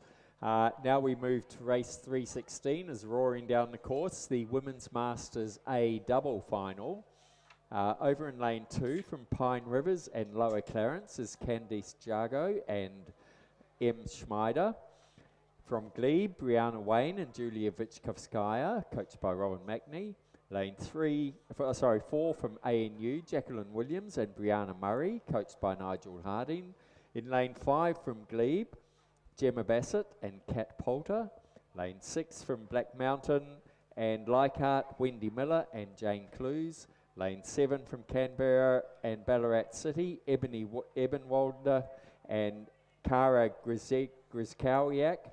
And in lane 8 from ADF Rowing, Julia Cronin and Rachel Cope. And they've come through the 500 metre mark with the Canberra Ballarat crew with a reasonably comfortable lead over the ANU ladies, and then a little bit further back to Pine Rivers and Lower Clarence, Candice Jago and M. Schmeider. Bit more of a gap back to ADF Rowing's Julia Cronin and Rachel Cope, then the Black Mountain Leichhardt crew and the 2 Glebe crews rounding it out. So as they're coming up to, they're probably about 300 metres out at the moment, and we can clearly see the crew in lane 7, that's Ebony Ebenwald and Cara Grizkowiak. My apologies for the pronunciations. But they are now powering down the course. They know they've got into the final stages. We can see they've just upped their rating a bit, as have the ANU crew over out in the middle there. So that's Jacqueline Williams and Brianna Murray. And putting up the fight for the bronze medal position is over on the far side, the Pine Rivers Composite. And on this side, the ADF Rowing ladies, Julia Cronin and Rachel Cope. So that's where the real battle is on. The gold is fairly comfortably sealed, I would suggest, by the Ebony Ebenwaldner and Cara Grizowskiak. I'll just call it the Canberra Composite, because I'm struggling with those names, my apologies. But they holding on to the second place is the ANU crew of Jacqueline Williams and Brianna Murray. So the Canberra Composite is just crossed the line, a good 3 or 4 boat lengths ahead of the ANU Composite. And then over on the far side in the bright red boat is Candice Jago and M. Schneider. They'll take the bronze medal. They're followed across by the ADF Rowing's Julia Cronin and Rachel Cope. Then Wendy Miller and Jane Clues from Leichhardt and Black Mountain. Over on the far side, the first Glebe crew is the Brianna Wade and Julia Vichkovskaya, and they're followed across by Gemma Bassett and Catherine Poulter. So another exciting race happening there. Yeah, certainly the case. And Cara Grizkowiak certainly was a ex-Australian representative, and certainly was come back into rowing with some level of force in this Masters rowing, but obviously on the younger end of the Masters scale in the A division. But a great race by them, and to take out that win. The next race is race 317. It's the Masters A pair, and I'm fairly certain there would have been a scratching from this one. We'll have to wait and see. The Brisbane and GPS Hamish Dunbar. I'm not sure whether the Newcastle on the PN has had a substitution, because I know that Andrew Goldstein had to leave the course. So in the lane 2, it's the Cairn Composite of Daniel Waddell from Nepean and Tom Coates from Cairn. In lane 3, ANA's Robert Boylan and Stuart Clark. In lane 4, Karam, Stuart Gilbert and Drew Holman. In lane 5, Banks Composites, Jason Dolbell and Blair Baggett. And in lane 6, it is the Drummoyne Composite, but now the Newcastle Nepean Composite of Jason Waddell and Jack Hanley. So that's a fairly handy substitution, I must say. I just had a bit of a scare mark in the, not a scare so much as a surprise in the park the other day when Blair Baggett, who's rowing for Banks Composite, sidled up to me and reminded me that I coached him about 15 years ago when he was in Riverview College. So there you go. But through the 500 metre mark, and it was Karam leading out the canned Nepean composite, followed by Newcastle Nepean. Now there's a bit of a thing with the Waddell's fighting it out for second and third at the moment, so there's a little bit to be added. It was only 0.07 seconds between second and third. Coming through that mark, we seem to have had some sort of level of timing trouble because we've only got 3 crews coming through there. Well, there is one coming through now, a 4th crew, but we've missed the 4th crew coming through, Banks Ulverston. So that must have been the A&A crew that we have missed out on. But coming down to the line now, and it does look like, excuse me, the crew in lane 6, the Jason Waddell, Jack Handley combination has really turned it on over this last 200 metres, and they have stretched a lead over the Karam combination of Gilbert and Holman, and left the canned Nepean composite of Daniel Waddell and Tom Coates in their wake. It is a great performance. We've got Jack Handley in the stroke seat, and certainly they have wound it right up. And both of these lightweight rowers for New South Wales over the last year or two, so they are extremely experienced. And as you can see, the way they attack this, the rate in this pair is phenomenal. But the Karam crew, underrating them by a couple of points, look like they're making some inroads. But these two guys over here are basically lightweight rowers, and so it's a great performance. And as you can see, they will hold that rating up a little bit higher than the bigger boys in the Karam crew and the canned composite crew. But it will be the Handley-Waddell combination coming across the line to take a great win in the A pair, followed by Karam's Gilbert and Holman. It will be the canned composite of Waddell and Coates in third. A little way back to the A&A's Boylan and Clark, followed by the Banks composite crew of Dolbell and Blair Baggett, coming down to the line with still got about 100 odd metres to go, but certainly going to row it all the way to the line to round out this field.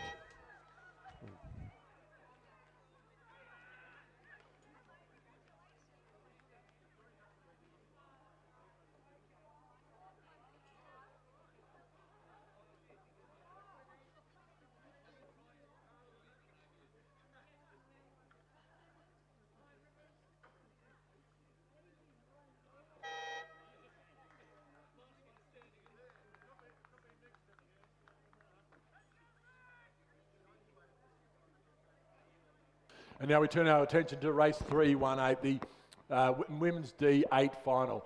In lane 1 we have Twom Composite. In lane 2, Dragons Richmond. In lane 3, Melbourne Composite. In lane 4, Karam Powerhouse.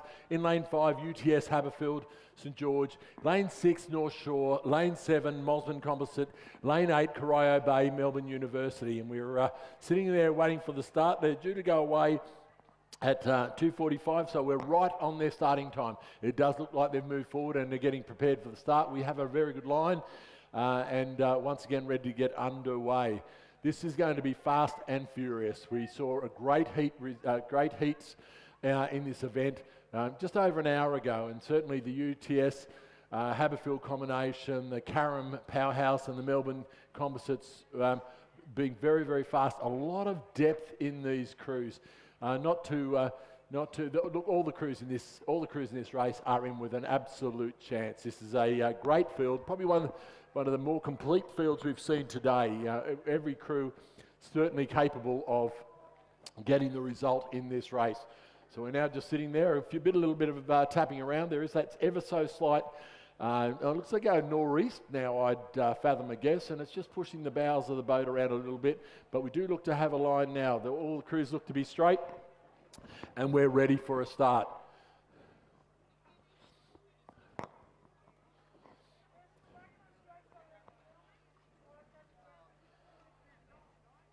So just a little bit of holding, a little bit of trouble in the middle of the field there in lane 5, just keeping straight there. So that would be the UTS Haberfield combination St George. I think the St George is the coxswain in that.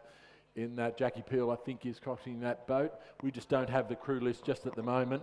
Here we go. We've got them now. So it is indeed Jackie Peel coxing that boat. A long time member at both St George and spent a lot of time rowing out of UTS, but they are away, and it's a nice clean start. All the boats moving away really nicely. The crew, the Melbourne Composite crew, as they did in the heat, got away to a flyer.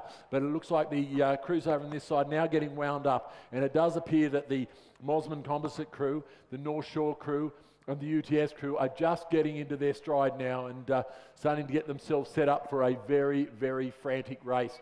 You can see up on the start now, we can see a little bit of breeze, as I said, coming across the start. It's going to be more of a tailwind, so it's only going to improve their times on this course. But it does look like that crew, the third crew in, that Melbourne Composite crew, has got away to an absolute flyer.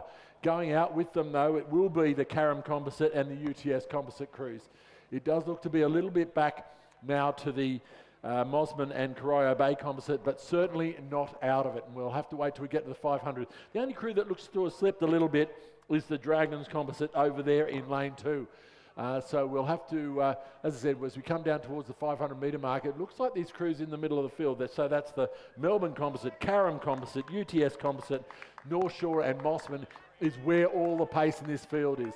And it's going to come, I'd say the place getters in this race will come out of those 3 boats, out of those 5 boats. The UTS crew now do appear to have got their momentum, and they do have put a little bit of ground over the Carrum Composite and North Shore to either of their sides, but I'm not sure if they're level pegging yet with the Melbourne Composite. They're coming down to the 500 metre mark, and it looks like it will be the Melbourne Composite crew going through the 500 metre mark with about a 2.5 second lead over the Mosman Composite, and then a 0.08 back to UTS, another 3.58 back to Toowong, 0.21 back to Carrum. So there's absolutely nothing in it in these first 3 places. It's going to be a big ask for Toowong to come back from there.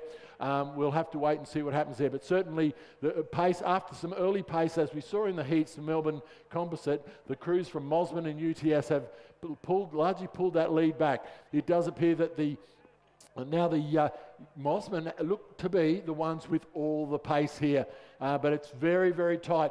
Melbourne Composite now turning it on again, and as they come into the last 300 metres, there is absolutely nothing in it. It does look like from where we sit that the Mosman Composite has a bit of a lead over the UTS Composite. Whether when we get around to the straightening this field up, whether they've done enough to get in front of the Melbourne Composite, we will have to wait and see.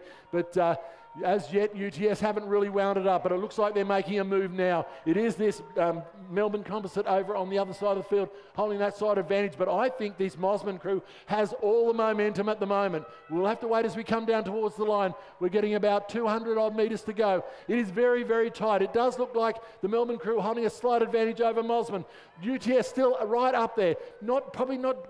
Haven't got enough of a rate lift to pull these other crews back, but it does appear that the Melbourne Composite crew holding about half a length as they come down towards the line will hold on and take out this event. There is nothing in it between the chasing pack with UTS and Mosman going straight for straight coming down the line. It is the Melbourne Composite combination going across the line for first place. It will be UTS coming across in second, followed by a fast finishing Mosman in third. The Carrum crew just lost a little bit out over that last 300 or 400 metres. They will come across the line to take fourth, followed by North Shore Rowing Club. It will be the North Shore or Toowong, and then it will be the Dragons Composite and Corio Bay rounding out the field. Wow, what an exciting race. And now we move on to the Men's Masters D Quad final. So over on the far side, we have a Newcastle Composite of Brett Patterson, Nick from Manning River, Nick Brown from Drummoyne, Andy Wigan from Glebe, and Bill Todd from Newcastle. In lane 2 from North Esk, Robert Wrigley, Patrick Bird, Robert Ojeda and Dion Birtwhistle. In lane 3 at Lindisfarne and Ulverston Composite, it's Michael Wilson from Ulverston and Phil Hutton, James Cowley and Tom Wilcox from Lindisfarne.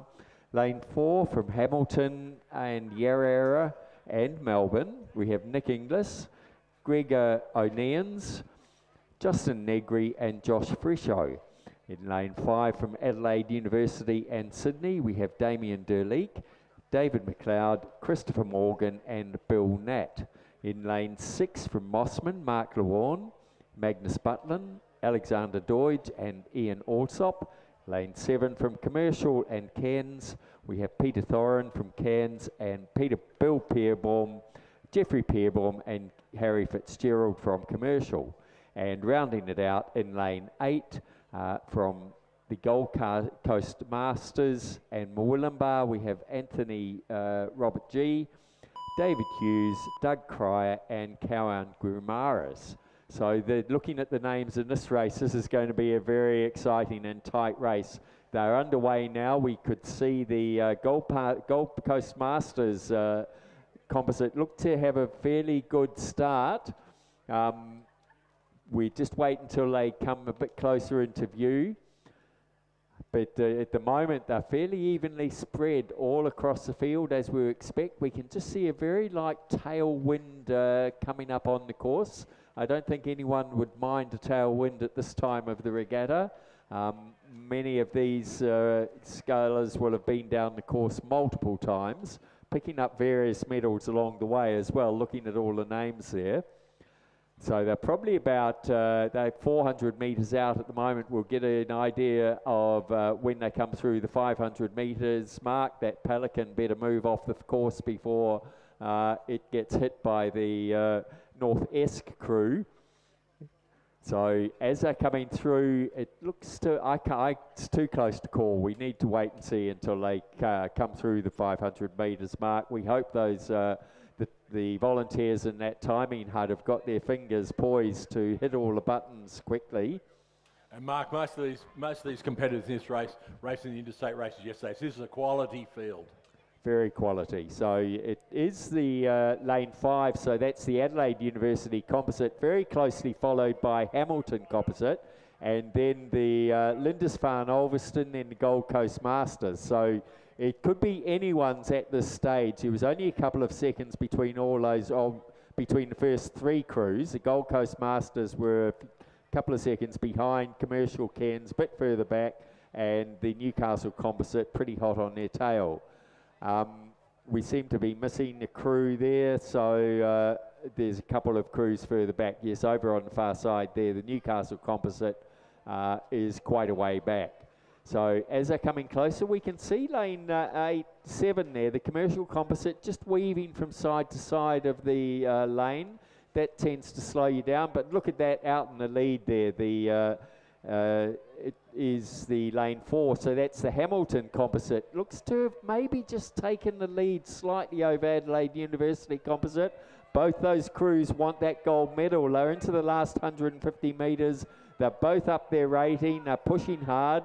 Then it's going to be a real battle for the bronze medals as well between the Lindisfarne composite and the Mossman crews. But as they come up to the finish line, it is the the Hamilton composite that has taken the lead over the Adelaide University composite. They're about half a length ahead as they come across the finish line. Adelaide done a final big push, so that was the Hamilton composite, followed by Adelaide University, and the Lindisfarne composite is just by about half a canvas over the Mossman crew to take out the bronze. Well, Mark, you missed that, but the stroke of the Adelaide composite crew caught a crab about 5 strokes out, allowing the Hamilton crew to sneak past and take that lead. So it was a very unfortunate. He's looking very sorry for himself at the moment, and they had a great row and were headed for it. Look at the time of that, 3:03 is sensational. The interstate was won in 3:07 yesterday. A little bit of a tailwind, we will preface that by saying, but nonetheless, what a sensational time. But we move on now to race 320, the Women's Masters G4. And this race is a straight-out final. Oh, not a straight-out final, it's a result of 2 heats, actually. But in lane 1, we have Melbourne University composite of Josephine Bant, Pamela Whiting, Geraldine Goss and Jennifer Bingham. In lane 2, Noosa Rowing Club's Rachel Metcham, Diane Crouch, Jill Hopkins, Susie Orty and coach David J. Boyle. In lane 3, Melbourne composites Julia Wood, Wendy Zammett, Jen Kilby and Louise Phillips. In lane 4, Riverway composites Julianne Kelly, Judy Walsh, Senwan Fay, Jacqueline de Jong, and in lane 5, Tablelands composite Jane DeGuerra, Therese Clancy, Evelyn Bowen and Cherie Rolfe. In lane 6, North Shore's Mary Walsh, Sally Edwards, Janet Pendleton and Karen Knowles, coached by John Gouvenet. In lane 7, Black Mountains, Pamela Nash, Leslie Hodgson, Mary Quilty and Jeanette Gasson. And in lane 8, Lake Macquarie's Nerida Clinton, Murray Brown, Anne Campbell and Louise Termoyne. And as we would expect, the crews, the fastest crews will be in, from the heats will be in the centre of this field. But as we saw in the heats, there was a lot of foxing. With coming over the last 400 or 500 metres. Once they consolidated their place in the final, they just backed it back a touch. But we're underway now in this race, and we have a very, very clean start. It does look like all crews getting away very, very quickly, and there's nothing in it as we come over that first 100 or so metres. Certainly the rating is up. It does appear that the Tablelands Composite and Riverway Composite and Melbourne Composite have got away to great starts. We're now looking, it does appear to be lane 2, Noosa's Rowing Club's crew. And beside them will be that Melbourne Composite crew, that really experienced one of Julia Wood from Exeter Rowing Club, Wendy Zammett from North Shore, Jen Kilby from Melbourne and Louise Phillips from Melbourne, who are out to a really good start. It'll be interesting to see how we go, but the Tablelands Composite and North Shore Composite still are quality crews, and we'll see how they fare. I'm not quite sure what's happened over in lane 1, the Melbourne University Composite, because once again that is an absolute quality crew, and I think they did not as quickly as they would have liked to in the heat, but maybe it's just not gelling as they would wish. The Pelican at the 500 metre mark, its best vantage point in the whole park, has moved off the course, so we're looking fairly safe there now.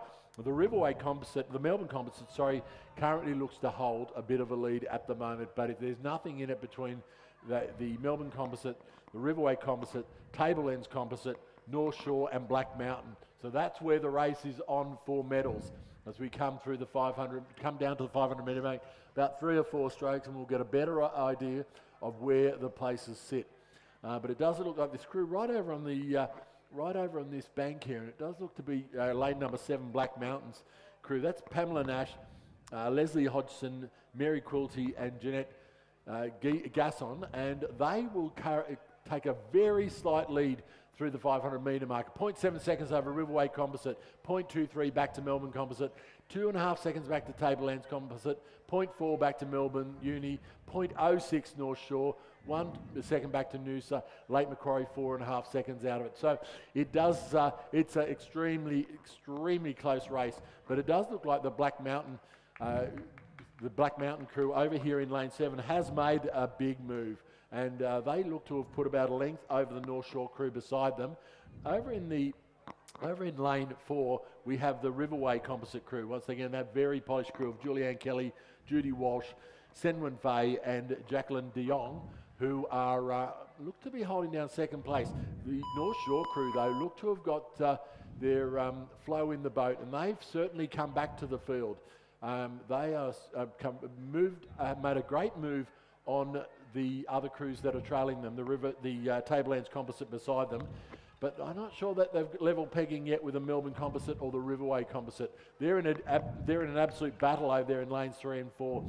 They are stroke for stroke, and with about 200 metres to go. And certainly these quality crews working hard against each other. They'll be looking out there. They'll be thinking, "Oh my God, I've had so many races this weekend, but here's one more. We've got a chance here. We're in the medals. Let's make sure we finish this race off and get the medals." North Shore thinking, well, we're still in a chance for medal, and they are pushing towards the line now. But it does look to be this very accomplished Black Mountain crew of Pamela Nash, Leslie Hodgson, Mary Quilty and James Gasson just holding a slight advantage. But there is absolutely nothing in it. And a big push coming from the crew in lane 4. This Black Mountain crew is going to have to turn it up here a bit, because otherwise they'll miss out. But no, they've done enough and they will get across the line. It will be followed by the Melbourne Composite, the Riverway Composite, followed by North Shore, over to Melbourne University, followed by Tablelands Composite. It will be Noosa Rowing Club, and the last crew across the line will be the Lake Macquarie combination. A great race there, Mark. Very exciting. That was the Women's Masters G Quad. We now move on to the Men's Masters G Pair. There are only 3 in this race. Over on the far side from Brisbane and GPS, Ian Holtzberger and Shane Wally. In the middle, from North Shore, Eric Luck and Chris Walsh, who have a comfortable lead over the rest of the field at this stage. They're coached by Kim Rudder, and from Toowong, Philip O'Dwyer and Gavin Kiley. So as we can see, the North Shore boys, Eric Luck and Chris Walsh, have a comfortable lead over the Toowong crew, Phil O'Dwyer and Gavin Kiley. And then over on the far side, it is the Brisbane and GPS, Ian Holtzberger and Shane Wally. So they have come through the 500 metre mark. The margin back between North Shore and Toowong was 11.5 seconds nearly, and back another 8 seconds back to the Brisbane and GPS. So the North Shore boys, although they have a comfortable lead, they're keeping their rating up. They're still pushing. They're just coming through the last 250 metre mark. And I know I've raced against Eric and Chris many times, and they put up a good fight. And so even though they don't really have any opposition here, they are making sure they put every bit of effort in as they come up. They're about 150 metres out now, so they're extending their lead, I would suggest, over the Toowong crew of Philip O'Dwyer and Gavin Kiley. And then further back, the Ian Holtzberger and Shane Wally. So Chris Walsh and Eric Luck are now into the last 100 metres. It looks like they've actually realised they have this in the bag, so they've just dropped it down a couple of points. As it seems the Toowong crew have. So a very nice win there from Eric Luck and Chris Walsh, coached by Kim Rudder from North Shore. They've just come through in a time of 3:46.58, and they'll be followed across by Philip O'Dwyer and Gavin Kiley from Toowong Rowing Club, about to hit the line in about 3 or 4 strokes. And then a bigger margin back to the Brisbane and GPS, Ian Holtzberger and Shane Wally, who will cross the line shortly. And as we wait for the crew to come across the line, Holzberger and Wally, we'll move our attention to race 322 and 323. So this is a combined field of the Women's Masters B coxless 4 and the Women's Masters B coxed 4. In lane 2 we have Leichhardt, Susan Huggett, Nikki Lepresti, Jennifer Zonga and Daniel Bourget, coached by Steve Sherry. In lane 3, ANU's Elizabeth Blower, Sarah Tynan, Brianna Murray and Jacqueline Williams, coached by Nigel Harding. In lane 4, Karam's Jess Fishman, Kelly James, Angelique Everett, Jackie Diebel and coached by Drew Holman. In the coxed 4s we have Leichhardt Composite, Zita Briones, Jane Clues, Belinda Brigham, Amy Vander Nieuwenhof and Kelly Marsh as their coxswain. And in lane 7, ADF Rowing Composites, Virginia Hayward, May Saliva Bell, Julia Cronin, Judith Wiss and Sarah Daverin. So we've got a start in this race, and it's well and truly underway. It's a bit hard for us to tell, but you'll notice that they've left a lane, a couple of lanes between these two divisions, so that they've got some level of separation. But it looks a very tight race in both these instances. So, of course, in the coxless 4, only 2 of these will get a medal. In the coxed 4, only 1 of them will get a medal. So it's all on the line out there, and certainly it does look like in the coxed 4 that Leichhardt composite of Briones, Clues, Brigham and Vanden Nieuwenhof, with Kelly Marsh's coxswain, do look to have got a bit of an advantage over their competitors, the ADF Rowing Composite. In the coxless 4, it does appear at the moment that it looks like it's a race between ANU's Elizabeth Bower, Sarah Tynan, Brianna Murray and Jacqueline Williams, and between the Karam crew of Jess Fishman, Kelly James, Angelique Everett and Jackie Diebel. So it is going to be a great race to the line. It does look like at the moment that the Leichhardt crew is slightly behind. So once again, they've got all the work to do. The Karam crew certainly looking the goods as they came through that 500 metre mark. And yes, indeed, they hold a 0.1 advantage over ANU. Leichhardt is about 1.5 lengths behind. So, as I said, a lot of work by the Leichhardt crew to get back. The certainly the Leichhardt composite crew, though, in the coxed 4, having no problems whatsoever. They're about 2.5 lengths in front of the ADF rowing composite. So look like they've got that gold medal in the bag, but we've still got 400 odd metres to go. But same thought going through the Carrum crew as we come down to 250 metres to go, and they certainly have gone for the big push. The rating is right up in that boat. They've certainly stepped it up a couple of points to what they had as they came through the 500 metre mark, and now have about a boat length's lead over the ANU crew that's beside them. The Leichhardt crew over in lane 2 has really trailed out. Didn't expect this. I thought they would be a lot closer than this, but certainly the pace is extremely hot out the front of this race. ANU, not to be done, they're saying we've still got a bit in us and we're coming back. They've got about 150 metres to go. The Carrum crew, though, saying, well, you may think you have, but we've still got a bit left as well. And they look to have lifted again. Oh, they shortened up just a little bit, but they're shortened up in the chase for rate. And they've got that crew. It's another tandem rig boat coming down to the line, a very distinctive blue and white boat with the Carrum crew, and they will go across the line and take out this race with a great win, and they will beat home the ANU crew. It will be Leichhardt in third. The Leichhardt crew and the Cox 4, though, they are not nowhere near as close a race, and they are still got the rating up and pushing it along, but they are fairly cruising as they come down towards the line, and they will come across and take out the win in the women's Coxed 4.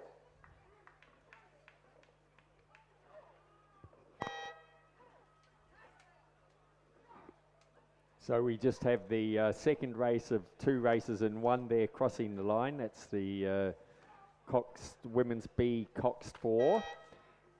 We now have a very exciting race. It'll be the men's Masters B double. This is race number 324.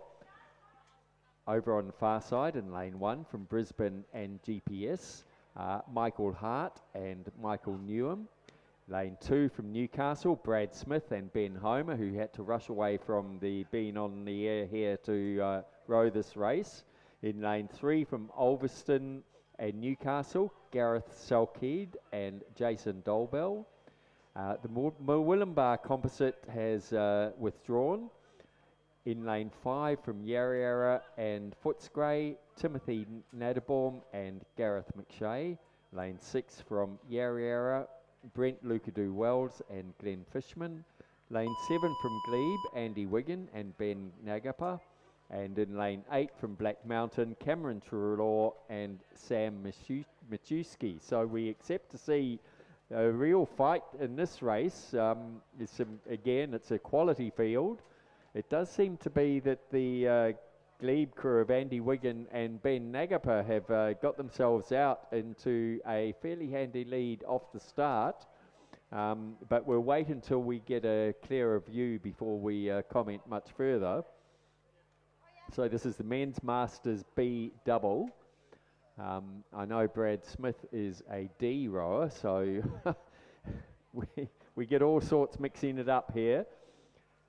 From what I can see looking down the field, I would give it to Andy Wiggin and Ben Nagapa at the moment, battling it out with Brent Lucadoo Wells and Glenn Fishman beside them. So Ben and Andy are in lane 7, and Brent and Glenn are from Yarra Yarra are in lane 6.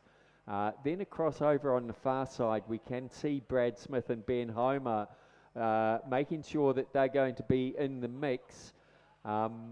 Out in, the Black Mountain crew, Cameron Trelaw and Sam Mischewski over on this side are also putting up a pretty good fight. We'll get a clearer picture. They're about to come through the 500 metres mark in a few strokes. And the camera's starting to line up now. I may have called that quite wrong, but that is the Newcastle crew of Brad Smith and Ben Homer, just ahead of the Yarra Yarra crew. So I got my colours wrong looking down the course. They were followed through by the Brisbane and Pine River boys, then the Yarra Yarra Footscray boys, then Glebe, then Black Mountain and the Ulverston Newcastle crew. So Brad and Ben over on the far side there in lane 2 have now wound it up, as Brad has always want to do when he's about 300 metres out. And we can see them really pouring it on. They want to make sure that they're not going to be beaten by the Sierra crew on this side. So the Sierra crew in lane 6 is trying hard to push the others. It's pretty hard to call which one's going to be next, as they're all having a good crack at this. It does seem to me to be the Black Mountain boys over this side, but that's not as they came through the 500 metre mark. I would give it possibly to the boys in the middle there. That's the area composite, and the over on the far side there, the Brisbane GPS, Michael Hart and Michael Newnham. But we can see Brad Smith putting on his trademark big finish there as they haul themselves down to the line in this last 100 metres of the race. The area boys of Brent Lucadoo-Wells and Glenn Fishman look to, I think they're going to comfortably take out the silver medal in this men's Masters B double. And over on the far side there, it is the Brisbane and GPS composite crew of Michael Hart from Pine River and Michael Newman from Brisbane GPS. Bit of a margin back. It could almost be a photo for fourth and fifth, but I think it's just going to be taken by the area composite over the Glebe boys, Andy Wigan and Ben Nagapa.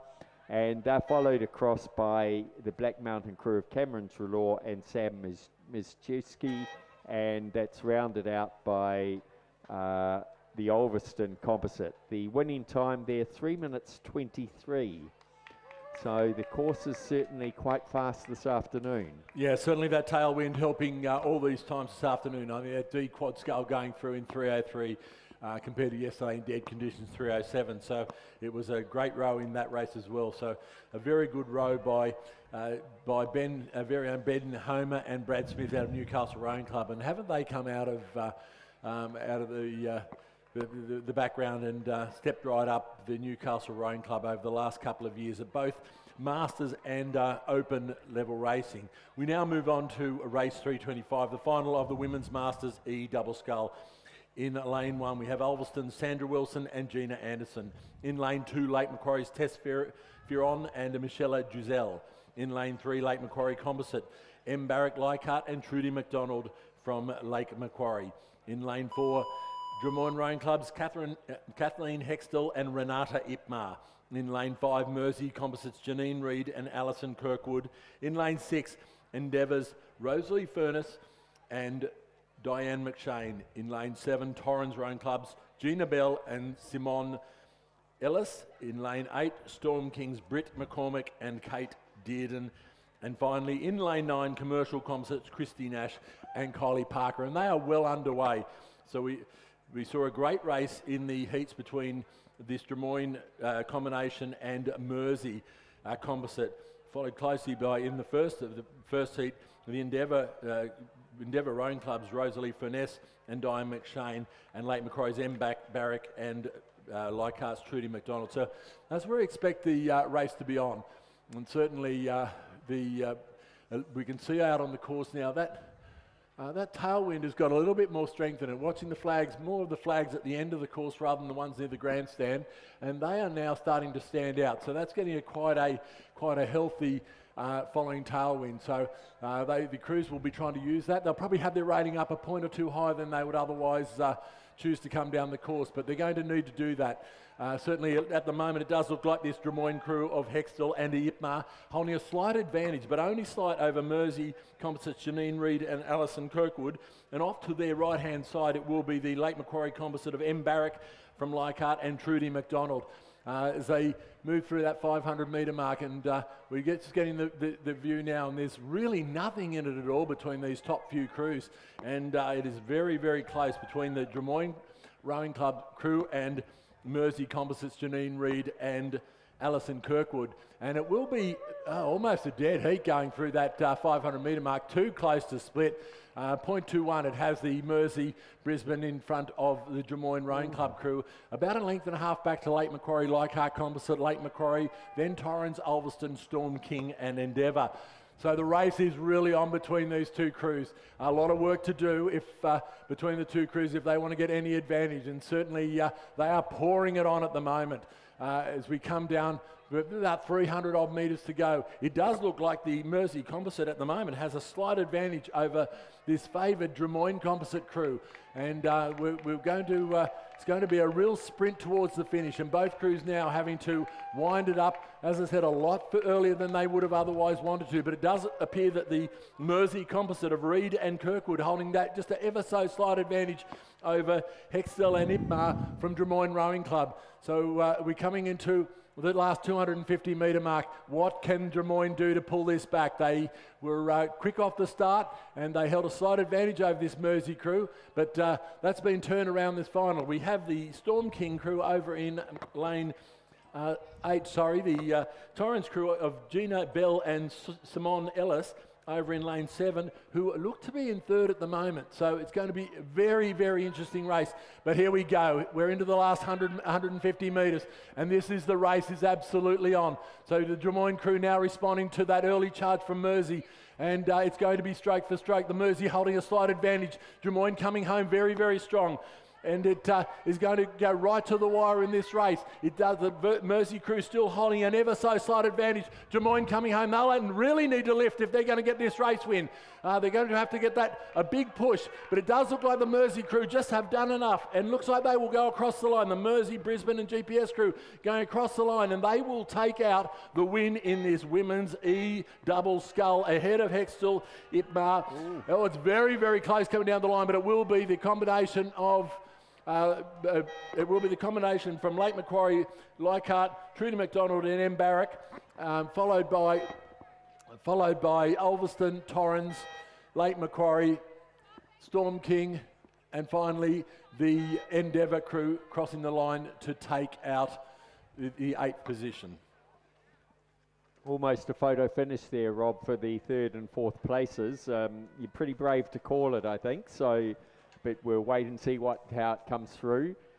Moving right ahead now to the Men's Masters E4 final.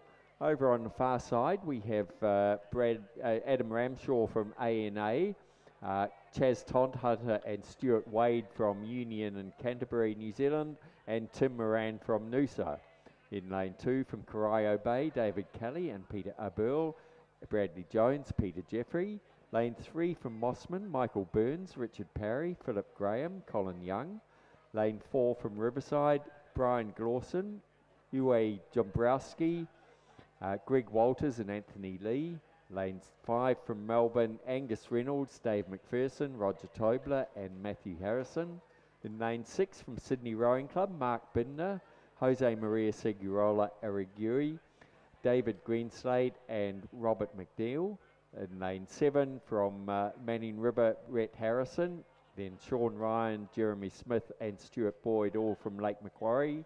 And in lane 8 from Glebe, James Wentworth, Ashton Hinksman, Hank Everchek and Chris Niche.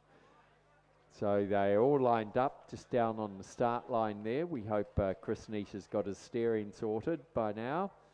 I know before the race he was very worried that he may not be able to steer, and we saw him weave all down the course.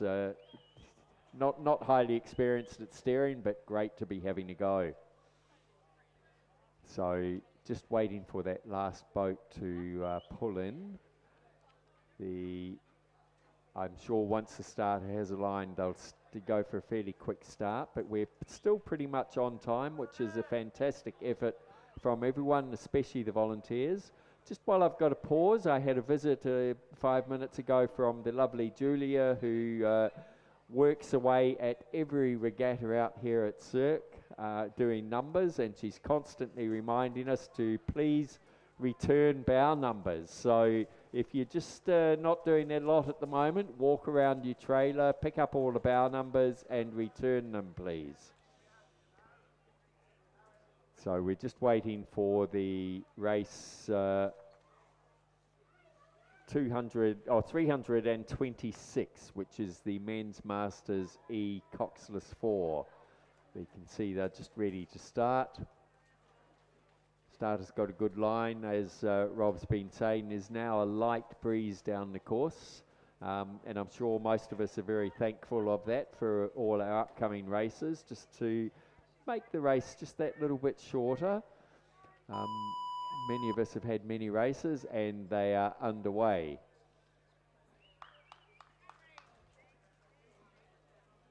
So already the leaders are surging out ahead of the pack.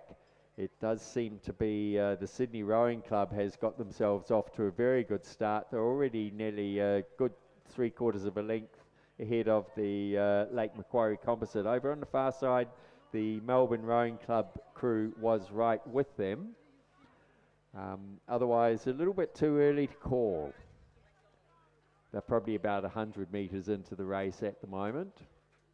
Or actually it's very fast moving. They're coming up to the 250 mark. So there we have it. We're following there the that looked like the Mossman crew. So a little bit behind that would be Riverside that we're looking at, and beside them the Melbourne crew, and just off to the right of the screen the Sydney Rowing Club crew. So those look to be the leaders.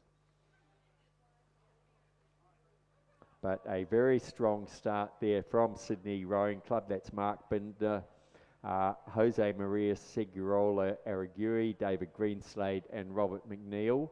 And right beside them, pushing very hard from Melbourne, are Angus Reynolds, Dave McPherson, Roger Tobler and Matthew Harrison.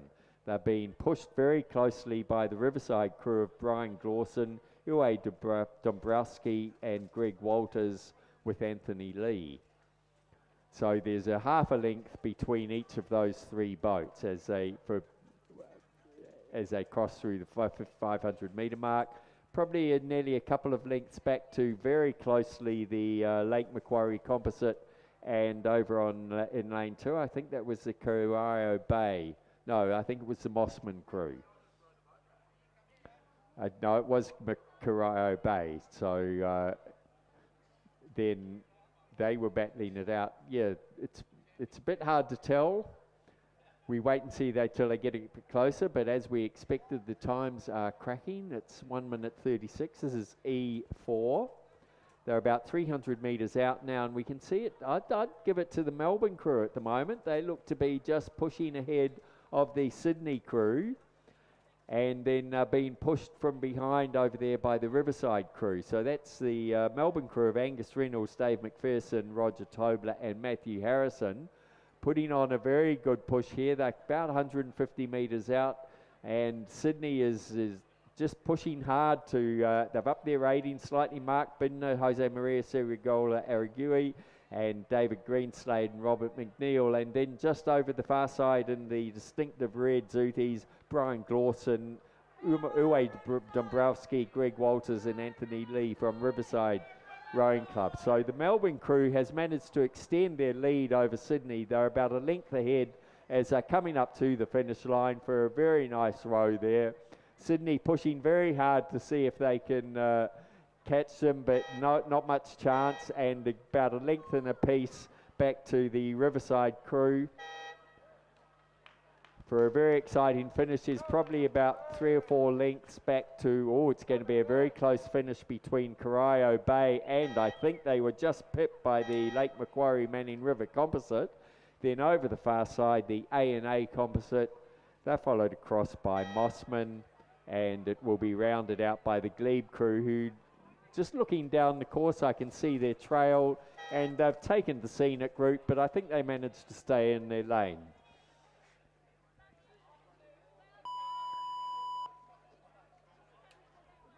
We now move to race 327, the Men's Masters Eve Coxed 4. We only have the 3 crews in this race, and I'm looking up there, and all 3 crews are there. The old collegians have scratched. In lane 3, we have Melbourne Composite, Steve Reynolds, Melbourne Rowing Club, Justin Negri, Yarra Yarra, Craig Smith, Melbourne, and Gregor O'Nions, Melbourne, coxed by Sam Lincoln. In lane 4, St George Rowing Clubs, Ayrton Grania Ramos, Christopher Jones, Cromwell Olivia, and Alan Robertson, coxed by Jackie Peel. And lane 6, we have Sydney Rowing Club's Michael Wood, David Raymond, Ross Pritchard, Stuart Cowap, and coxed by Bradley Wooten. And so they are now well underway, and it does look like the crew in the middle of the course, the St George crew, has come out to an early lead, and they look to be travelling very nicely at the moment as they come down about 400 metres gone, heading down towards that 500 metre mark. And so it looked like they've got a lot of control in this coxed 4. Certainly, these guys are certainly big guys, and so they'll be revelling in the chance to pull the coxswain down the course, and certainly showing a great display of coxed or rowing. Off to their right, though, the Melbourne Composite crew, Melbourne Yarra Yarra Composite crew, are only probably about half length out of it. And as we come down to the 500 metre mark, we'll see it will be the St George crew coming down, and they will cross the line, cross the 500 metre mark, and yes, about a half a length in front of the Melbourne Yarra Yarra crew. About a length back to the Sydney crew. So the Sydney crew with a lot of work to do. Only two of these crews that get medals. And at this point, it does look like it will be the St George and Melbourne Composite crews. Whether St George can hold on, whether Melbourne can stage a comeback, we'll just have to wait and see. And it certainly is going to be a little bit closer than it was, I'd say, going through the 500 metre mark.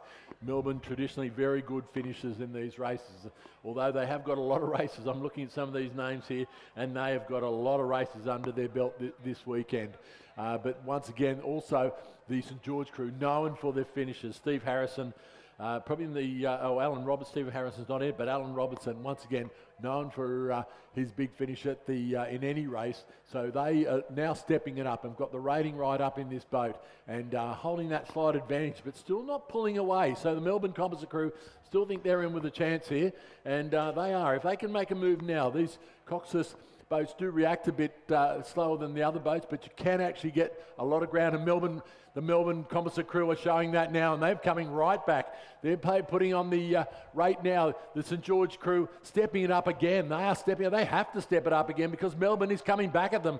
There's going to be nothing in it as they come down towards the line. Less than half a length. The St George Rowing Club just holding on as they go towards through the red buoys, and about 50 metres to go, and it looks like they will have done enough early on in this race to hold on, just maybe have backed it off just a touch as they come down the line. They will go across the line to take first with a length lead over the Melbourne crew, who has staged a valiant effort to get back to be so close. It will be the Sydney Rowing Club crew coming in third place. So medals will be given out for the St George and Melbourne Composite crews in that race, and a great row by St George.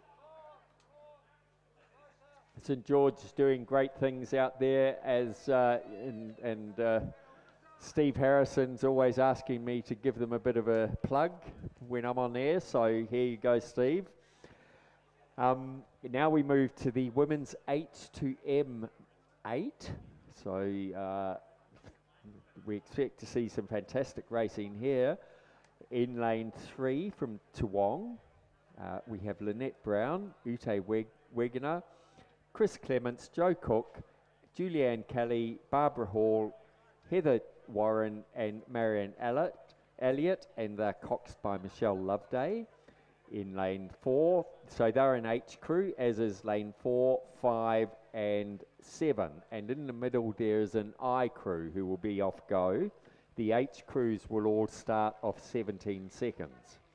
Over in lane 4 is from Melbourne and Newcastle and Bairnsdale and A&A, so a real mix, and a little bit of Lake Macquarie thrown in as well. We have Jan Naylor, Lynn Charge, Jeanette Beaton, Susan Kemp, Sue Howard-Smith, Lynn Broad, Val Dow, and Arena Benjamin, coxed by Zena Marzi. In lane 5, we have a North Shore composite of Alex Warner, Catherine Sainty, Linda Munns, Wendy Zammett, Sally Edwards, Janet Pendleton, Susan Wannon, Susan Walter, Jane Kavanagh is the cox, and they're coached by Kim Rudder. In lane 6 is the I crew, which is a mixture of Canberra, Mossman and Black Mountain.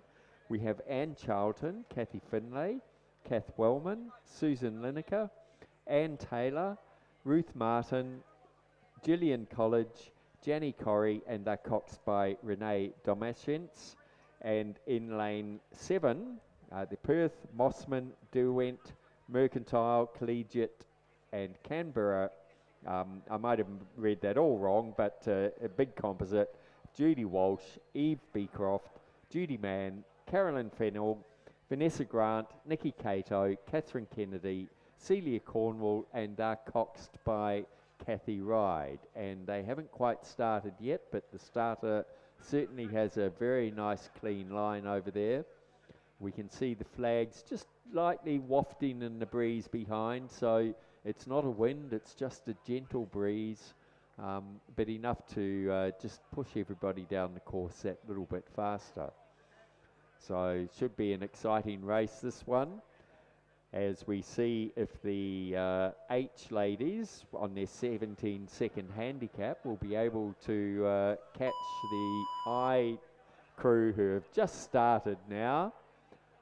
As we would expect from an I crew, the movement is good and solid, but they're not exactly racing down the course. Well, they are racing, but compared to some of the boats we've just seen go down, and the 17 seconds is obviously up, and the rest of the crews have now started. A very nice start there from the North Shore crew, who've just got themselves about a canvas ahead of the rest of the field already. We wait to see how long before and if they can catch the Canberra Composite I crew. So Canberra Composite, but it's Canberra, Mossman, and Black Mountain. The Mossman rower is Anne Taylor, who I was chatting to a few weeks ago and had her leg in a cast, so she's managed to get herself back on the course pretty quickly. And my guess is Renee Domashents is the Black Mountain Cox, because the rest of them are all Canberra. So we can see the I crew still has a fairly comfortable lead on the rest of the field. It was a 17-second handicap. It does look to me there, the other crews are all fairly close together. So the Toowong Composite, the Melbourne Composite, and the North Shore Composite, pretty much neck and neck, I think. It looks like the Melbourne Composite may have dropped back a little bit, then closer to us, the Perth Composite, a little bit hard to tell from these at camera angles. But we can see the North Shore crew really starting to reel in the I crew, the Canberra Composite. They're coming up to the 500 metre mark. We'll get a clearer picture as they go through. So will they have made up those 17 seconds on the handicap? So that's the Canberra Composite just crossing through the 500 metre mark now. And then the North Shore 6.5 seconds back. So they should be able to catch and overtake the Canberra Composite over the far side. The Toowong Composite is about 3/4 of a length ahead of the Melbourne Composite, and then the Perth Composite are bringing up the rear. So a little more sedate, but it's just fantastic that we have 5 8s out there. The H and I ladies crews. The Canberra Composite, the I crew, is still holding North Shore off. They're about 300 metres to go. So it was 6.5 seconds of the 17-second handicap at the 500 metres. So it looks like they have put on the power. They've seen the challenge coming and they've decided, no, we're not going to let those North Shore people catch us. And we can see, it looks to me like they've just upped their rating a point or two, as have North Shore. So they're now up into the last 250 metres of this race. But what a challenge. The Canberra Composite have really decided they're not going to let North Shore win if they can help it.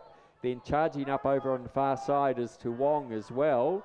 But I think North Shore are going to manage to take them in the last to about 150 metres. They're neck and neck at the moment. They're just about to hit the red boys. And North Shore has managed to get their nose in front of the I crew, the Canberra Composite. Will they be able to hold it? Canberra aren't letting it go. And then over on the far side, the Toowong composite is really charging down the course. So it's going to be a fairly close finish, and very exciting. So North Shore, that's the North Shore, Warner, Sainty, Munns, Zammit, Edwards, Pendleton, Wannon and Walter have just crossed half a length in front of the I crew of Charlton, Finley. I won't go through the names, too many. And over on the far side, we have the Toowong composite. They'll be followed across by the Perth composite, and then the lane 4, the Melbourne composite. So exciting race there. So we switch our attention to race 329, the men's Masters H quad. And in lane 1, we have Melbourne's Terry Phillips, Michael Dakich, Kel Boynton and Philip Wright. In lane 2, Mersey Composites, Tom Ottey, Kenneth Price, Chris Potter and Simon Nowell. In lane 3, Nagambie Composites, John Straps, David Andrews, Bill Barton and Lee McIntyre. In lane 4, Black Mountain Composites, Steve Harrison, Graham Nix, Roy Halliday and Philip Winkworth. In lane 6, Toowong Composite, David Rafter, Jim Stafford, Robert Gunningham and John Bliss. And in lane 7, Lake Macquarie's Peter Armstrong, Peter Stevenyard, Robert Wallace, Bruce Sharp. And in lane 8, ANU Composites, John Dollison, Jim Lowe, Rodney Stewart and Peter McCartney. So this is an absolute quality field again. And they are away to an absolute flyer of a start. All crews travelling very well in this H division. So that would make them 70 plus average age group. And we're just behind at the moment. I can't really see who that is, but it does look like that it could be the Black Mountain Composite. We've got a bit of a gap, so it does look like it'd be the Black Mountain Composite. We're right astraddle the empty lanes where Brisbane and GPS were before they scratched.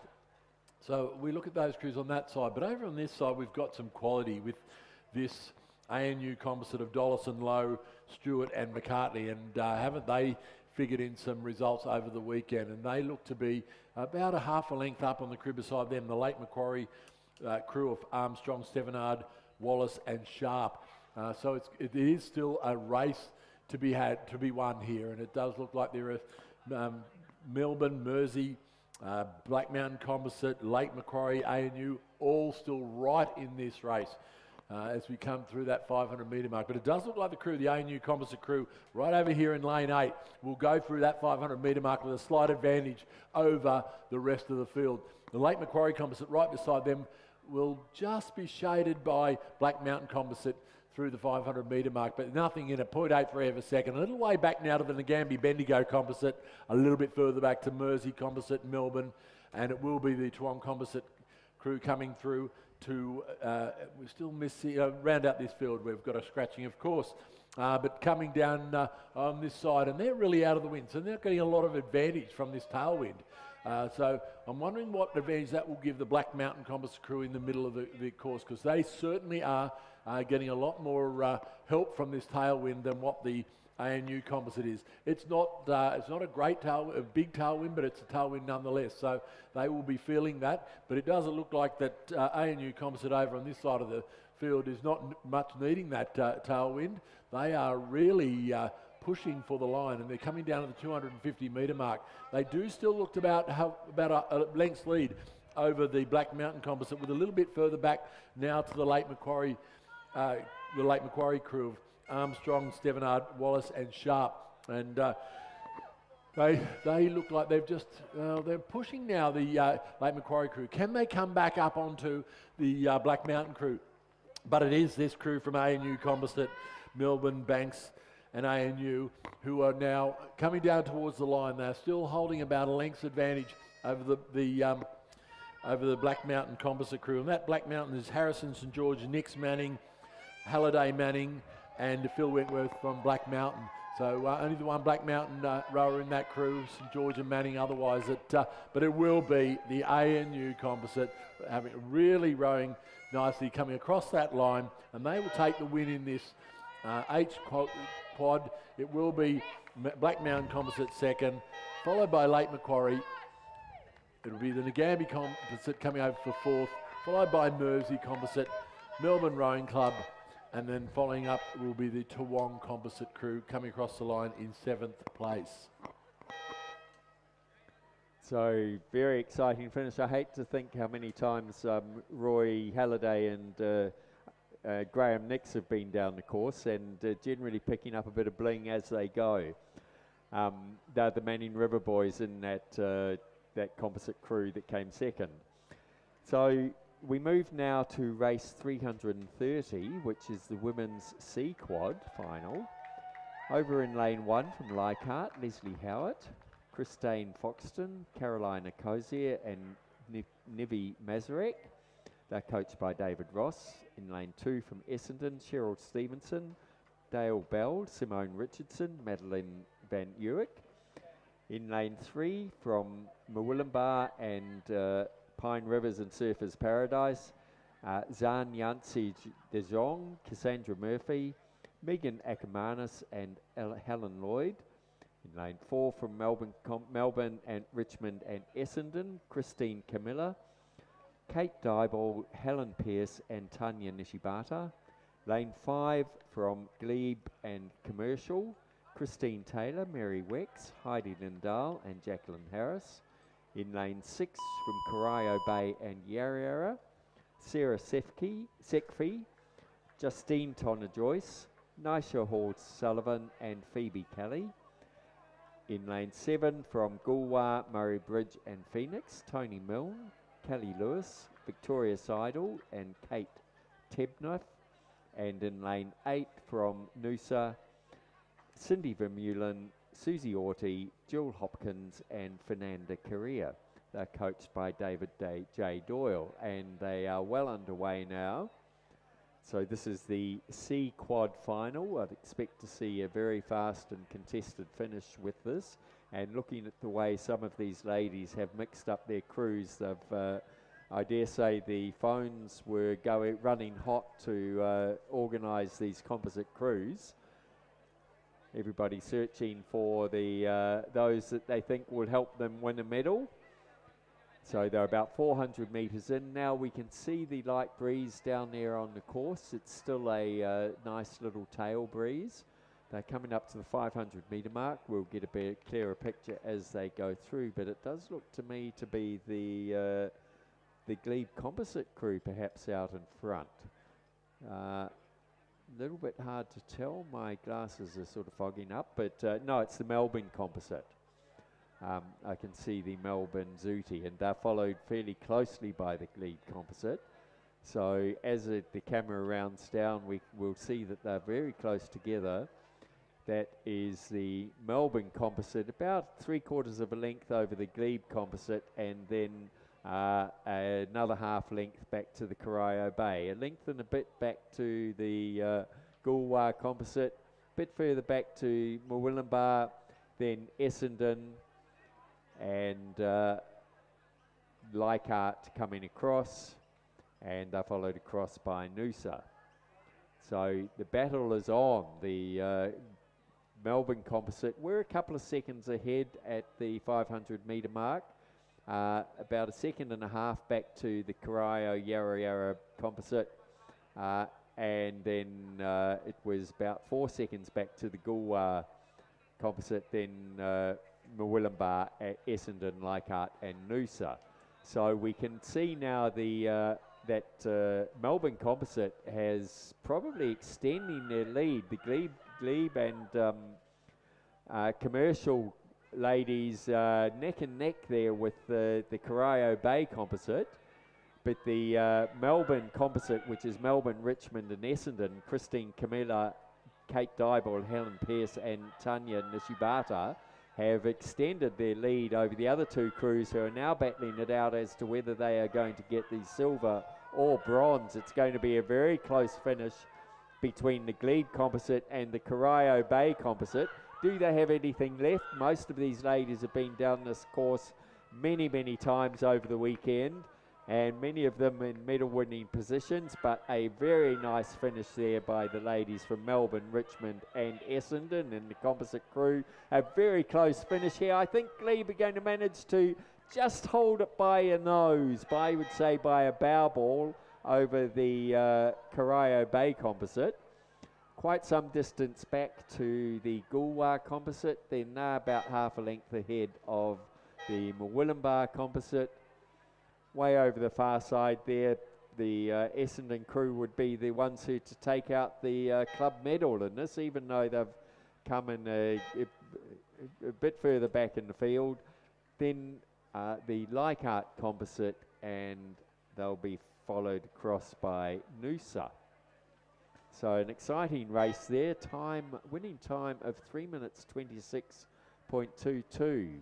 A margin of 4.59 back, and then 0.33 between Glebe and Corio Bay for the silver and bronze medals. And we move on to race 331, the men's Master C8, and this is going to be another cracker of a race.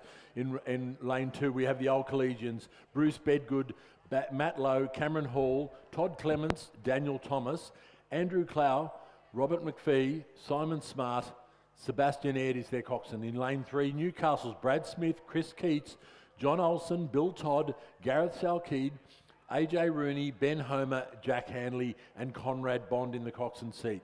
In lane 4, Toowong Composite, Timothy Williamson, Dean Horder, Adrian Howard, Nicholas Ferros, Scott Warren, Timothy McMenamum, Cameron Stewart, Jackson Price and Ethan Stokes is their coxswain. Lane 5, North Shore Composite, Andy Jeffries, Nick O'Brien, Timothy Sargent, Jeffrey Beer, George Hudd, Andrew Simpson, George Loyterton, Tom Payton and Kelly Marsh is their coxswain. In lane 6, Lindisfarne Composite, James Cowley, Jonathan Pitt, Michael Wilson, Patrick Bird, Robert Aida, Dion Birtwhistle, Phil Hutton and Tom Wilcox with Claire Gregg as their coxswain. In lane 7 we have Mossmans, Scott Beachley, Andrew Hourigan, Timothy Worth, Joel Cape, Ian Allsop, Rob Giblin, Cameron Denny, Justin Hooker, Michael Rasmussen and was their coxswain and coach. In lane 8 we have University of New South Wales Composite, Nathan White, Nicholas Lazarou, George Lazarou, we have A. Adams, Hamish Dunbar, Ian Mongan, A. McEnroe and James Halliday, and their coxswain is A. Zheng. So we're waiting for a start. I think we've got a line there. We're in the ready position. So once again, they are away, and already the Lindisfarne Composite in that yellow Impacker have got away to a great start. And they lead off the start, and this race means you've got to be very, very fast over that 500 metres. And they certainly will be. They've set a clear set of heels. They've got the rating right up. The Mossman crew beside them, trying to go with them at the moment. And the North Shore Composite. So it is going to be a great race, this one. As you can see, they're really pounding the water in the crew that we're watching now. It appears to be the Toowong Composite or the North Shore Composite. And so they've got still a fair way to go. It is very close. We're looking across the field now and there is nothing in it. Probably only the crew that is fourth across, which would be the North Shore Composite, now slipping back a little bit.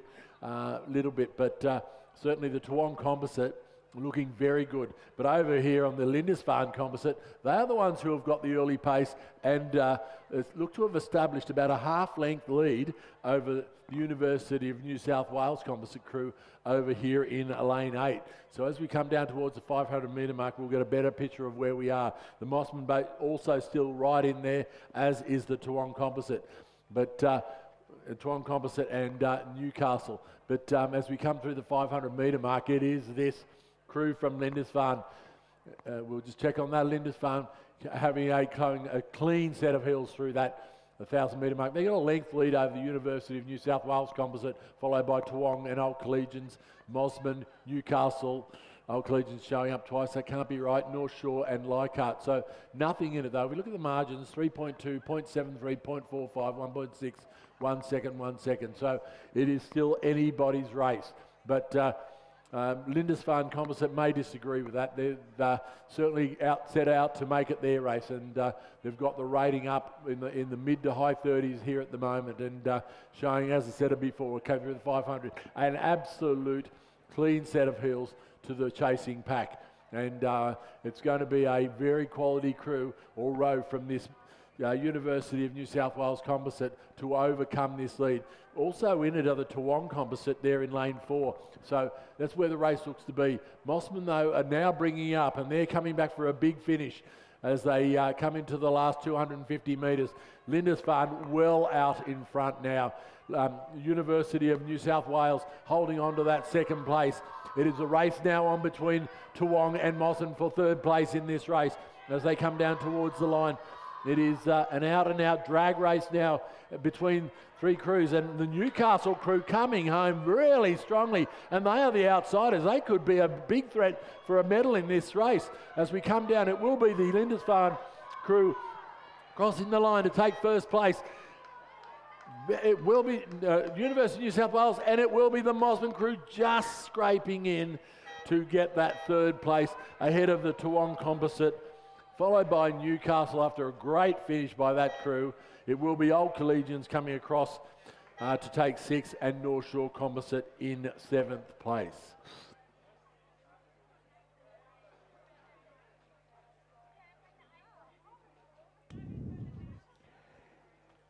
And we move now to race 332, which is the Women's Masters F pair double. So over on the far side in lane 2 from Leichhardt, we have Susan Huggett and M. Barrack, coached by David Ross. In lane 3 from North Shore, Peggy McBride and Nikki Blackwell, coached by Kim Rudder. In lane 4 from St George, Christine McCready and Jenny Wilson. In lane 5 from ANU, Elaine Bissiker and Sue Donahue. In lane 6 from Canning Bridge, Linda Pepple and Melissa Harpley. And in lane 7 from Torrens and Port Adelaide, Alison Smith and Robin Gray Gardner. They're coached by Brent Terrell. The Curtin University composite crew has withdrawn. So just looking at the names in this listing, I expect we're going to see a very exciting finish here. They are underway. It does look to be the little bit hard to tell at the moment, just from the angles. We'll get a better picture as they get closer. I would call it for, putting my neck out here, but I think Alison Smith and Robin Gray Gardner are battling it out with, that's lane 4, St George's, as we would expect, Christine McCready and Jenny Wilson. But it is pretty close. Over the other side of Christine McCready and Jenny Wilson is Peggy McBride and Nikki Blackwell, also very strong competitors. And pushing over on the far side, it looks right up there with them is Susan Huggett and M. Barrack. They're coming up to the 500 metre mark now, so we'll see as the camera pans past and we get a readout from our fabulous volunteers in the timing hut at the 500 metre mark. So as they come up to the 500 metres, it is the Leichhardt crew of Susan Huggett and M. Barrack, with just about 3/4 of a length ahead of the North Shore's Peggy McBride and Nikki Blackwell, and then it pretty much neck and neck between Christine McCready and Jenny Wilson and the Torrens ladies, or the South Australians, Alison Smith and Robin Gray Gardner. So I'm expecting to see a very exciting finish here. It could be anyone's at this stage. We can see them all pushing hard.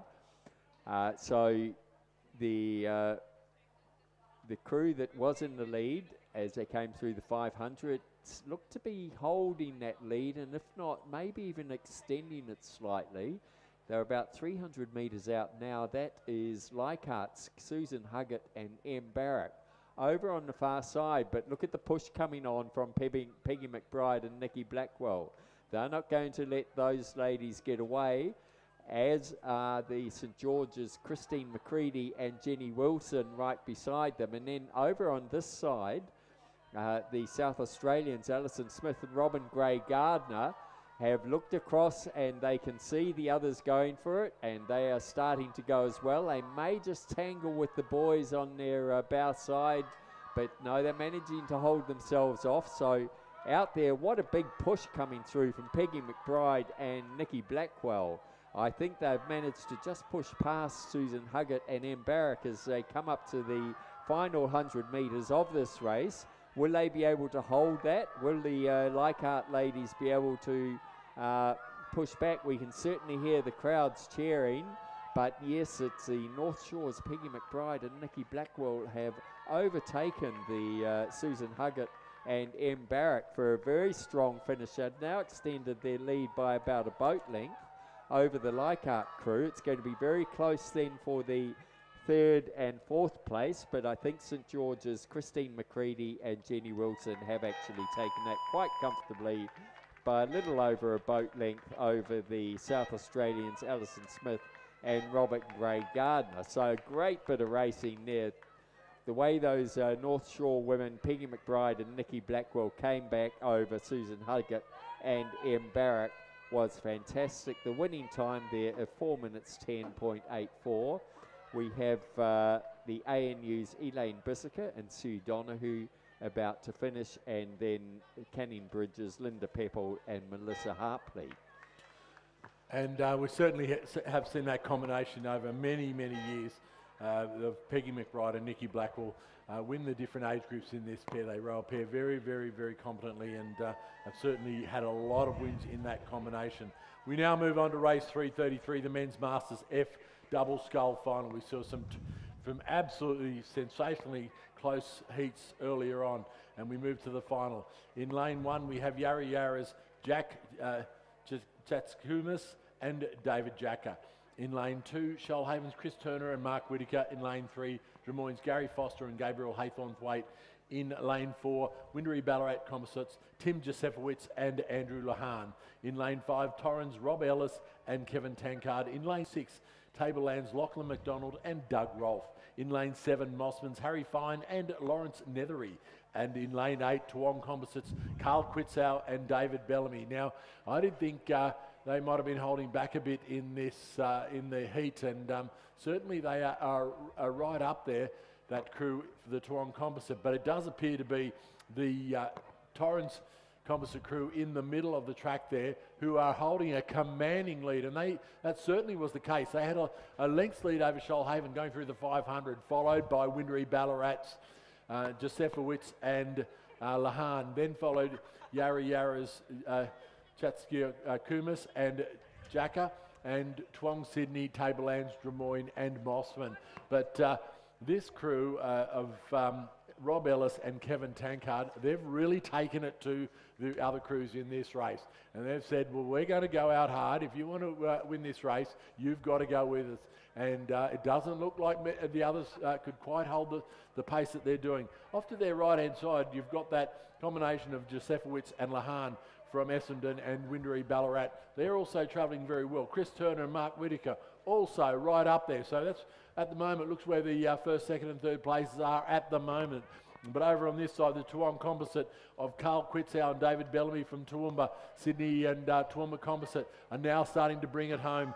Tablelands also right in there. Tablelands Country Rowing Club in Queensland's McDonald and Rolfe. They are certainly pushing for it as well. So it's going to be extremely close. But it doesn't look like it's going to be any trouble at all for this Torrens combination of Rob Ellis and Kevin Tankard as they come into the Red Boys and holding down a good lead. But hold on, the Shoalhaven crew, Chris Turner and Mark Whitaker, have just dialed up Supercharge, and they are coming for the line, and they are making inroads on this crew from Torrens. I'm not sure they're going to have the length of course to catch them back, but they have certainly gone straight past Windery Ballarat's Josefowitz and Lahan, and probably snuck out a silver medal out of it. That has been a great row, but it will be the Torrens combination.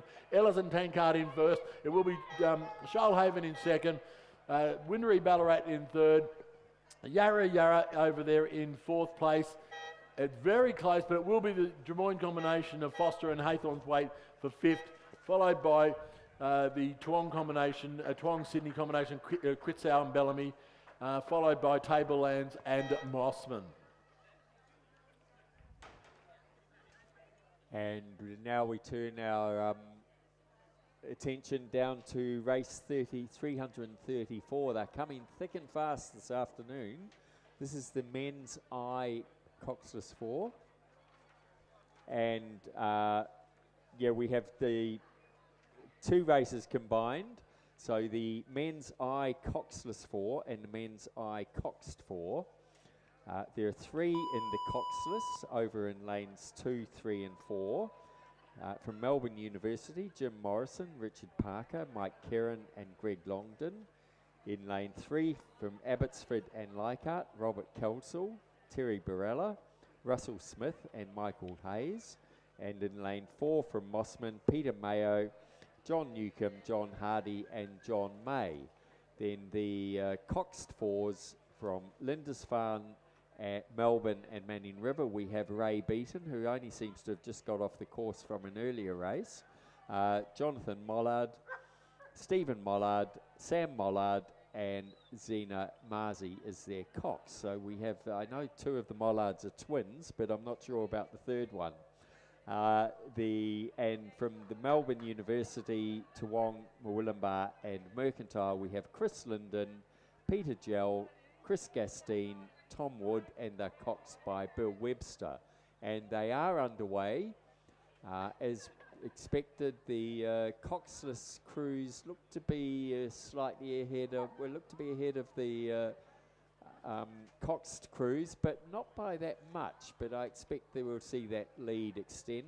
These are all eyes, so they are over 70, or over 75, sorry. I would just off the top of my head, I would go for the Mossman Rowing Club at this time, but they're pretty closely followed by the Melbourne University composite crew over on the far side. In between them is the Abbotsford and Leichhardt crew. Then moving back across to the coxed crews, they look to be pretty much neck and neck, so we'll wait and see as they come through the 500 metre mark. We're seeing the Melbourne University composite of Jim Morrison, Richard Parker, Mike Kerrendon and Greg Longden probably about half a length ahead of the Mossman composite of Peter Mayo, John Newcomb, John Hardy and John May. And they were followed through by the Abbotsford and Leichhardt composite. Then with the coxed crews, it was the Melbourne University composite crew, Chris Linden, Peter Gell, Chris Gastine and Tom Wood, followed not far behind by Ray Beaton, Jonathan Mollard, Stephen Mollard and Sam Mollard. So they're about 350 metres out at the moment, I would guess. It looks like Mossman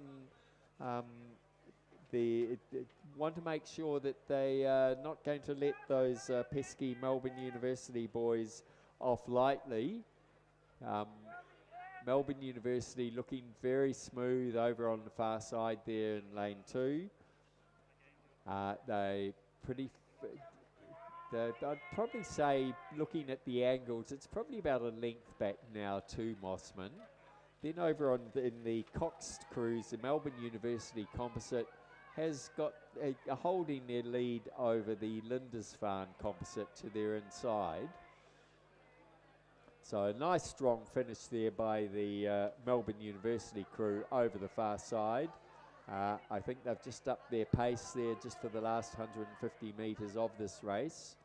These are I crews, so coxless 3 boats over on the far side, coxed closer to the grandstand. So yes, the Melbourne University crew have extended their lead over the Mossman crew, who, as we say, may have just run out of puff as they come up to the final stages of this race. It's a very nice, they're getting great boat run, the Melbourne University crew, as they cross the line, a good 2 or 3 boat lengths ahead of Mossman. And then they'll be rounded out by the, they've just been overtaken, I think, on the line, the Abbotsford composite. No, they're not, they might almost be overtaken. Not, oh, it would be a photo finish if they were racing against each other, but it is the Melbourne University composite and they're ahead of the Lindisfarne composite. So I'm going to have to leave Rob here by himself at the moment, but I believe Ben Homer's coming back to help him out. I've got to go and have a race. And thank you, Mark. We've got a little bit of a gap now, about 20 minutes before the start of the Women's Masters Para Single with 3 competitors in that, and then really closely followed by the men's masters para single. And then we get into the mixed lightweight champions of champions, the women's champion of champions single scull, and the men's champion of champion single scull. So they are a great spectacle, these races. They're a handicap based on age. The winners of each division of their age group in the single scull. For the heavyweights, for the lightweights, you find a partner who also won the opposite sex's race, lightweight single scull, and if you can do a combination, put your entry in and you're at the start. So we look forward to those races. They were coming through starting at 4:30. That means the program will wrap up after the men's champion of champions. That's due to start at 4:40. So 4:45 should wrap the racing up for the day before it gets too cold and the sun gets too low. But we're looking forward to those races. We'll just sign off for 10 minutes or so and come back and get these para races underway.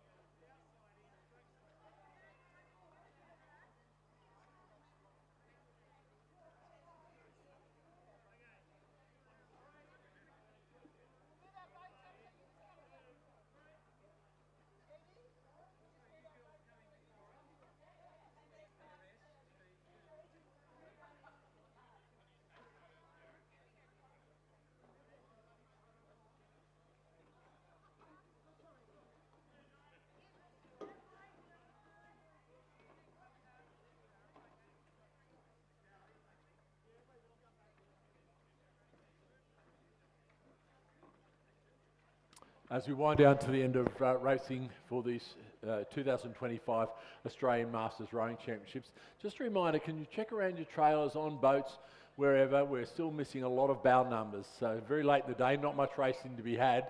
The bow number distributors are getting a little bit concerned that we have not got all the bow numbers back. So certainly if you can do that last check, that would be much appreciated. Also that shout out to our major our sponsors for this event and the 2024-25 season for Rowing New South Wales. Bentley is our major event sponsor. Quest Penrith, our official accommodation partner. The Regatta Shop, our official event clothing partner. V Insurance, Penrith City Council, Pontoon, Webb Urban, Race Clocker and Bont Rowing, proud new sponsor of our Bont Boat Race officials.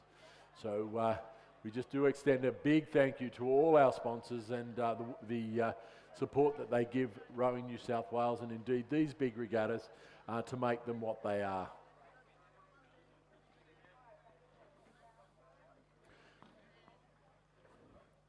Also a shout out to all our volunteers over the last 4 days.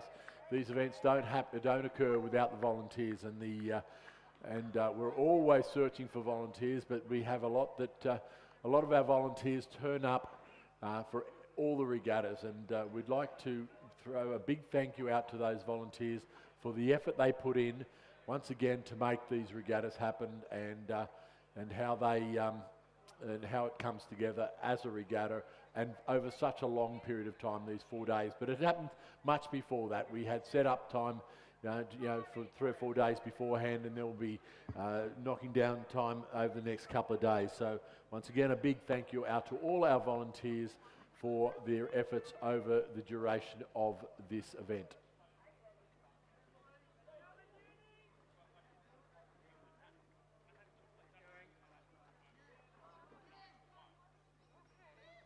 So I'm just looking up at the start there at the moment, and it does look like we have our women's para singles coming into place. Of course, this will be a handicap event with the Drummoyne sculler Stephanie Walker going off 31 seconds. She's an A age group. In lane 6 we have the Bendigo sculler Kim Hampton. She's a D age group competitor and she will be off 21 seconds. Off go will be, in lane 8, will be our glebe rower Mika Kelly, who is a G age group. So I'm sure that once we get these scullers aligned, they won't want to be holding them there too long, even though we're a little bit early. They won't want to hold them there too long because it will be quite cool up on the start for these scullers, and it's they won't want to be sitting there holding them for that long. We hope. So we'll, as soon as we get underway, we'll give you a call on that race.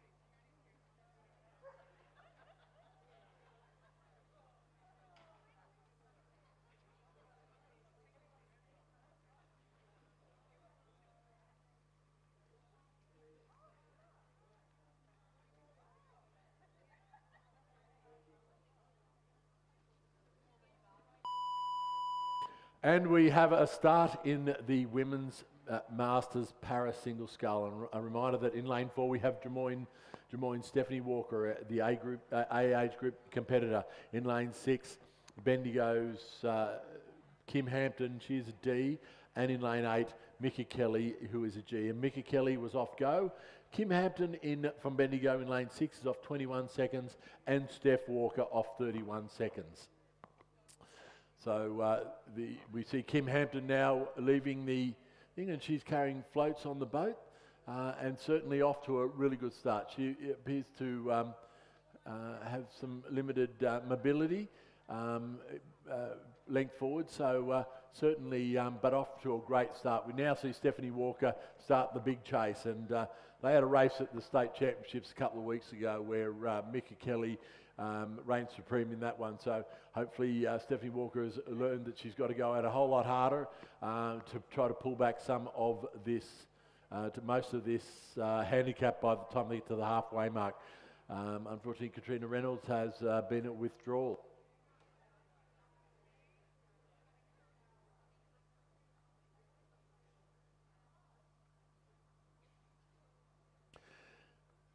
So joining me in the commentary box is Ben Homer, but he's doing some serious background checks on scullers for this champion of champions, trying to work it out. I think he's got.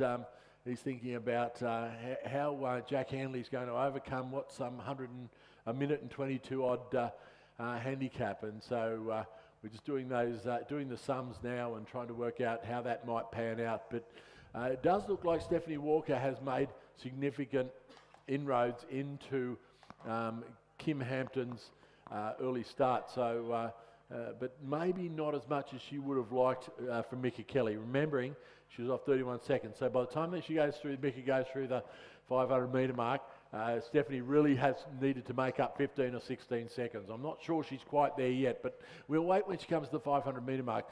Mika out the front there, sculling very nicely. Conditions out on the course are very, very smooth. That wind that we had earlier seems to have dropped. Once again, those conditions are fabulous for rowing. Maybe getting a little cold out there, so the scullers will enjoy the fact that they've got a little bit of sun left on their backs, but I'm sure that that's going to be well and truly gone by the time we start these champion of champion races. So Mika Kelly through the 500 metre mark in 2:38.91. So now the countdown is on to see how much that Stephanie Walker and Kim Hampton have actually cut out of their handicaps. And it looks like that is Stephanie Walker coming through now, and she's 20 seconds behind, so she's got a lot of work to do. She is going to have to speed up. She's only pulled back, she needed to pull back about 15 or 16 seconds. She's only pulled back a lot less than that. So she needs to come home very strongly if she's going to catch Mika. Mika is a very seasoned competitor, and she will be looking at Steph and thinking, "Why? There's no way you are going to catch me." But Stephanie will have other ideas. As long as she keeps her length and keeps the composure, she's got to be in with a chance. Kim holding on and having a great row in lane 6, and certainly really hanging in there. But it is Mika Kelly. We've got a little bit confusion in the lanes. Mika is set down as lane 8, and she's actually rowing. It appears to be rowing in lane 3. So nonetheless, it's still the same distance over the course, just a different position on the course. So Stephanie now can probably sense that she's getting close to Mika. And yes, she's had a bit of a look, and she thinks, well, maybe, just maybe. So giving it a good hard crack at the moment and coming down to the 250 metre mark. Mika Kelly's still got a substantial lead though. So Stephanie Walker is really going to push hard. Still having a great row out here in lane 6 is Bendigo's Kim Hampton. And she's really moving the boat nicely, but probably not going to figure in the early places. So Mika has just had a bit of a wobbly stroke there, and it has allowed Steph Walker just to sniff. So she's taking a look at the crowd. That's not the way she needs to be looking. She needs to be looking over the other side and see that she is actually closing in on Mika Kelly. No, Steph, don't listen to the crowd. Go for the win. And but Mika is still holding on. She's running out of room. Stephanie Walker is running out of room. Mika Kelly's tiring greatly, and it's going to be so close by the time they get to the line. But I think there is not going to be enough room for Stephanie Walker to overcome Mika Kelly's big lead. Mika taking a few erroneous strokes here, and she's panicking a bit as she comes towards the line, just letting Stephanie get a lot closer, but she is not going to be close enough, and Mika Kelly will go over the line and take out the win in the Paris Skull with a great row over there in lane 3, followed by Des Moines' Stephanie Walker, and then a little bit further back, but having a great row nonetheless, is Bendigo's Kim Hampton. So great row by Kim Hampton, crossing the line now to take out third place.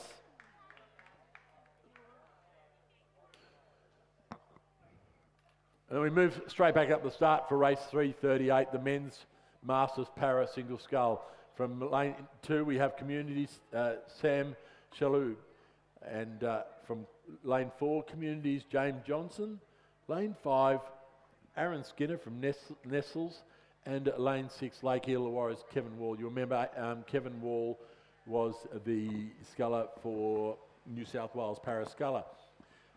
Aaron Skinner comes all the way from Nestles. Nestles is located near or in Warrnambool in Victoria, so a long travel. They travelled with, Aaron travelled up with his father David Skinner a couple of nights ago and lobbed in here, and I look forward to catching up with David and Aaron every championship along the way. So it used to be only at the Opens, now Aaron's into the Masters as well. So great to see, and a great family, the Skinners.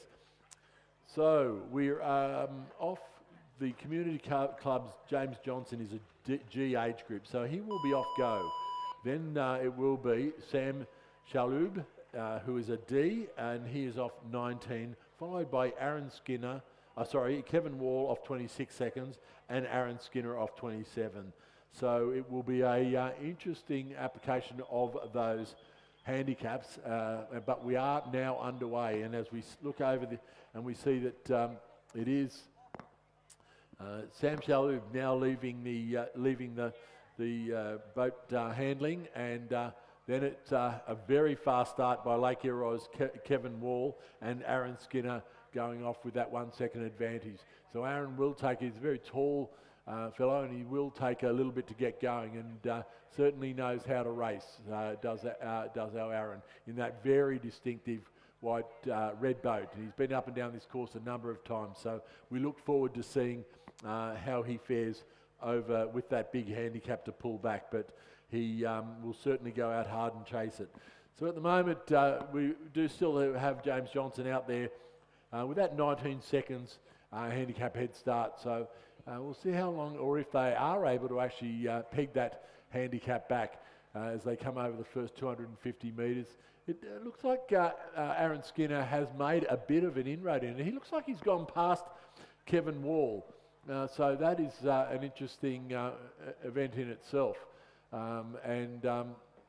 He certainly is out on the chase and is only probably 4 or 5 seconds behind James Johnson now. He's certainly gone past Sam Shalhoub. So a great row by Nestle's Aaron Skinner, and whether Kevin Wall can go with him. And Kevin Wall, of course, had a 1 second advantage over him off the start. So it has been a very good application of power and strength from Aaron Skinner to just pull in front of Kevin Wall, and he's about to come up to the shoulder of James Johnson. So it looks like Aaron Skinner will go across the 500 metre mark with not only a lead, but it could be quite a substantial lead. It'll be interesting to see how much he can keep this going. Aaron's one of the scullers. He rose in the II intellectually impaired category, and he certainly wind him up, and he can row. And there he goes. He's going through that 500 metre mark. He's just taken the pressure off a little bit. So that's allowed Kevin Wall a bit of a sniff here, and he's coming back at Aaron now. But James, just passing James Johnson off to their stroke side. So Aaron Skinner went through in 2:28 with a 2.5 second advantage over James Johnson and a 1.5 second advantage over Kevin Wall. Sam Shalhoub about another 6 seconds behind. So at the moment, the chaser is Kevin Wall, and he's trying to peg back Aaron Skinner, but Aaron has really turned it on over this since he's gone through that 500 metre mark and has opened up probably a length over Kevin Wall from Illawarra. And I'm not quite sure about the para rowing for Victoria. I can't remember who rode the para single for Victoria, but certainly Aaron Skinner is showing at the moment a clean pair of heels to Kevin Wall.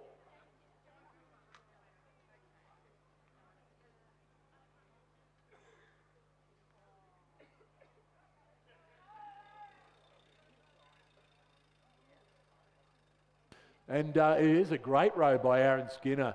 Sam Shalhoub coming up towards James Johnson. I'm not sure he's going to be able to peg him back, but here comes Kevin Wall. He's gone for the big wind-up and about 150 metres to go. Aaron's just coming down. He's looked over. He's seen the grandstand. It's time for that grandstand finish, Aaron. Let's give it all. And he is really pushing ahead.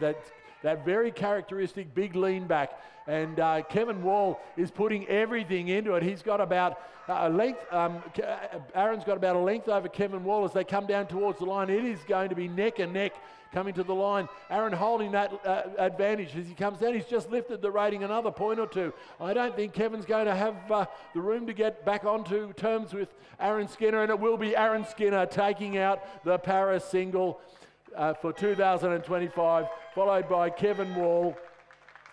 It looks like Sam Shalhoub has just come up to James Johnson, so the race is on at Community, and it's bragging rights all over for the first one of these to get across the line. They've got about another 2 or 3 strokes. It's neck and neck. There's nothing in it. What's going to happen? It's Sam Shalhoub just taking the bow in front and will just take it from James Johnson. So he will take that 3rd place and bronze medal in this event. So a great row by Aaron Skinner all the way from Warrnambool in Victoria, who's come up just for this race. So congratulations.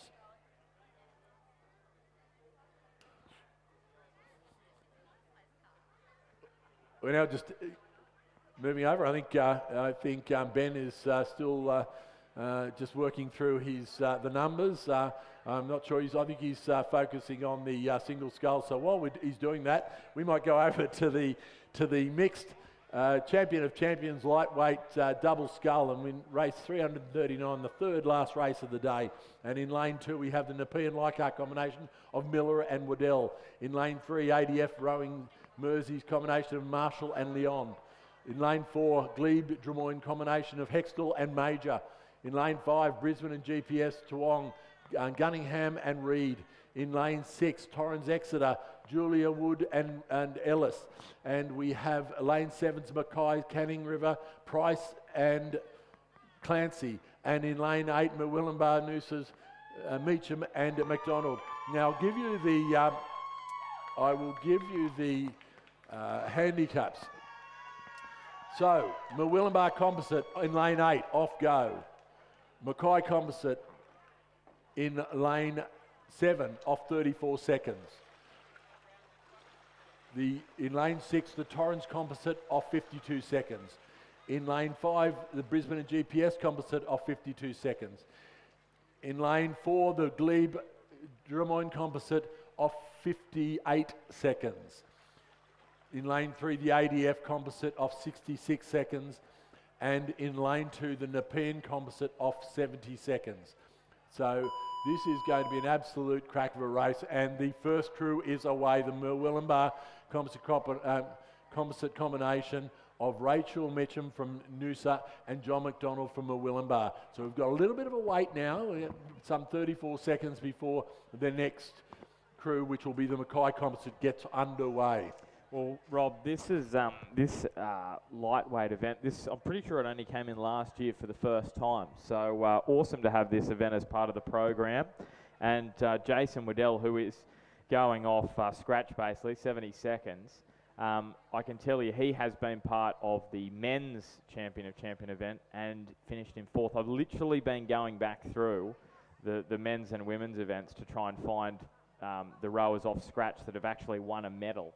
And in the women's event, the last time an A grader won, I literally can't find it. I've gone back to 2013, I still can't find it. For the men, the last A grade medalist was 2019. Peter Holiday won bronze in 2019. So it doesn't happen often that you win off the largest handicap, or even get a medal, I should say. So Wendy Miller and Jason Waddell, here is your challenge. We know how good a row they. Jason Waddell, of course, part of the New South Wales lightweight 4 at the Australian Rowing Championships this year, getting themselves on the podium. So here we go. They've got 70 seconds to pull back. Usually, though, it's those handicaps in the middle, isn't it, Rob? The ones you've got to be careful of. Yeah, that's right. We find so many times that C, D and E sort of age group are the ones that can use that handicap the best. And I think already we're starting to see that. You're just looking at those competitors through the middle there, and they are, in fact, that D, E and F competitors who are coming through. Having a good hit out there in lane 4, it looks like the Glebe combination. They look like they've already overtaken the Brisbane and GPS combination on the inside, who had a 6-second head start, but still a little bit hard to tell. But looking over in lane 2, and that Wendy Miller, Jason Waddell combination, they already look like they've picked up the ADF crew. They only had 4 seconds, but certainly they are motoring. So it's going to be a great race at the line. Well, 70 seconds. 70 seconds is the number that they're going to pull back on Metcham and McDonald, who are over on this near side of the course.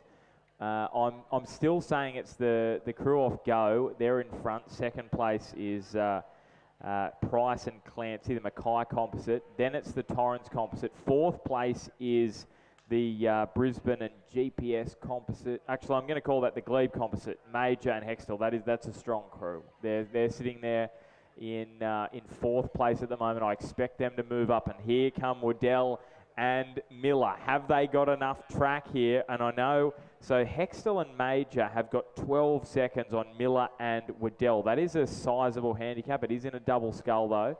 What have we got? Those 500 splits. They don't really mean much, do they? The 500 splits in this one. No, they're a bit hard to put together, and we're certainly missing one there too, which doesn't make it overly easy either. So, but it does look like the big movers have been so far this Hextall Major combination. But look on their outside, it's that Miller Waddell combination, and they are coming down hard. Remembering Hextall and Major had 12 seconds on them, and they look like they've pulled back probably about 8 seconds of that. So whether they're going to run out of room, we'll have to see. It does look like the combination of Julia Wood and Rob Ellis, though, they are still holding on to it as well. So we are absolutely coming down to the wire on this one. It does look also like the ADF have got a bit of a boost, and certainly they have lifted. So it's going to be a very, very close finish. Yeah, so it's still Mooloolaba composite in front. The silver medal position, well, that's between the Mackay and Torrens composite on the near side. The Nepean composite, they're certainly trying to fight for the medal. So too is the Glebe composite in the middle of the course. This is why we love handicap masters racing, because they all come down to the line together. Can Nepean get themselves on the podium from 72nd handicap? It's Mooloolaba composite in the gold medal position. Who gets silver and bronze? We still don't know. Torrens composite certainly in the silver medal position. Nepean composite are fighting for the bronze. Glebe composite trying to hold on to it. Mackay composite there and thereabouts. It's the Mooloolaba composite who win gold. Torrens composite silver, and from 70 seconds to the bronze medal Nepean composite. What a row out there from Miller and Waddell. You gotta love that.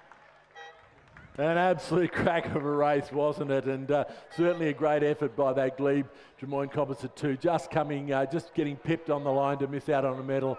But all the crews, what a great exhibition of racing. And as we typically do see, those big handicaps are very hard to pull back, particularly when the athletes have had a lot of racing over the last couple of days.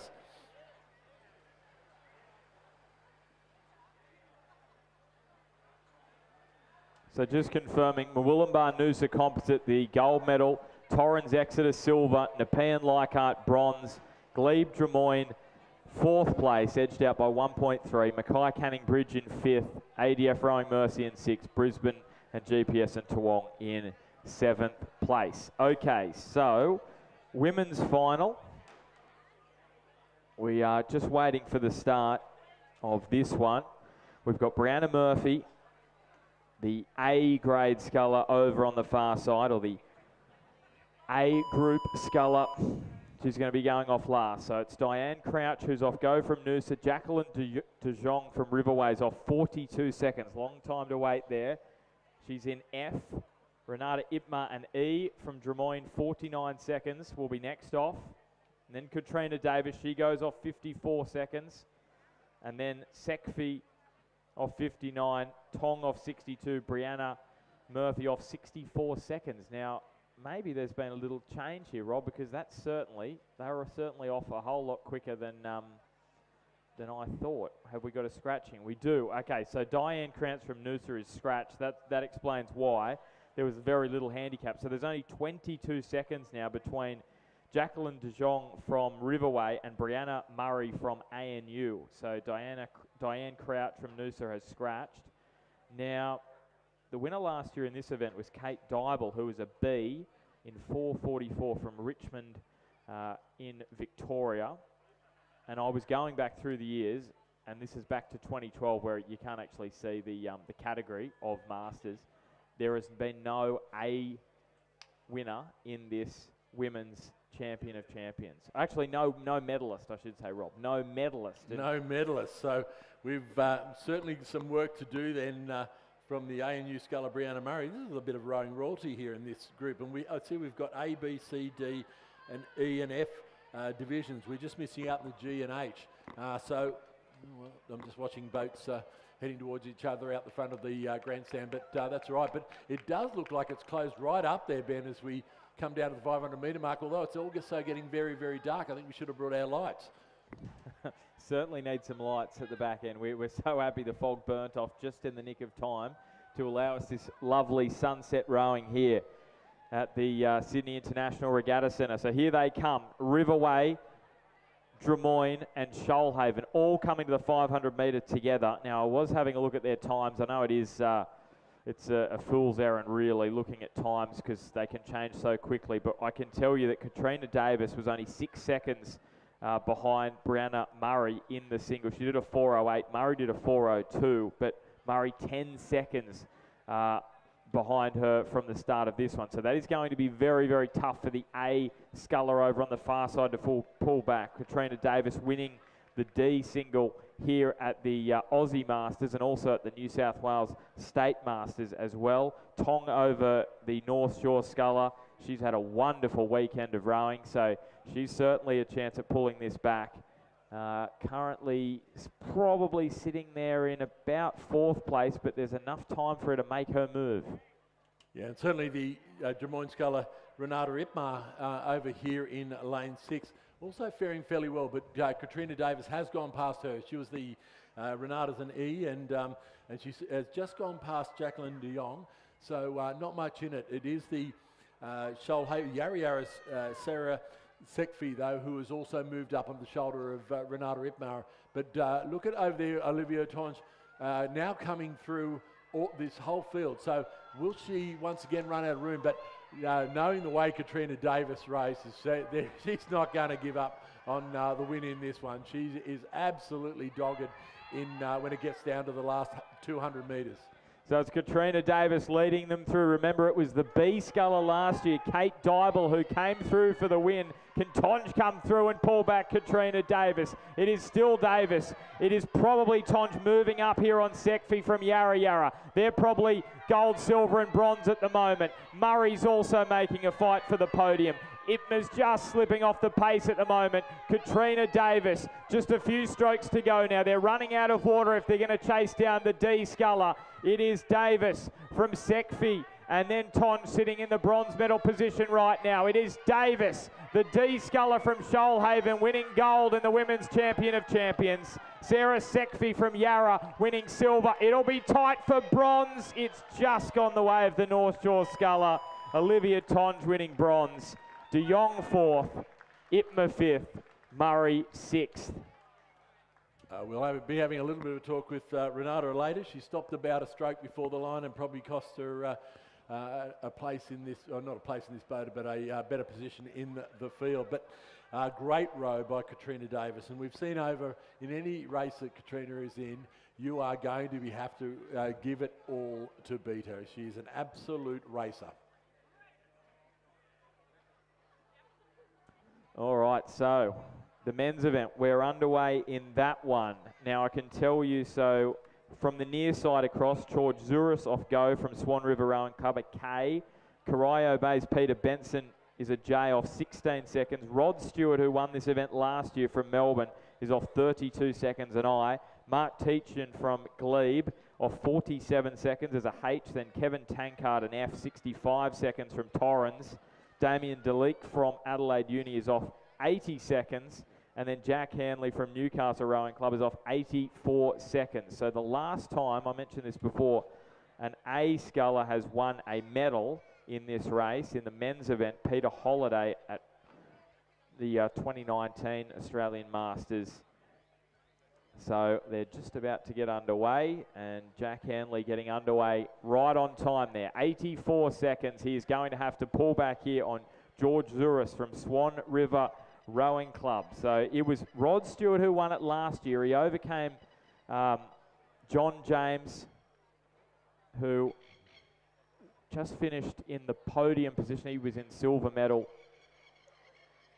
So as we just see, George Zouris is out in front as they come up towards the halfway point, the Swan River Rowing Club sculler. He'll get to do this on his home course next year. Champion Lake's the venue for it in 2026.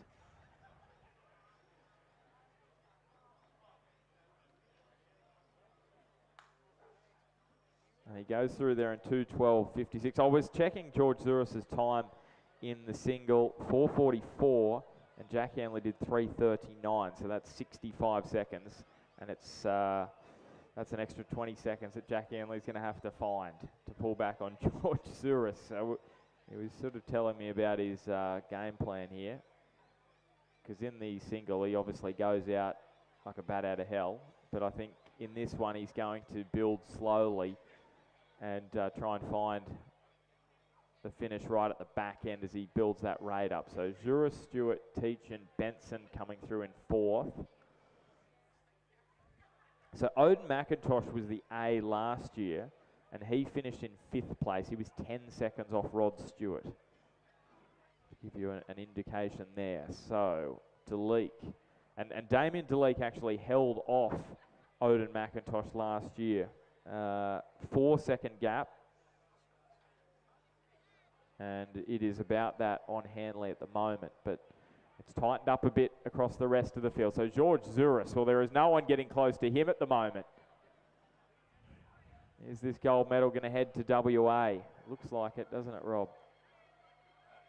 Absolutely does, and I think George has competed well in this event over many, many years, and certainly showing they're not going to even get close to him, Ben.